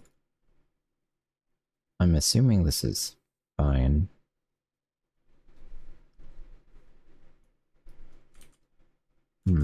Try decreasing video size. I can't just decrease it though. Yeah, so I can, okay, yeah, I can. Okay, fine. It's through my settings, but I guess I'll just hardcode it. Fake resolution. Yeah, I don't think it's a video size issue, to be honest. But I might as well try.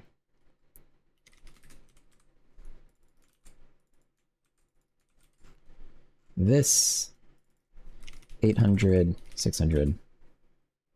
The size of the array, the empty one, right? Well, no, I can't just change that though. It has to match what the ffmpeg command expects is what I mean. But so I'll just give it this fake resolution, 800, 600. And then that's 800, 600. And everyone's happy again. Except me. Oh.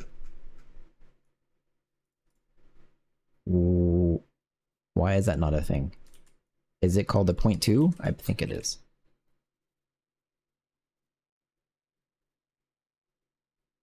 Welcome to Fat Goblins.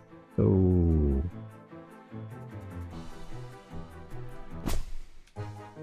Save. Not happy.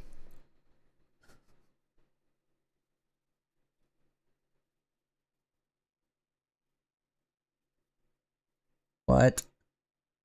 Packet, invalid PCM packet. Wait. That's audio. But that, it said that right after video. Okay, so what's the chance? What's the chance it's somehow not happy about my allocation? Is it short by the same amount? Oh, that's a good question. Well, I don't actually know, because invalid, I actually don't even know what this means. Invalid PCM, so PCM is the data type of the audio, but then it says data has size of 16. I don't know what that means. I really doubt the size of this guy was 16. What if I do this? I am like beyond confused at what's happening right now. So let's just shove this data into here.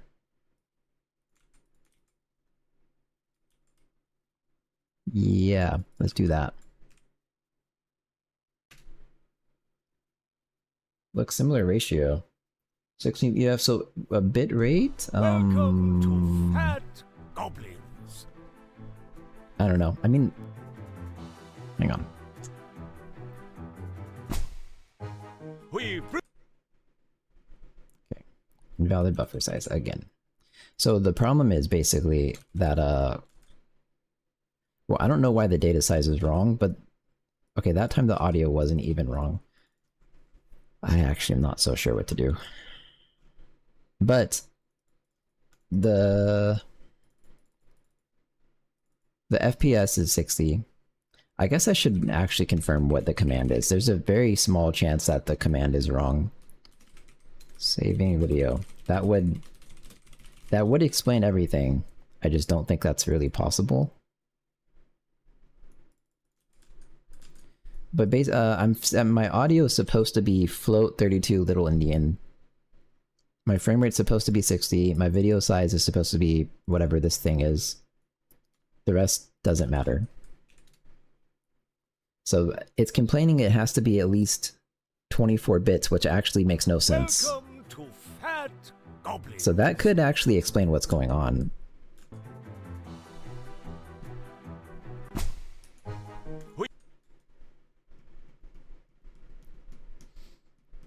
Packet corrupt.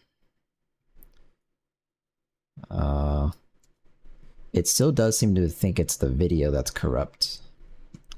Okay. Okay, what's my command?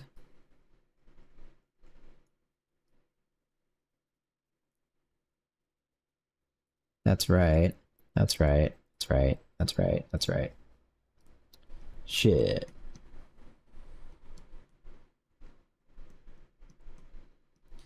I think my command is wrong, and I'm not sure how to fix that, because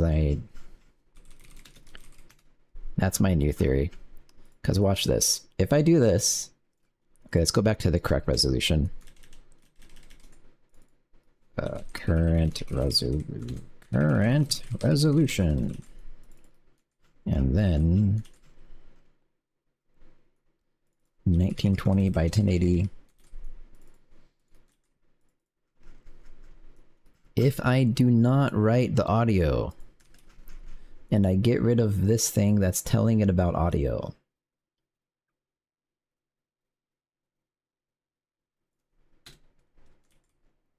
and I only write the video, I am pretty confident everything's gonna work and it's gonna be a black video.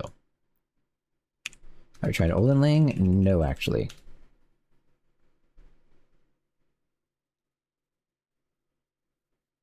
Welcome to Fat I did leave it as 800, 600. You're right.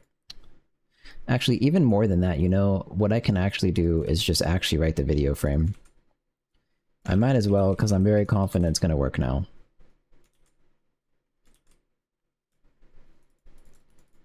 Yep. Uh-oh. You want to use 64? Yep. Look like the fake. It's really similar to Giant. Yeah, I know Odin. Fat Goblins. I mean, I don't know why I would use it though, since I have access to Jai. Double music. Ended up using that more than Jai. Did you have access to Jai at the time? Why do you prefer Odin?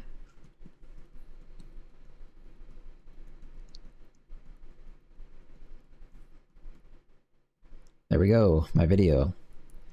It is definitely audio fucking everything up. So my guess here is that the way I told it about the audio stream and the way I told it about the format being float is not okay. Yeah.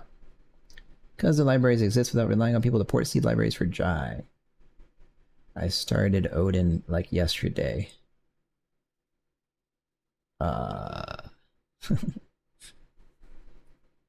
It is quite the track record you have.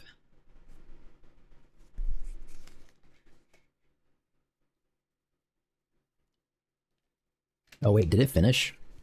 Oh. New video.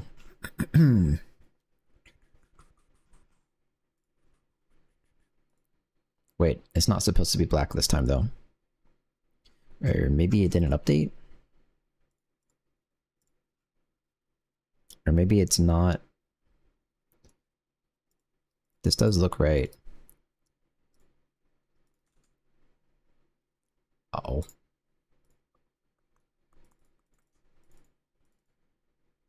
Uh-oh.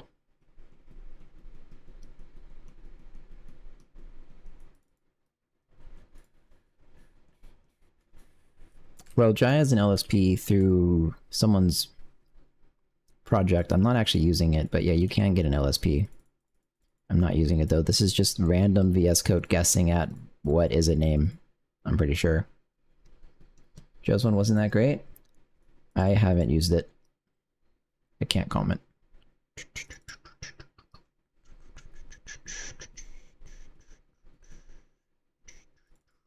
Why is it black? This is... I might have changed something while debugging and forgot. But this is kind of concerning.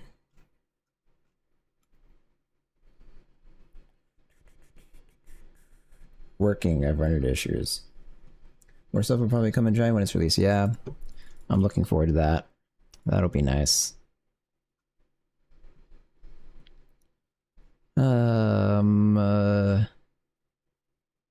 Now what?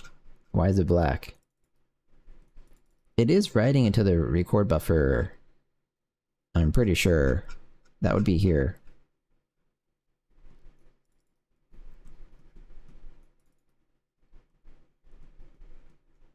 Here. With video frame size.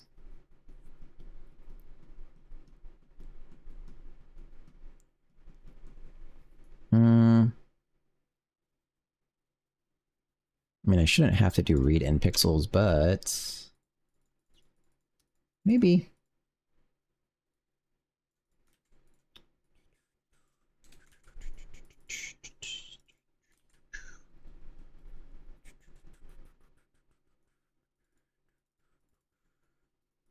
I don't think that'll fix it though, to be honest. It's possible this is fucking everything up. Let's just not write. We'll just let it grow to infinity or something. Okay. It can just have fun growing to infinity, and then we will go write the video frames as normal. This will be kind of interesting, I think. Did you specify a codec to... Welcome to Fat Goblins. I'm not sure I did it right. Thanks for the follow. Thanks, man. I did, but probably not right. So that's what I'm gonna do next is... breached our castle. I'm gonna be checking the actual setup of my ffmpeg command, because I'm pretty sure that's what's wrong.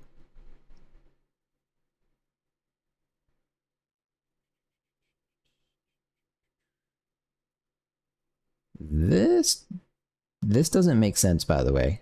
Okay, this is wrong. Yeah, this is what's wrong at the moment, why it ended up black.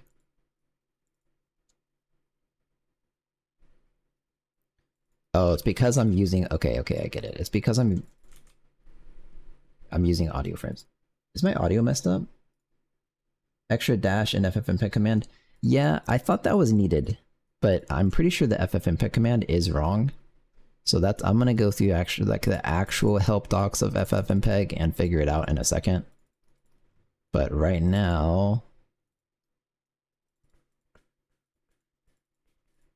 I have to get rid of this and not forget I'm doing this so that I can see that it's not a black video.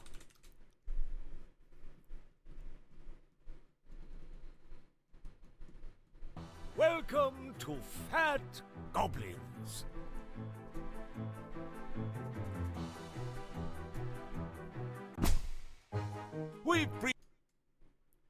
Okay, so now... Okay, that's right. That means it's entirely 10 seconds of video. Which is actually not right. That's interesting, though.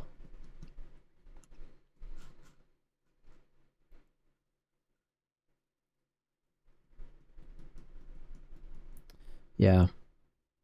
I wonder how I'm supposed to fix that. I'm just gonna... Shit.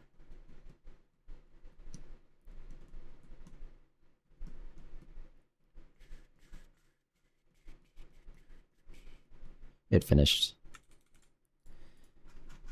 I should have video though, even though that wasn't right. God damn it. I think I might still. There it is. Okay. I knew it. There's my perfectly 60 FPS recorded smooth video. Good. So the problem is, it's doing this frame count stuff, and it's incrementing the video frame count when you're at 0 or whatever. Yeah, I've like severely fucked a lot of this up, haven't I?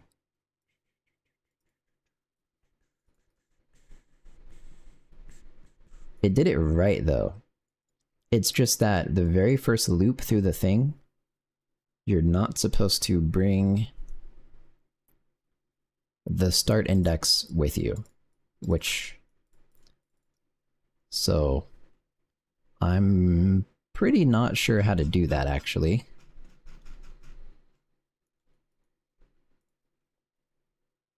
So that's when you're writing into the frames. So what's happening is when they are the same thing, it also moves the start index. So I guess, I don't know, the only thing I can think to do here really is start this out at like -1, which kind of sucks a lot.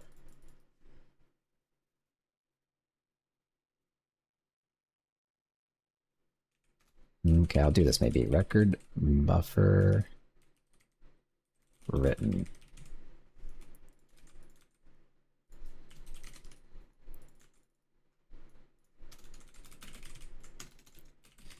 This is probably less stupid than starting at a -1.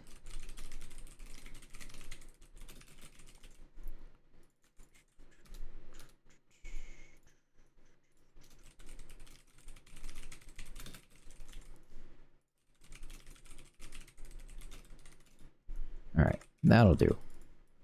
And then this was not necessary, was it, to do that? So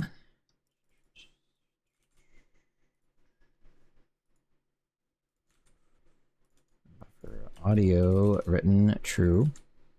Both of these things have to check that guy. Working little big Indian. I'm working a little Indian. I don't think anyone has big Indian, do they? It doesn't exist. It's fake. It's made up.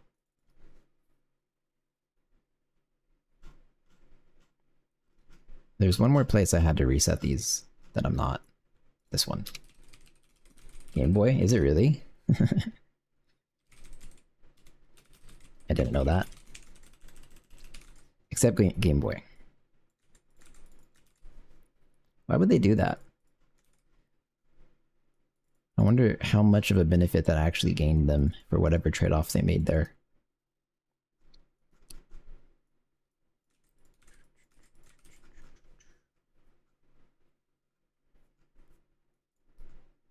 Well, unfortunately, Game Boy can't play my game then. If you have a big Indian computer and you start up my game, it says, get a new computer.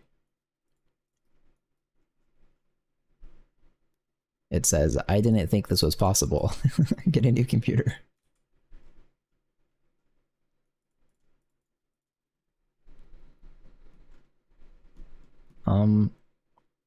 Okay.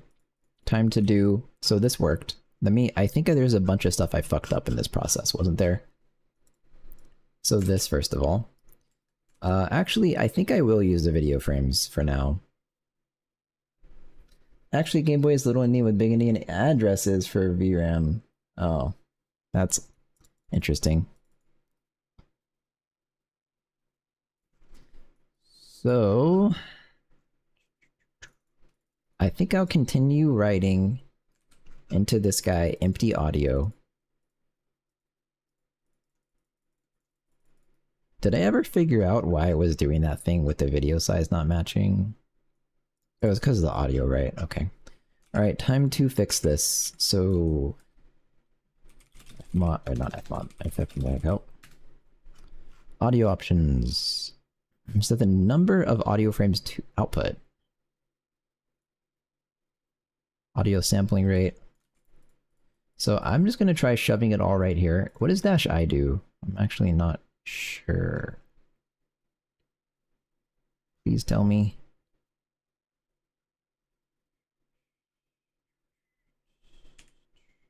How do you get more help? Long.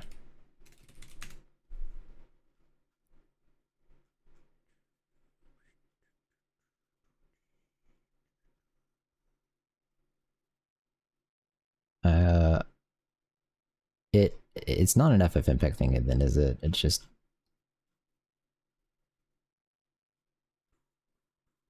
Oh wait, is that just input? It's just... Wait.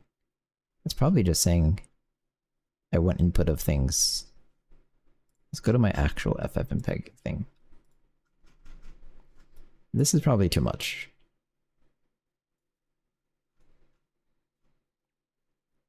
I'd like to be as sure as possible for every single thing I'm doing before I go on. So I think this is what's causing all the problems.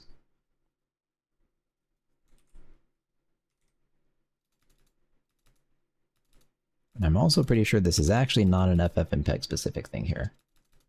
And I'm wasting my time. In file. There we go. Okay. So my in file, it flips it.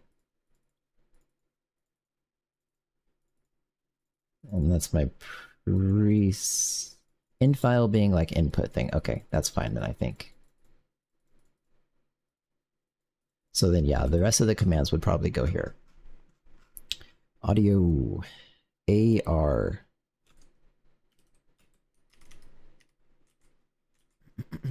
4800 channels 6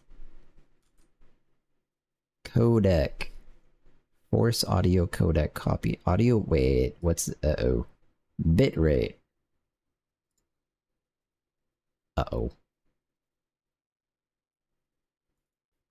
I don't, if presumably if I'm providing the codec and the number of channels and the sampling rate, then I wouldn't have to provide the bit rate. I think that would be how that works. Okay. So I want to look at maybe a codec and see what here I'm allowed to give. It doesn't actually tell me.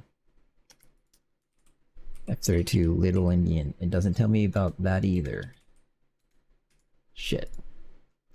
Someone in the chat typed something that was a codec for F32 Little Indian. How did you determine that specific format as something that was accepted? Because I don't see that. FFmpeg, a codec, right? FFmpeg, a codec, options.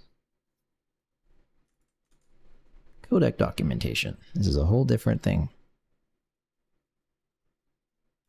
And what type of video? Raw video. But I probably don't want that, right? I want audio.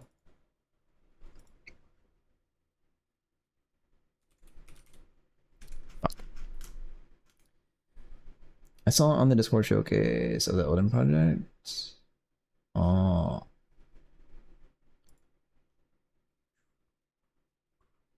Audio decoders. Okay, 1 second then.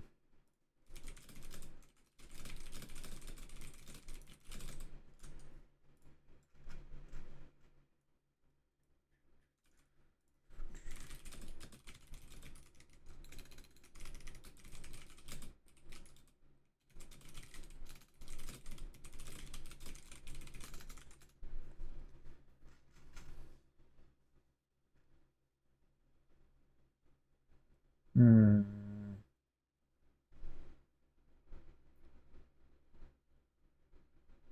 I don't think this is right. Shit.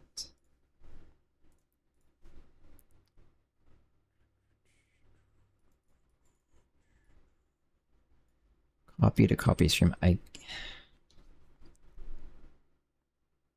guess I actually want copy, so I don't think I actually want to mess with this. Which means I'm pretty sure the options for this should be somewhere else.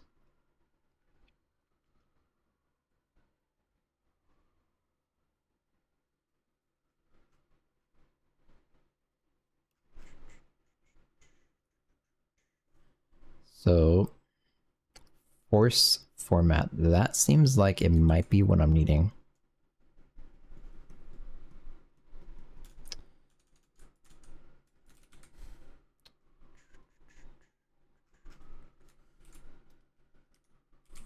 Force format.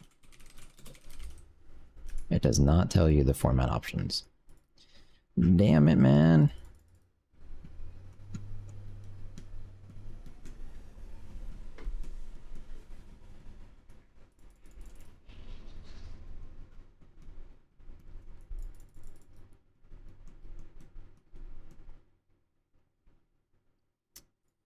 Let me try finding this.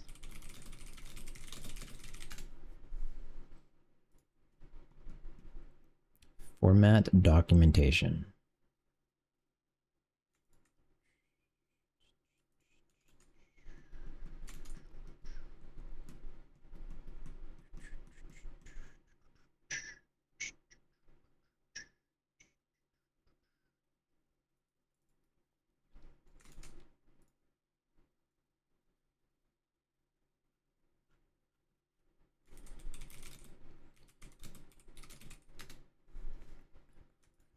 Audio types.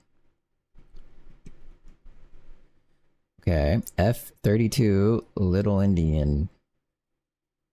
That is what I'm doing. And how was I supposed to know this was a thing?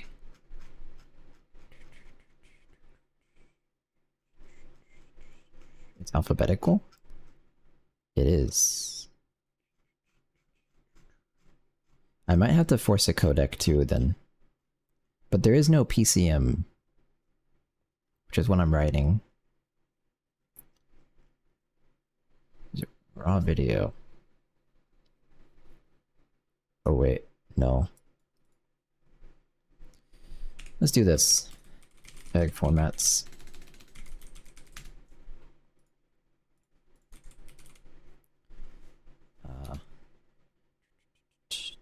PCM 32-bit floating point Little Indian. That is what I'm doing. Oh.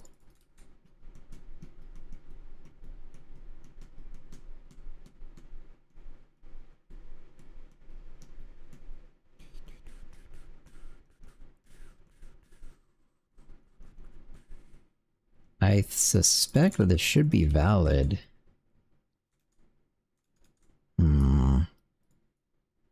But I don't think I'm allowed to force another format here, so that seems to be what's happening, is that by having this double command, I'm writing both the audio and the thing in two different parts of the same stream or some shit that I barely understand.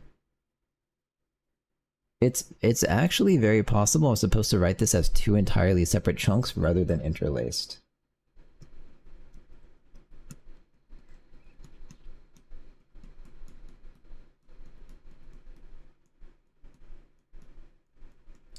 No. We'll see. This might be the last thing I try. This is not working so well. So it is F32LE, and then I do have to specify this thing. Shit.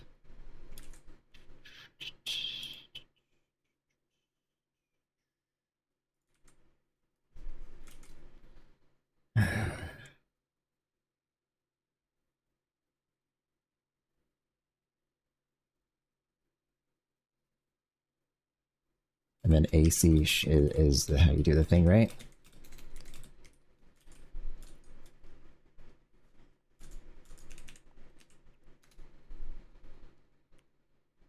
Channels, yep. Set number of audio channels. So even if it's not supposed to be interlaced, writing 0 should be valid then.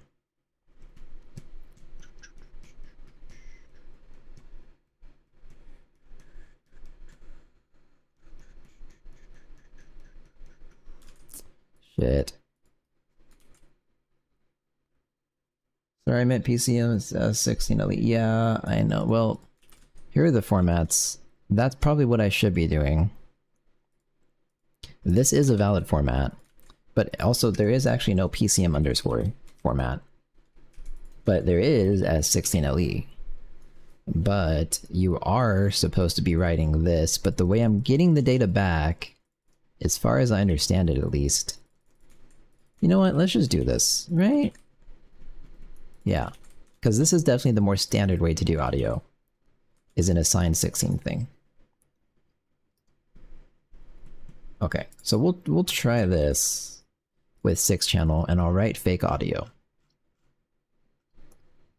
So now it's not this, it's something else. 4800 times what? 2 over 60?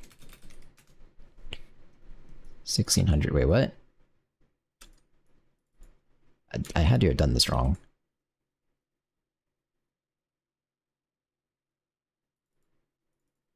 What? 4800. Oh, times 6. I forgot the 6. Times 2 over 60. Okay. 6 channel. There we go. That makes a lot more sense. That's what I did. That's when copying audio, you could specify it. CAPCM. Are you sure? Oh, that would be a whole different thing, wouldn't it be? Let me look at that. Copy audio.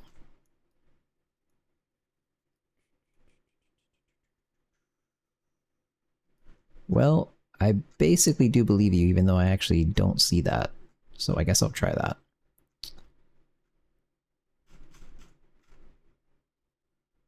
Is this really not how you're supposed to be looking at... Okay, I'll try it, whatever. Is that not how I'm supposed to be looking at FFmpeg commands? I use the man page. Oh. It's actually different though? I don't know. Fuck, wait, I don't know if this is gonna work. I'm gonna force the format and do this because I'm not copying audio from the video input stream because I don't think it interlaces this way. More detail, I see. So I'll force the format.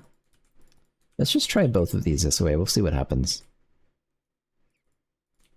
This is gonna be weird. Not that. A codec is alias for codecs. Oh wait, what are those two? 283.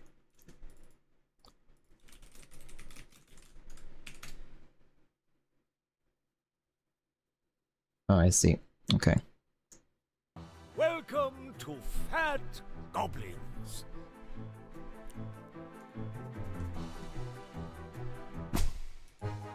Save. Immediately not happy about the input format specifically though. So that would be this. And I think this is still gonna not work because now I'm not forcing any input format. Let's try one more time though, and then I'll put it inside the video. Welcome to Fat Goblins.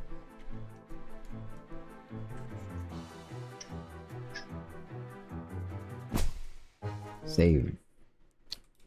Yep. Invalid data when processing input. So we will try it here. I don't expect good things. I did leave the channels, which I didn't mean to do. Remove that.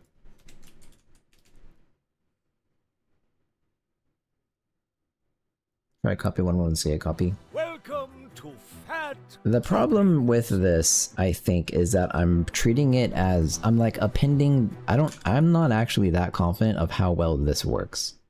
I'm saying this is one section of the stream. Well, I'm not doing it now, but I'm saying this is one section of the stream and this is one section of the stream.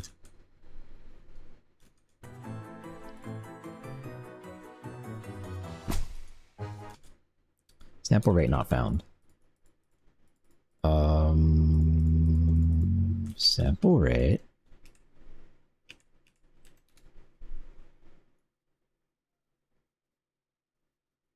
AR. What? 44,100? That's not my sample rate though. That's not what I'm doing. Uh-oh.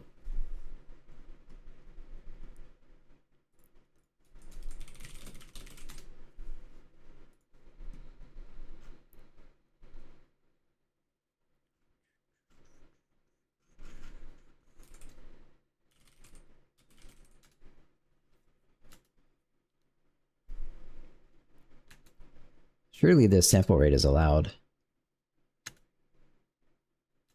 I'm trying to look through the docs. Default 4800. Did I type it wrong or some shit? Options. Wait, it's literally an option called sample rate?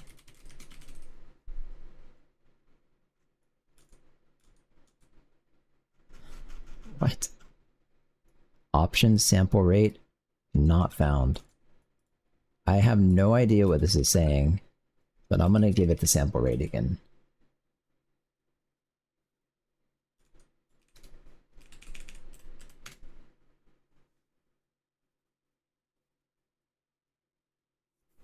Welcome to Fat Goblins.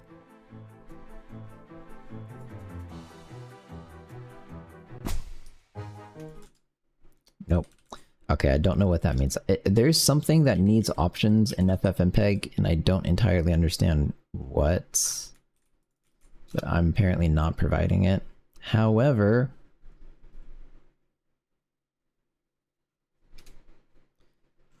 yeah. However, I don't think this is the right way to be doing this.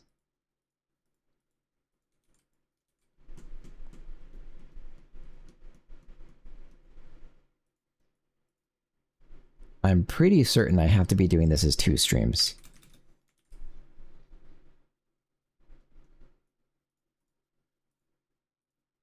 Okay.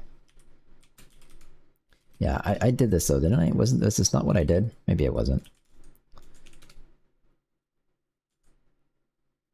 I will soon give up. There's only so much point to struggle on stream. Fat Goblins. We'll see how far I get. The enemy. Lies. I think that's probably true. It's actually doing stuff.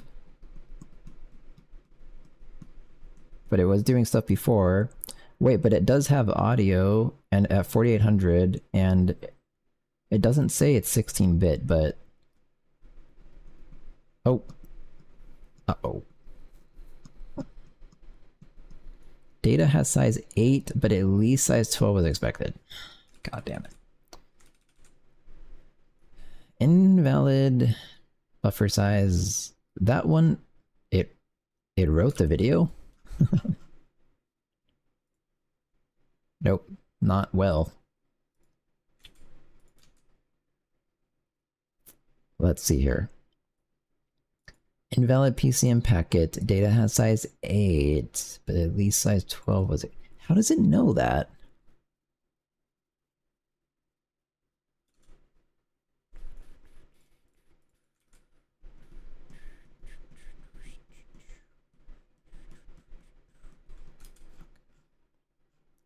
To pad the buffers or something? It's not that I need to pad the buffers, it's apparently that the number of bytes I'm giving it per frame is wrong. But like, it's not. Due to the bit rate, I presume. But it should be right. So this thing is, that's that many, oh, bit rate. I thought it would deduce that itself. I see what you're saying. Okay. I'll give it the fucking bitrate. That could be bitrate. Please use this.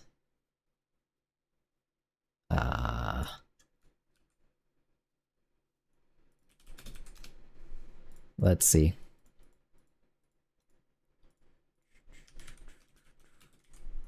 Bit rate. Is that bits per second? So that would just be 96,000, right? Am I wrong about that? The bit rate is... Oh, is this not... This isn't how you do it? It's in kilobits per second. Oh, God. And you have to include all the channels. Oh, you just provide... So it does its own shit with this. It's not raw data anymore. Okay. So I can do whatever I want, right? Let me look at the valid bit rates.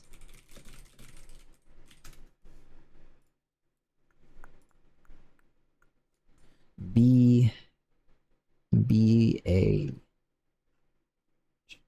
That's not it. BA 192K. So I'll do like... I'll have gigantic audio. And I'll do 512K or something. I don't think this is the problem. I don't know. Let me actually calculate it. So the bitrate is bits per second, right? 1080p 30 stream would be nice instead of 1080p 60. Does it stutter?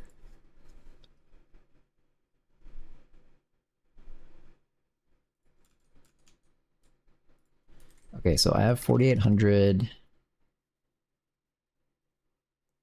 I actually don't know what this is expecting.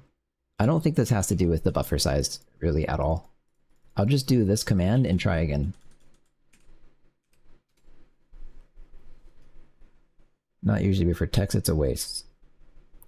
Well, true, but Fat Goblins. then for the game it would look bad. And I can't have both, I don't think. We've breached the enemy.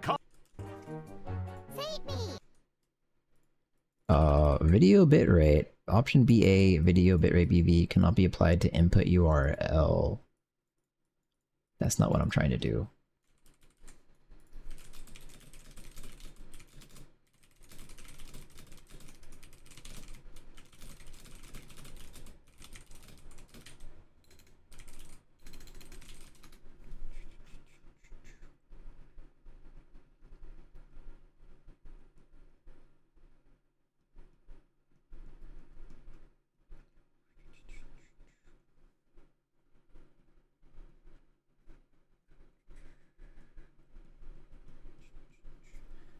Honestly, what I think I might do, I don't know, I feel like this is giving up. Ah, fuck.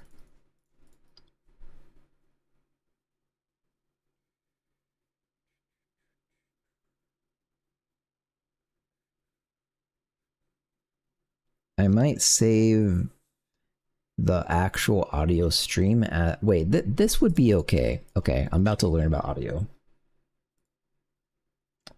Oh, it's either or. Yeah, I think if you have a ton of, if you're like partnered or something, you can get more options. Okay, wait, WAV file format. Is this actually just raw PCM data? I don't think it is it? Nothing's ever that simple. Well, I could use FFmpeg again.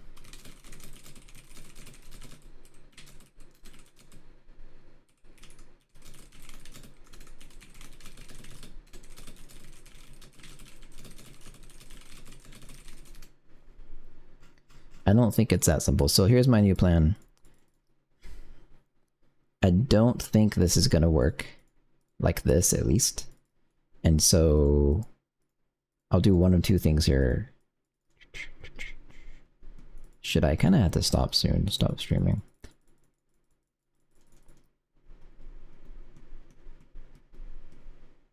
I bet I'm honestly so close to this thing fucking working.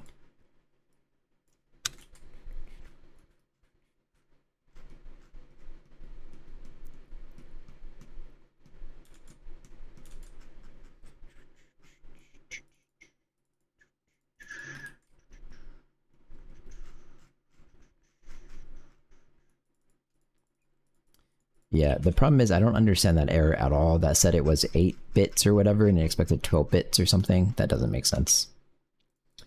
Okay, wow. Yep, in fact, you can't, it's not that easy. Okay.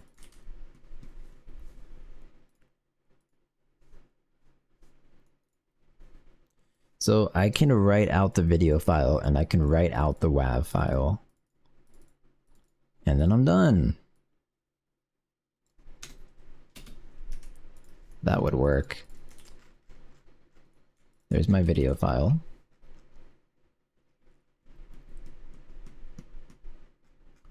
Okay, let's undo. Okay, I did that already. Good. I'll call that video command. Peg video.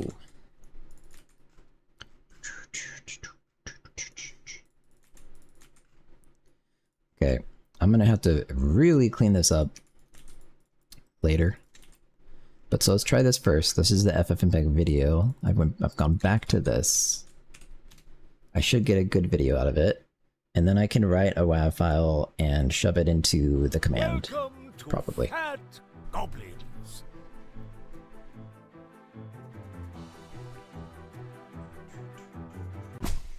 Save We've me. reached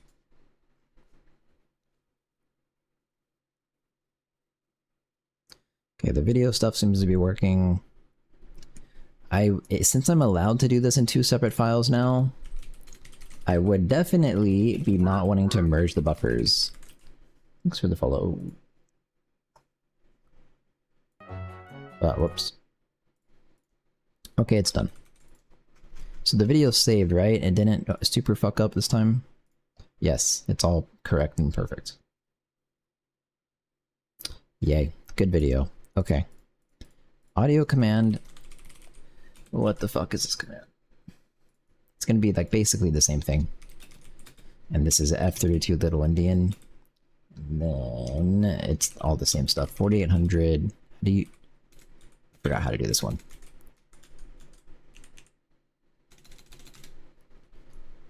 Channels 6. Same thing, we're making a stream or whatever. Oh, apparently you do have to now give the codec. Interesting.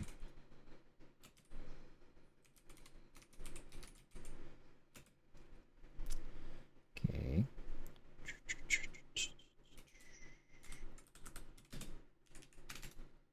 This is now, I guess, video name av audio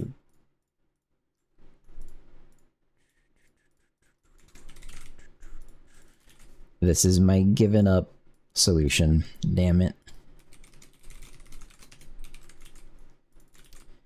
Okay. And then FFmpeg audio is popen audio command. Data bub.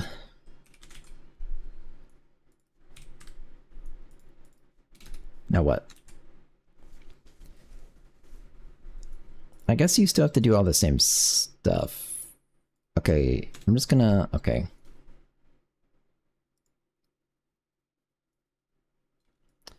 Yep. Oh well. Okay, we'll do this first. I think I can just do the exact same thing then if all the rest of the code works correctly and it's like exactly the same. Except you don't have video frames and you don't have frame view, you have audio frame view.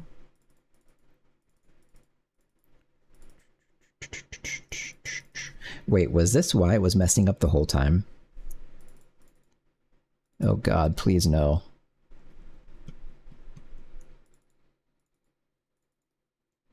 This is wrong. Oh god, no. This might have been what was wrong the whole time. Very, very possible.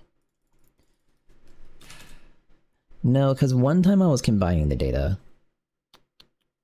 Okay, I'll have to look into this off stream, but I just want it to work for now. This command shit is too confusing. So this is video frame size.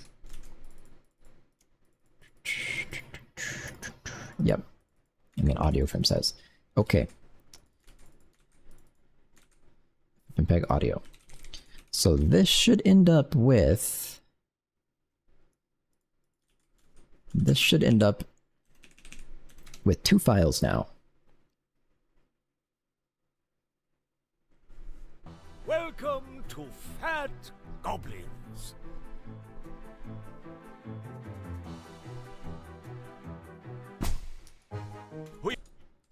Okay, it's writing...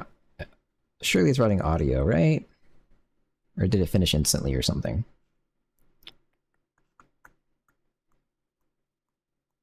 I don't know. It really didn't say like anything about audio. Did it even actually do it?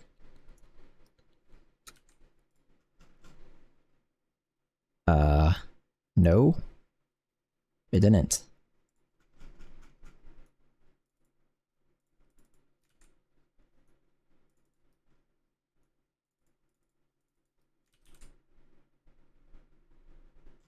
What? Oh, well, I don't know if this matters, but I forgot to p-close it. That probably matters, huh?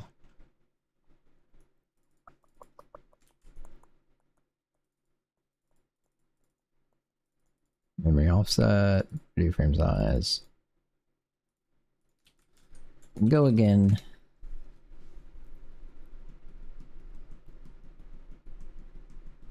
Welcome to Fat Goblins.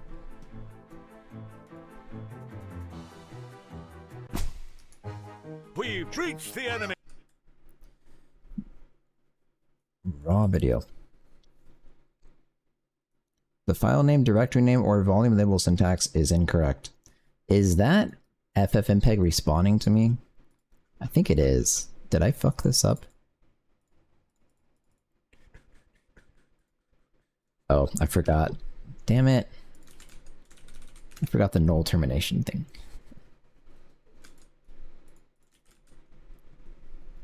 Welcome to Fat Goblins. Alright, this time for sure though. The enemy has CA, unrecognized option, CA. It's C.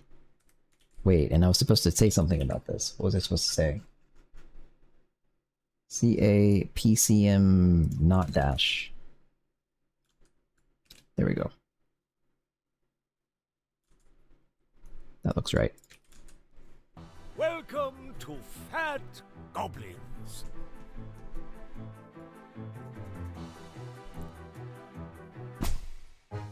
We've reached. Now is it happy?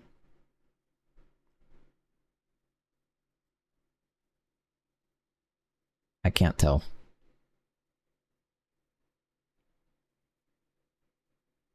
Yeah, it did something.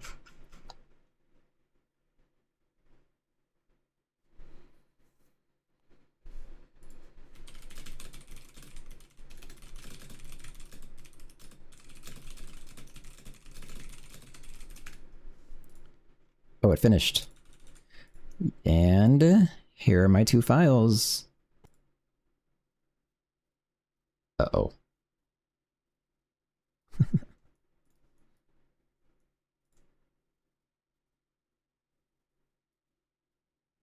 Well, that didn't work. It had a little noise at the beginning. So it has that going for it.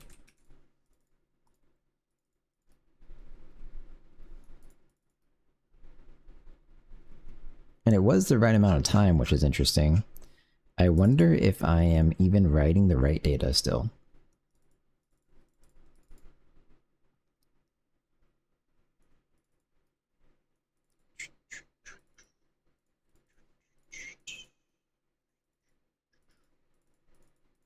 Yeah, this is all otherwise correct.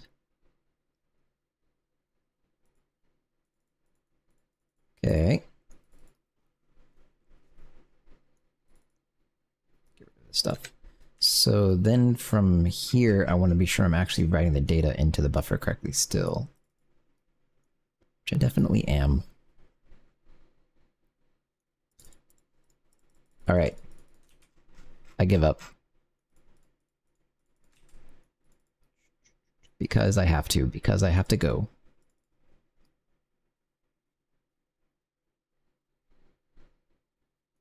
Damn it.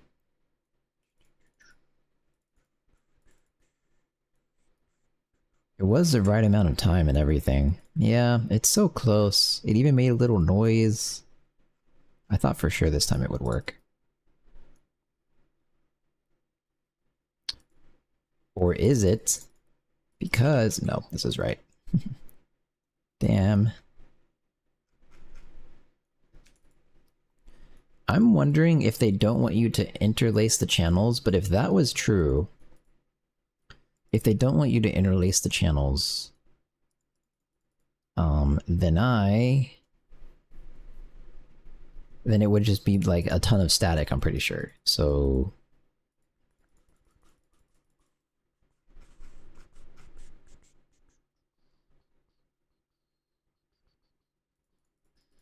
yep. Alright, give up. I will fix it tonight. Let me find someone to raid. It's very, very close. I didn't think audio would be this hard. It is very fucking hard. Well, it's not so much, I guess, the audio's hard. It's more so that FFmpeg is like, has actually something like a million options, and I don't know what I'm doing. So I'm gonna have to look at the docs and read them very slowly and carefully tonight, which is probably not something I want to do on stream. So I'm gonna see who to raid. Anyone have an opinion of who to raid? I don't know who to raid.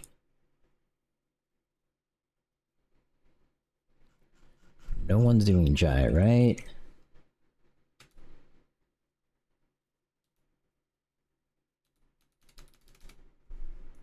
Is it just me? Yeah.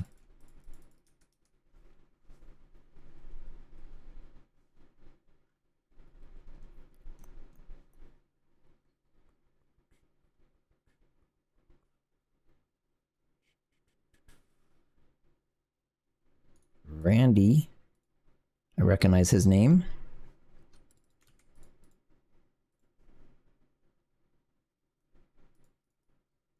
Today we ship a web demo to itch. Alright, we're hosting Randy.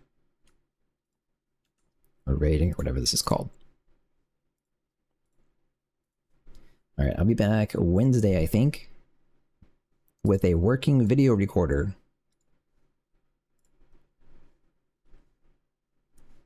So, Randy, where are you?